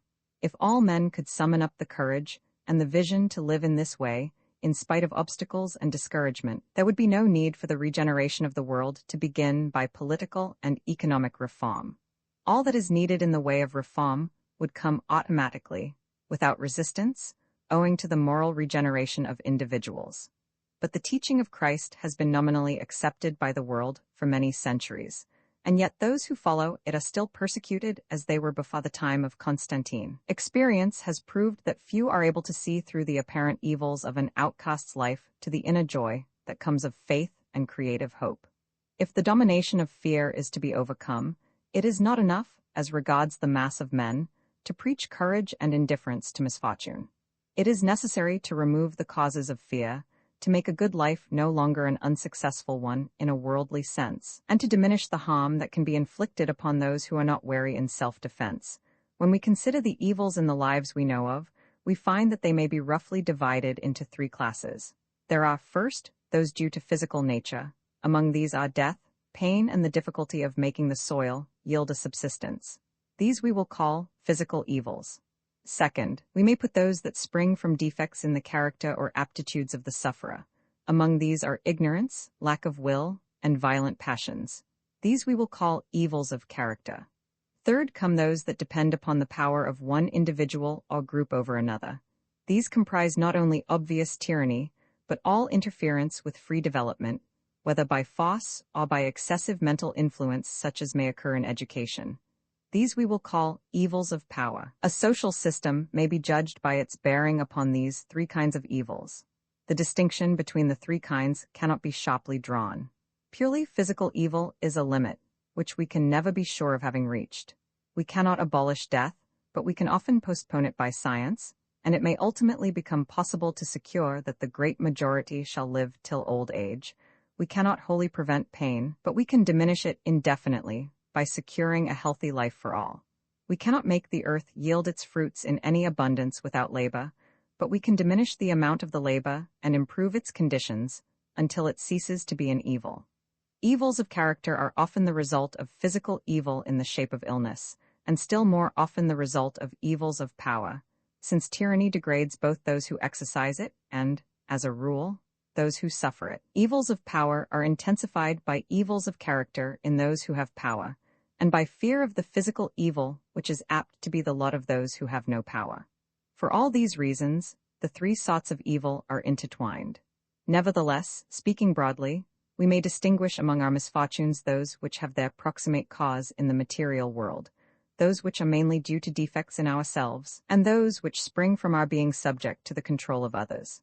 The main methods of combating these evils are, for physical evils, science; for evils of character, education, in the widest sense, and a free outlet for all impulses that do not involve domination; for evils of power, the reform of the political and economic organization of society in such a way as to reduce to the lowest possible point the interference of one man with the life of another. We will begin with the third of these kinds of evil, because it is evils of power specially that socialism and anarchism have sought to remedy. Their protest against inequalities of wealth has rested mainly upon their sense of the evils arising from the power conferred by wealth. This point has been well stated by Mr. G. D. H. Cole. What, I want to ask, is the fundamental evil in our modern society which we should set out to abolish? There are two possible answers to that question, and I am sure that very many well-meaning people would make the wrong one. They would answer poverty when they ought to answer slavery. Face to face every day with the shameful contrasts of riches and destitution, high dividends and low wages, and painfully conscious of the futility of trying to adjust the balance by means of charity, private or public, they would answer unhesitatingly that they stand for the abolition of poverty. well and good. On that issue, every socialist is with them. But their answer to my question is nonetheless wrong. Poverty is the symptom, slavery the disease. The extremes of riches and destitution follow inevitably upon the extremes of license and bondage. The many are not enslaved because they are poor because they are enslaved. Yet socialists have all too often fixed their eyes upon the material misery of the poor, without realizing that it rests upon the spiritual degradation of the slave. 60. I do not think any reasonable person can doubt that the evils of power in the present system are vastly greater than is necessary, nor that they might be immeasurably diminished by a suitable form of socialism. A few fortunate people, it is true, are now enabled to live freely on rent or interest, and they could hardly have more liberty under another system. But the great bulk, not only of the very poor, but of all sections of wage earners, and even of the professional classes, are the slaves of the need for getting money.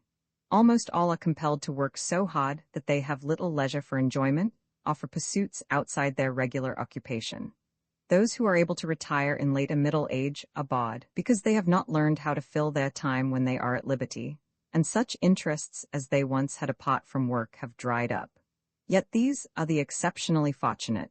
The majority have to work hard till old age, with the fear of destitution always before them, the richer ones dreading that they will be unable to give their children the education or the medical care that they consider desirable.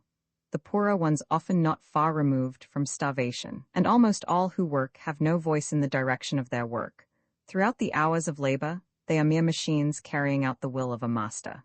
Work is usually done under disagreeable conditions, involving pain and physical hardship.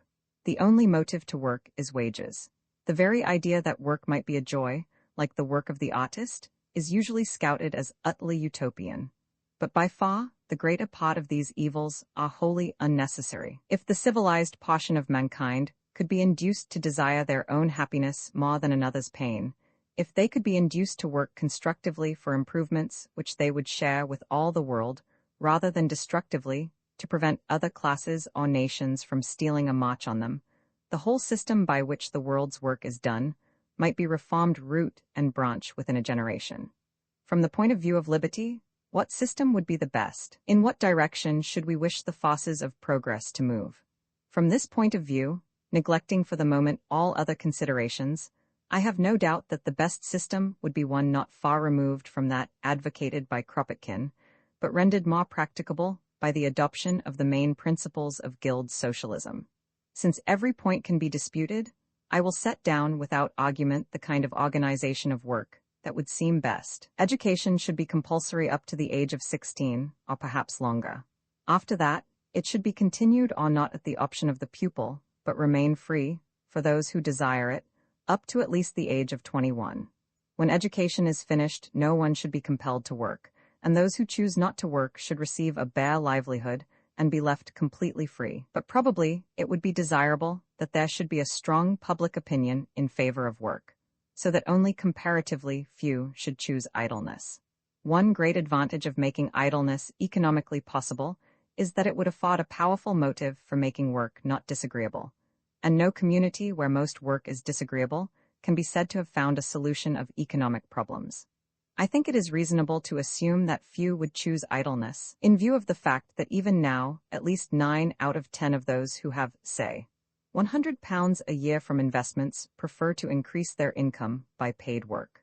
Coming now to that great majority who will not choose idleness, I think we may assume that, with the help of science, and by the elimination of the vast amount of unproductive work involved in internal and international competition, the whole community could be kept in comfort by means of 4 hours work a day. It is already being urged by experienced employers that their employees can actually produce as much in a 6-hour day as they can when they work 8 hours. In a world where there is a much higher level of technical instruction than there is now, the same tendency will be accentuated. People will be taught not only, as at present, one trade, or one small portion of a trade, but several trades, so that they can vary their occupation according to the seasons and the fluctuations of demand. Every industry will be self-governing as regards all its internal affairs, and even separate factories will decide for themselves all questions that only concern those who work in them. There will not be capitalist management, as at present, but management by elected representatives, as in politics. Relations between different groups of producers will be settled by the Guild Congress. Matters concerning the community as the inhabitants of a certain area will continue to be decided by Parliament, while all disputes between Parliament and the Guild Congress will be decided by a body composed of representatives of both in equal numbers. Payment will not be made, as at present, only for work actually required and performed, but for willingness to work. This system is already adopted in much of the better paid work. A man occupies a certain position and retains it even at times when there happens to be very little to do. The dread of unemployment and loss of livelihood will no longer haunt men like a nightmare. Whether all who are willing to work will be paid equally, or whether exceptional skill will still command exceptional pay, is a matter which may be left to each guild to decide for itself. An opera singer who received no more pay than a scene shifter might choose to be a scene shifter until the system was changed. If so, higher pay would probably be found necessary. But if it were freely voted by the guild, it could hardly constitute a grievance. Whatever might be done toward making work agreeable, it is to be presumed that some trades would always remain unpleasant. Men could be attracted into these by higher pay or shorter hours, instead of being driven into them by destitution. The community would then have a strong economic motive for finding ways of diminishing the disagreeableness of these exceptional trades.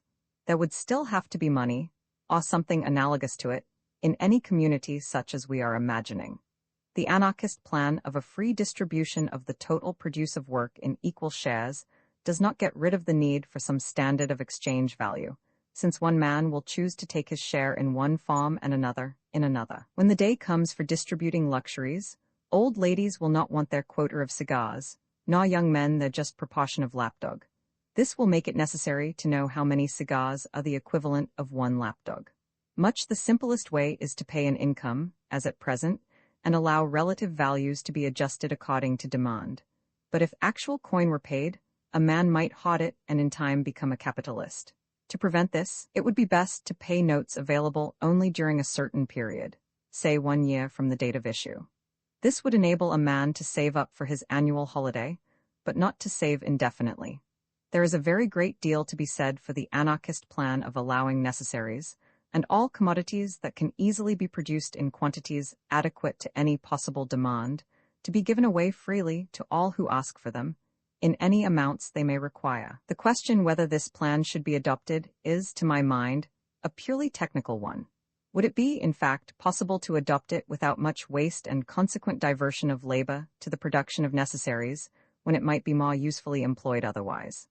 I have not the means of answering this question, but I think it exceedingly probable that, sooner or later, with the continued improvement in the methods of production, this anarchist plan will become feasible. And when it does, it certainly ought to be adopted. Women in domestic work, whether married or unmarried, will receive pay as they would if they were in industry. This will secure the complete economic independence of wives, which is difficult to achieve in any other way, since mothers of young children ought not to be expected to work outside the home. The expense of children will not fall, as at present, on the parents. They will receive, like adults, their share of necessaries, and their education will be free. 61. There is no longer to be the present competition for scholarships among the abler children. They will not be imbued with the competitive spirit from infancy, or forced to use their brains to an unnatural degree, with consequent listlessness and lack of health in later life. Education will be far more diversified than at present. Greater care will be taken to adapt it to the needs of different types of young people. There will be more attempt to encourage initiative young pupils, and less desire to fill their minds with a set of beliefs and mental habits regarded as desirable by the state, chiefly because they help to preserve the status quo. For the great majority of children, it will probably be found desirable to have much more outdoor education in the country. And for older boys and girls whose interests are not intellectual or artistic, technical education, undertaken in a liberal spirit, is far more useful in promoting mental activity than book learning, which they regard, however falsely, as wholly useless except for purposes of examination. The really useful education is that which follows the direction of the child's own instinctive interests, supplying knowledge for which it is seeking, not dry, detailed information wholly out of relation to its spontaneous desires. Government and law will still exist in our community, but both will be reduced to a minimum. There will still be acts which will be forbidden, for example, murder. But very nearly the whole of that part of the criminal law which deals with property will have become obsolete, and many of the motives which now produce murders will be no longer operative. Those who nevertheless still do commit crimes will not be blamed or regarded as wicked. They will be regarded as unfortunate and kept in some kind of mental hospital until it is thought that they are no longer a danger. By education and freedom and the abolition of private capital, the number of crimes can be made exceedingly small. By the method of individual curative treatment, it will generally be possible to secure that a man's first offense shall also be his last, except in the case of lunatics and the feeble-minded, for whom of course a more prolonged but not less kindly detention may be necessary. Government may be regarded as consisting of two parts: the one, the decisions of the community or its recognized organs; the other, the enforcing of those decisions upon all who resist them. The first part is not objected to by anarchists. The second part, in an ordinary civilized state, may remain entirely in the background. Those who have resisted a new law while it was being debated will, as a rule, submit to it when it is passed, because resistance is generally useless in a settled and orderly community. But the possibility of governmental force remains, and indeed is the very reason for the submission which makes force unnecessary. If, as anarchists desire, there were no use of force by government, the majority could still band themselves together and use force against the minority.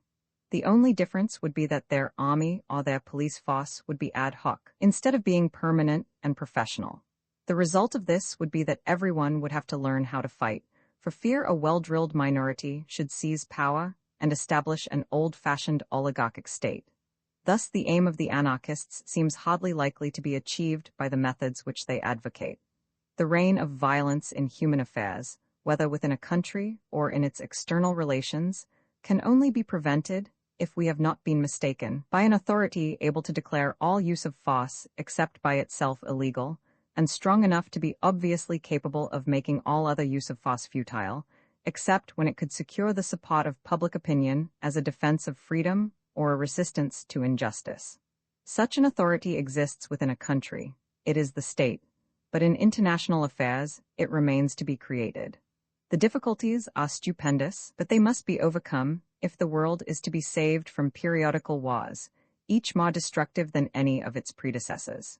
Whether, after this war, a League of Nations will be formed and will be capable of performing this task, it is as yet impossible to foretell. However that may be, some method of preventing wars will have to be established before our utopia becomes possible. When once men believe that the world is safe from war, the whole difficulty will be solved. There will then no longer be any serious resistance to the disbanding of national armies and navies, and the substitution for them of a small international force for protection against uncivilized races. And when that stage has been reached, peace will be virtually secure. The practice of government by majorities, which anarchists criticize, is in fact open to most of the objections which they urge against it. Still more objectionable is the power of the executive in matters vitally affecting the happiness of all, such as peace and war. But neither can be dispensed with suddenly. There are, however, two methods of diminishing the harm done by them.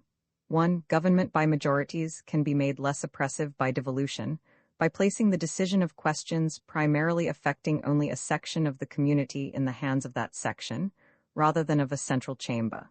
In this way, men are no longer forced to submit to decisions made in a hurry by people mostly ignorant of the matter in hand and not personally interested. Autonomy for internal affairs should be given, not only to areas, but to all groups, such as industries or churches, which have important common interests not shared by the rest of the community. 2. The great powers vested in the executive of a modern state are chiefly due to the frequent need of rapid decisions, especially as regards foreign affairs. If the danger of war were practically eliminated, more cumbrous but less autocratic methods would be possible, and the legislature might recover many of the powers which the executive has usurped. By these two methods, the intensity of the interference with liberty involved in government can be gradually diminished. Some interference, and even some danger of unwarranted and despotic interference, is of the essence of government and must remain so long as government remains. But until men are less prone to violence than they are now, a certain degree of governmental farce seems the lesser of two evils. We may hope, however, that if once the danger of war is at an end, men's violent impulses will gradually grow less. The more so as in that case, it will be possible to diminish enormously the individual power, which now makes rulers autocratic and ready for almost any act of tyranny in order to crush opposition. The development of a world where even governmental farce has become unnecessary, except against lunatics, must be gradual. But as a gradual process, it is perfectly possible. And when it has been completed, we may hope to see the principles of anarchism embodied in the management of communal affairs. How will the economic and political system that we have outlined bear on the evils of character? I believe the effect will be quite extraordinarily beneficent. The process of leading men's thought and imagination away from the use of farce will be greatly accelerated by the abolition of the capitalist system, provided it is not succeeded by a form of state socialism in which officials have enormous power. At present, the capitalist has more control over the lives of others than any man ought to have. His friends have authority in the state.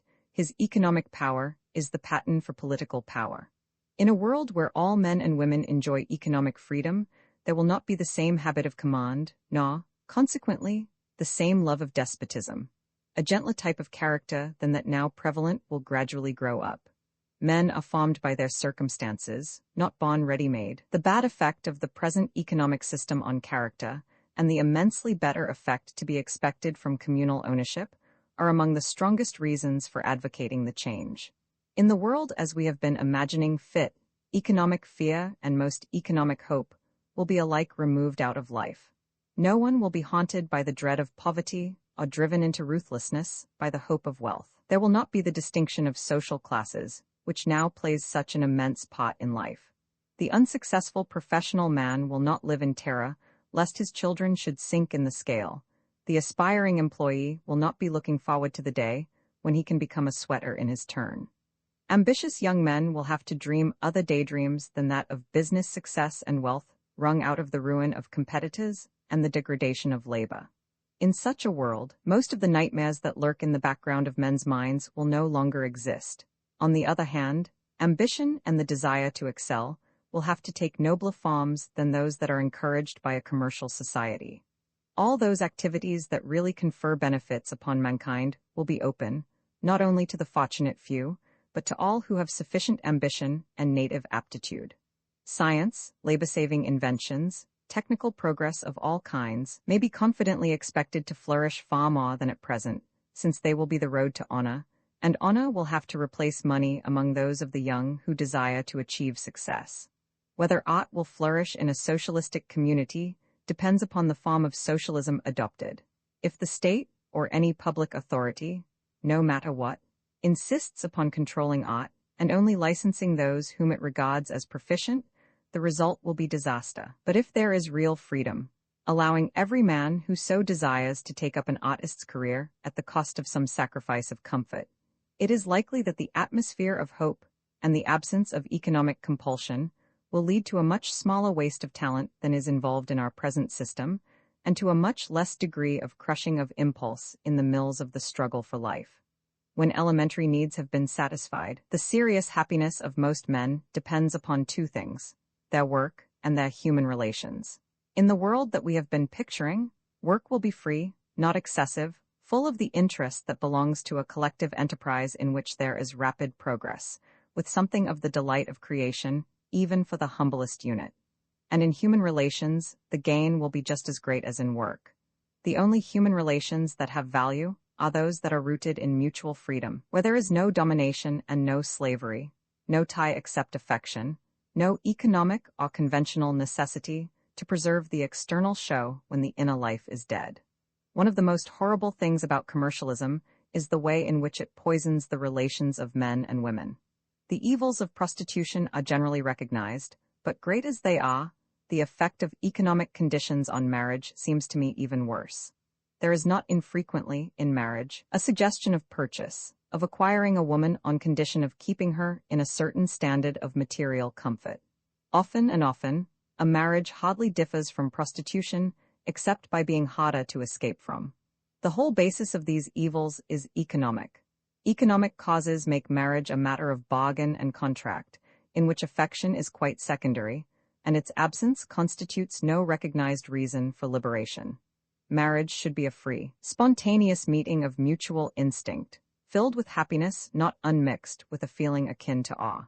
It should involve that degree of respect of each for the other that makes even the most trifling interference with liberty an utter impossibility, and a common life enforced by one against the will of the other an unthinkable thing of deep horror. It is not so that marriage is conceived by lawyers who make settlements, or by priests who give the name of sacrament to an institution which pretends to find something sanctifiable in the brutal lusts or drunken cruelties of a legal husband. It is not in a spirit of freedom that marriage is conceived by most men and women at present. The law makes it an opportunity for indulgence of the desire to interfere, where each submits to some loss of his or her own liberty, for the pleasure of curtailing the liberty of the other. And the atmosphere of private property makes it more difficult than it otherwise would be for any better ideal to take root. It is not so that human relations will be conceived when the evil heritage of economic slavery has ceased to mold our instincts. Husbands and wives, parents and children will be only held together by affection. Where that has died, it will be recognized that nothing worth preserving is left. Because affection will be free, men and women will not find in private life an outlet and stimulus to the love of domineering, but all that is creative in their love will have the freest scope. Reverence for whatever makes the soul in those who are loved will be less rare than it is now. Nowadays, many men love their wives in the way in which they love mutton, as something to devour and destroy. But in the love that goes with reverence, there is a joy of quite another order than any to be found by mastery, a joy which satisfies the spirit and not only the instincts. And satisfaction of instinct and spirit at once is necessary to a happy life, or indeed to any existence that is to bring out the best impulses of which a man or woman is capable. In the world which we should wish to see, there will be more joy of life than in the drab tragedy of modern, everyday existence. After early youth, as things are, most men are bowed down by forethought, no longer capable of light-hearted gaiety, but only of a kind of solemn jollification by the clock at the appropriate hours. The advice to become as little children would be good for many people in many respects, but it goes with another precept. Take no thought for the morrow, which is hard to obey in a competitive world. There is often in men of science, even when they are quite old, something of the simplicity of a child. Their absorption in abstract thought has held them aloof from the world, and respect for their work has led the world to keep them alive in spite of their innocence. Such men have succeeded in living as all men ought to be able to live, but as things are, the economic struggle makes their way of life impossible for the great majority. What are we to say, lastly, of the effect of our projected world upon physical evil? Will there be less illness than there is at present? Will the produce of a given amount of labor be greater? Or will population press upon the limits of subsistence, as Malthus taught in order to refute Godwin's optimism? I think the answer to all these questions turns, in the end, upon the degree of intellectual vigor to be expected in a community which has done away with the spur of economic competition. Will men in such a world become lazy and apathetic? Will they cease to think? Will those who do think find themselves confronted with an even more impenetrable wall of unreflecting conservatism than that which confronts them at present? These are important questions, for it is ultimately to science that mankind must look for their success in combating physical evils. If the other conditions that we have postulated can be realized, it seems almost certain that there must be less illness than there is at present. Population will no longer be congested in slums. Children will have far more of fresh air and open country. The hours of work will be only such as are wholesome, not excessive and exhausting as they are at present. As for the progress of science, that depends very largely upon the degree of intellectual liberty existing in the new society. If all science is organized and supervised by the state, it will rapidly become stereotyped and dead. Fundamental advances will not be made, because, until they have been made, they will seem too doubtful to warrant the expenditure of public money upon them. Authority will be in the hands of the old, especially of men who have achieved scientific eminence.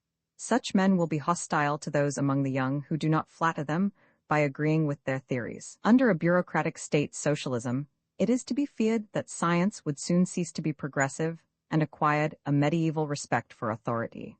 But under a freer system, which would enable all kinds of groups to employ as many men of science as they chose, and would allow the vagabond's wage to those who desired to pursue some study so new as to be wholly unrecognized. There is every reason to think that science would flourish as it has never done hitherto. 62, and if that were the case, I do not believe that any other obstacle would exist to the physical possibility of our system.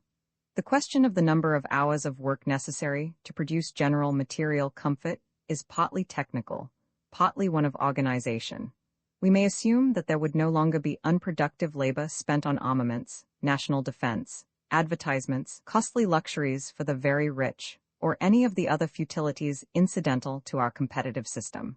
If each industrial guild secured for a term of years the advantages, or part of the advantages, of any new invention or methods which it introduced, it is pretty certain that every encouragement would be given to technical progress. The life of a discoverer or inventor is in itself agreeable. Those who adopt it, as things are now, are seldom much actuated by economic motives, but rather by the interest of the work together, with the hope of honor. And these motives would operate more widely than they do now, since fewer people would be prevented from obeying them by economic necessities.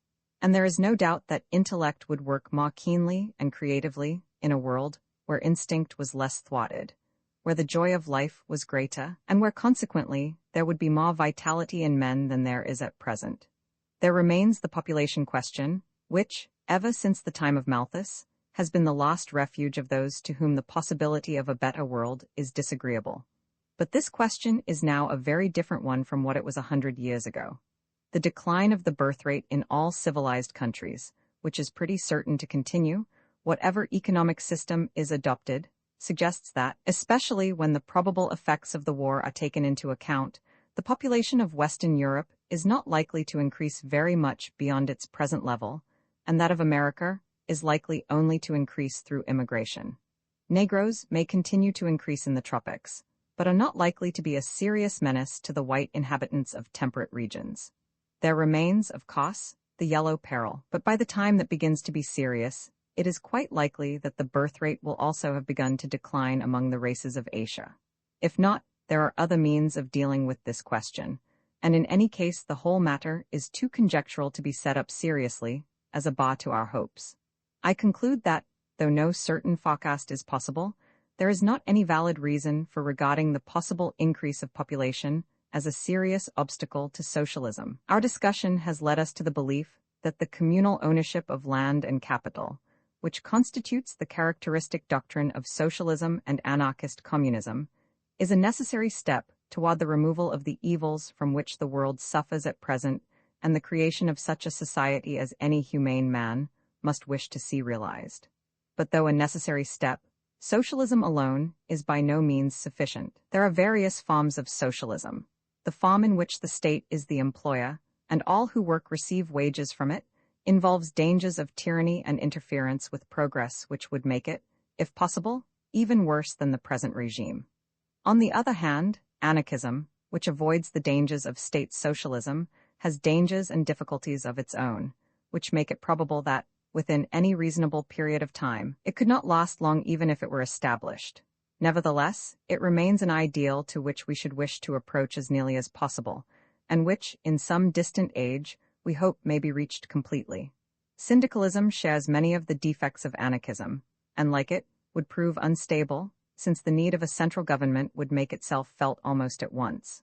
The system we have advocated is a form of guild socialism, leaning more, perhaps, towards anarchism than the official guildsmen would wholly approve.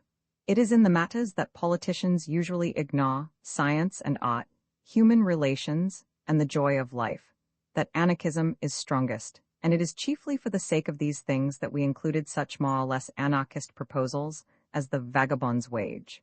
It is by its effects outside economics and politics, at least as much as by effects inside them, that a social system should be judged. And if socialism ever comes, it is only likely to prove beneficent if non-economic goods are valued and consciously pursued. The world that we must seek is a world in which the creative spirit is alive, in which life is an adventure full of joy and hope, based rather upon the impulse to construct than upon the desire to retain what we possess or to seize what is possessed by others. It must be a world in which affection has free play, in which love is purged of the instinct for domination, in which cruelty and envy have been dispelled by happiness and the unfettered development of all the instincts that build up life and fill it with mental delights. Such a world is possible. It waits only for men to wish to create it. Meantime, the world in which we exist has other aims, but it will pass away, burned up in the fire of its own hot passions, and from its ashes will spring a new and younger world, full of fresh hope, with the light of morning in its eyes,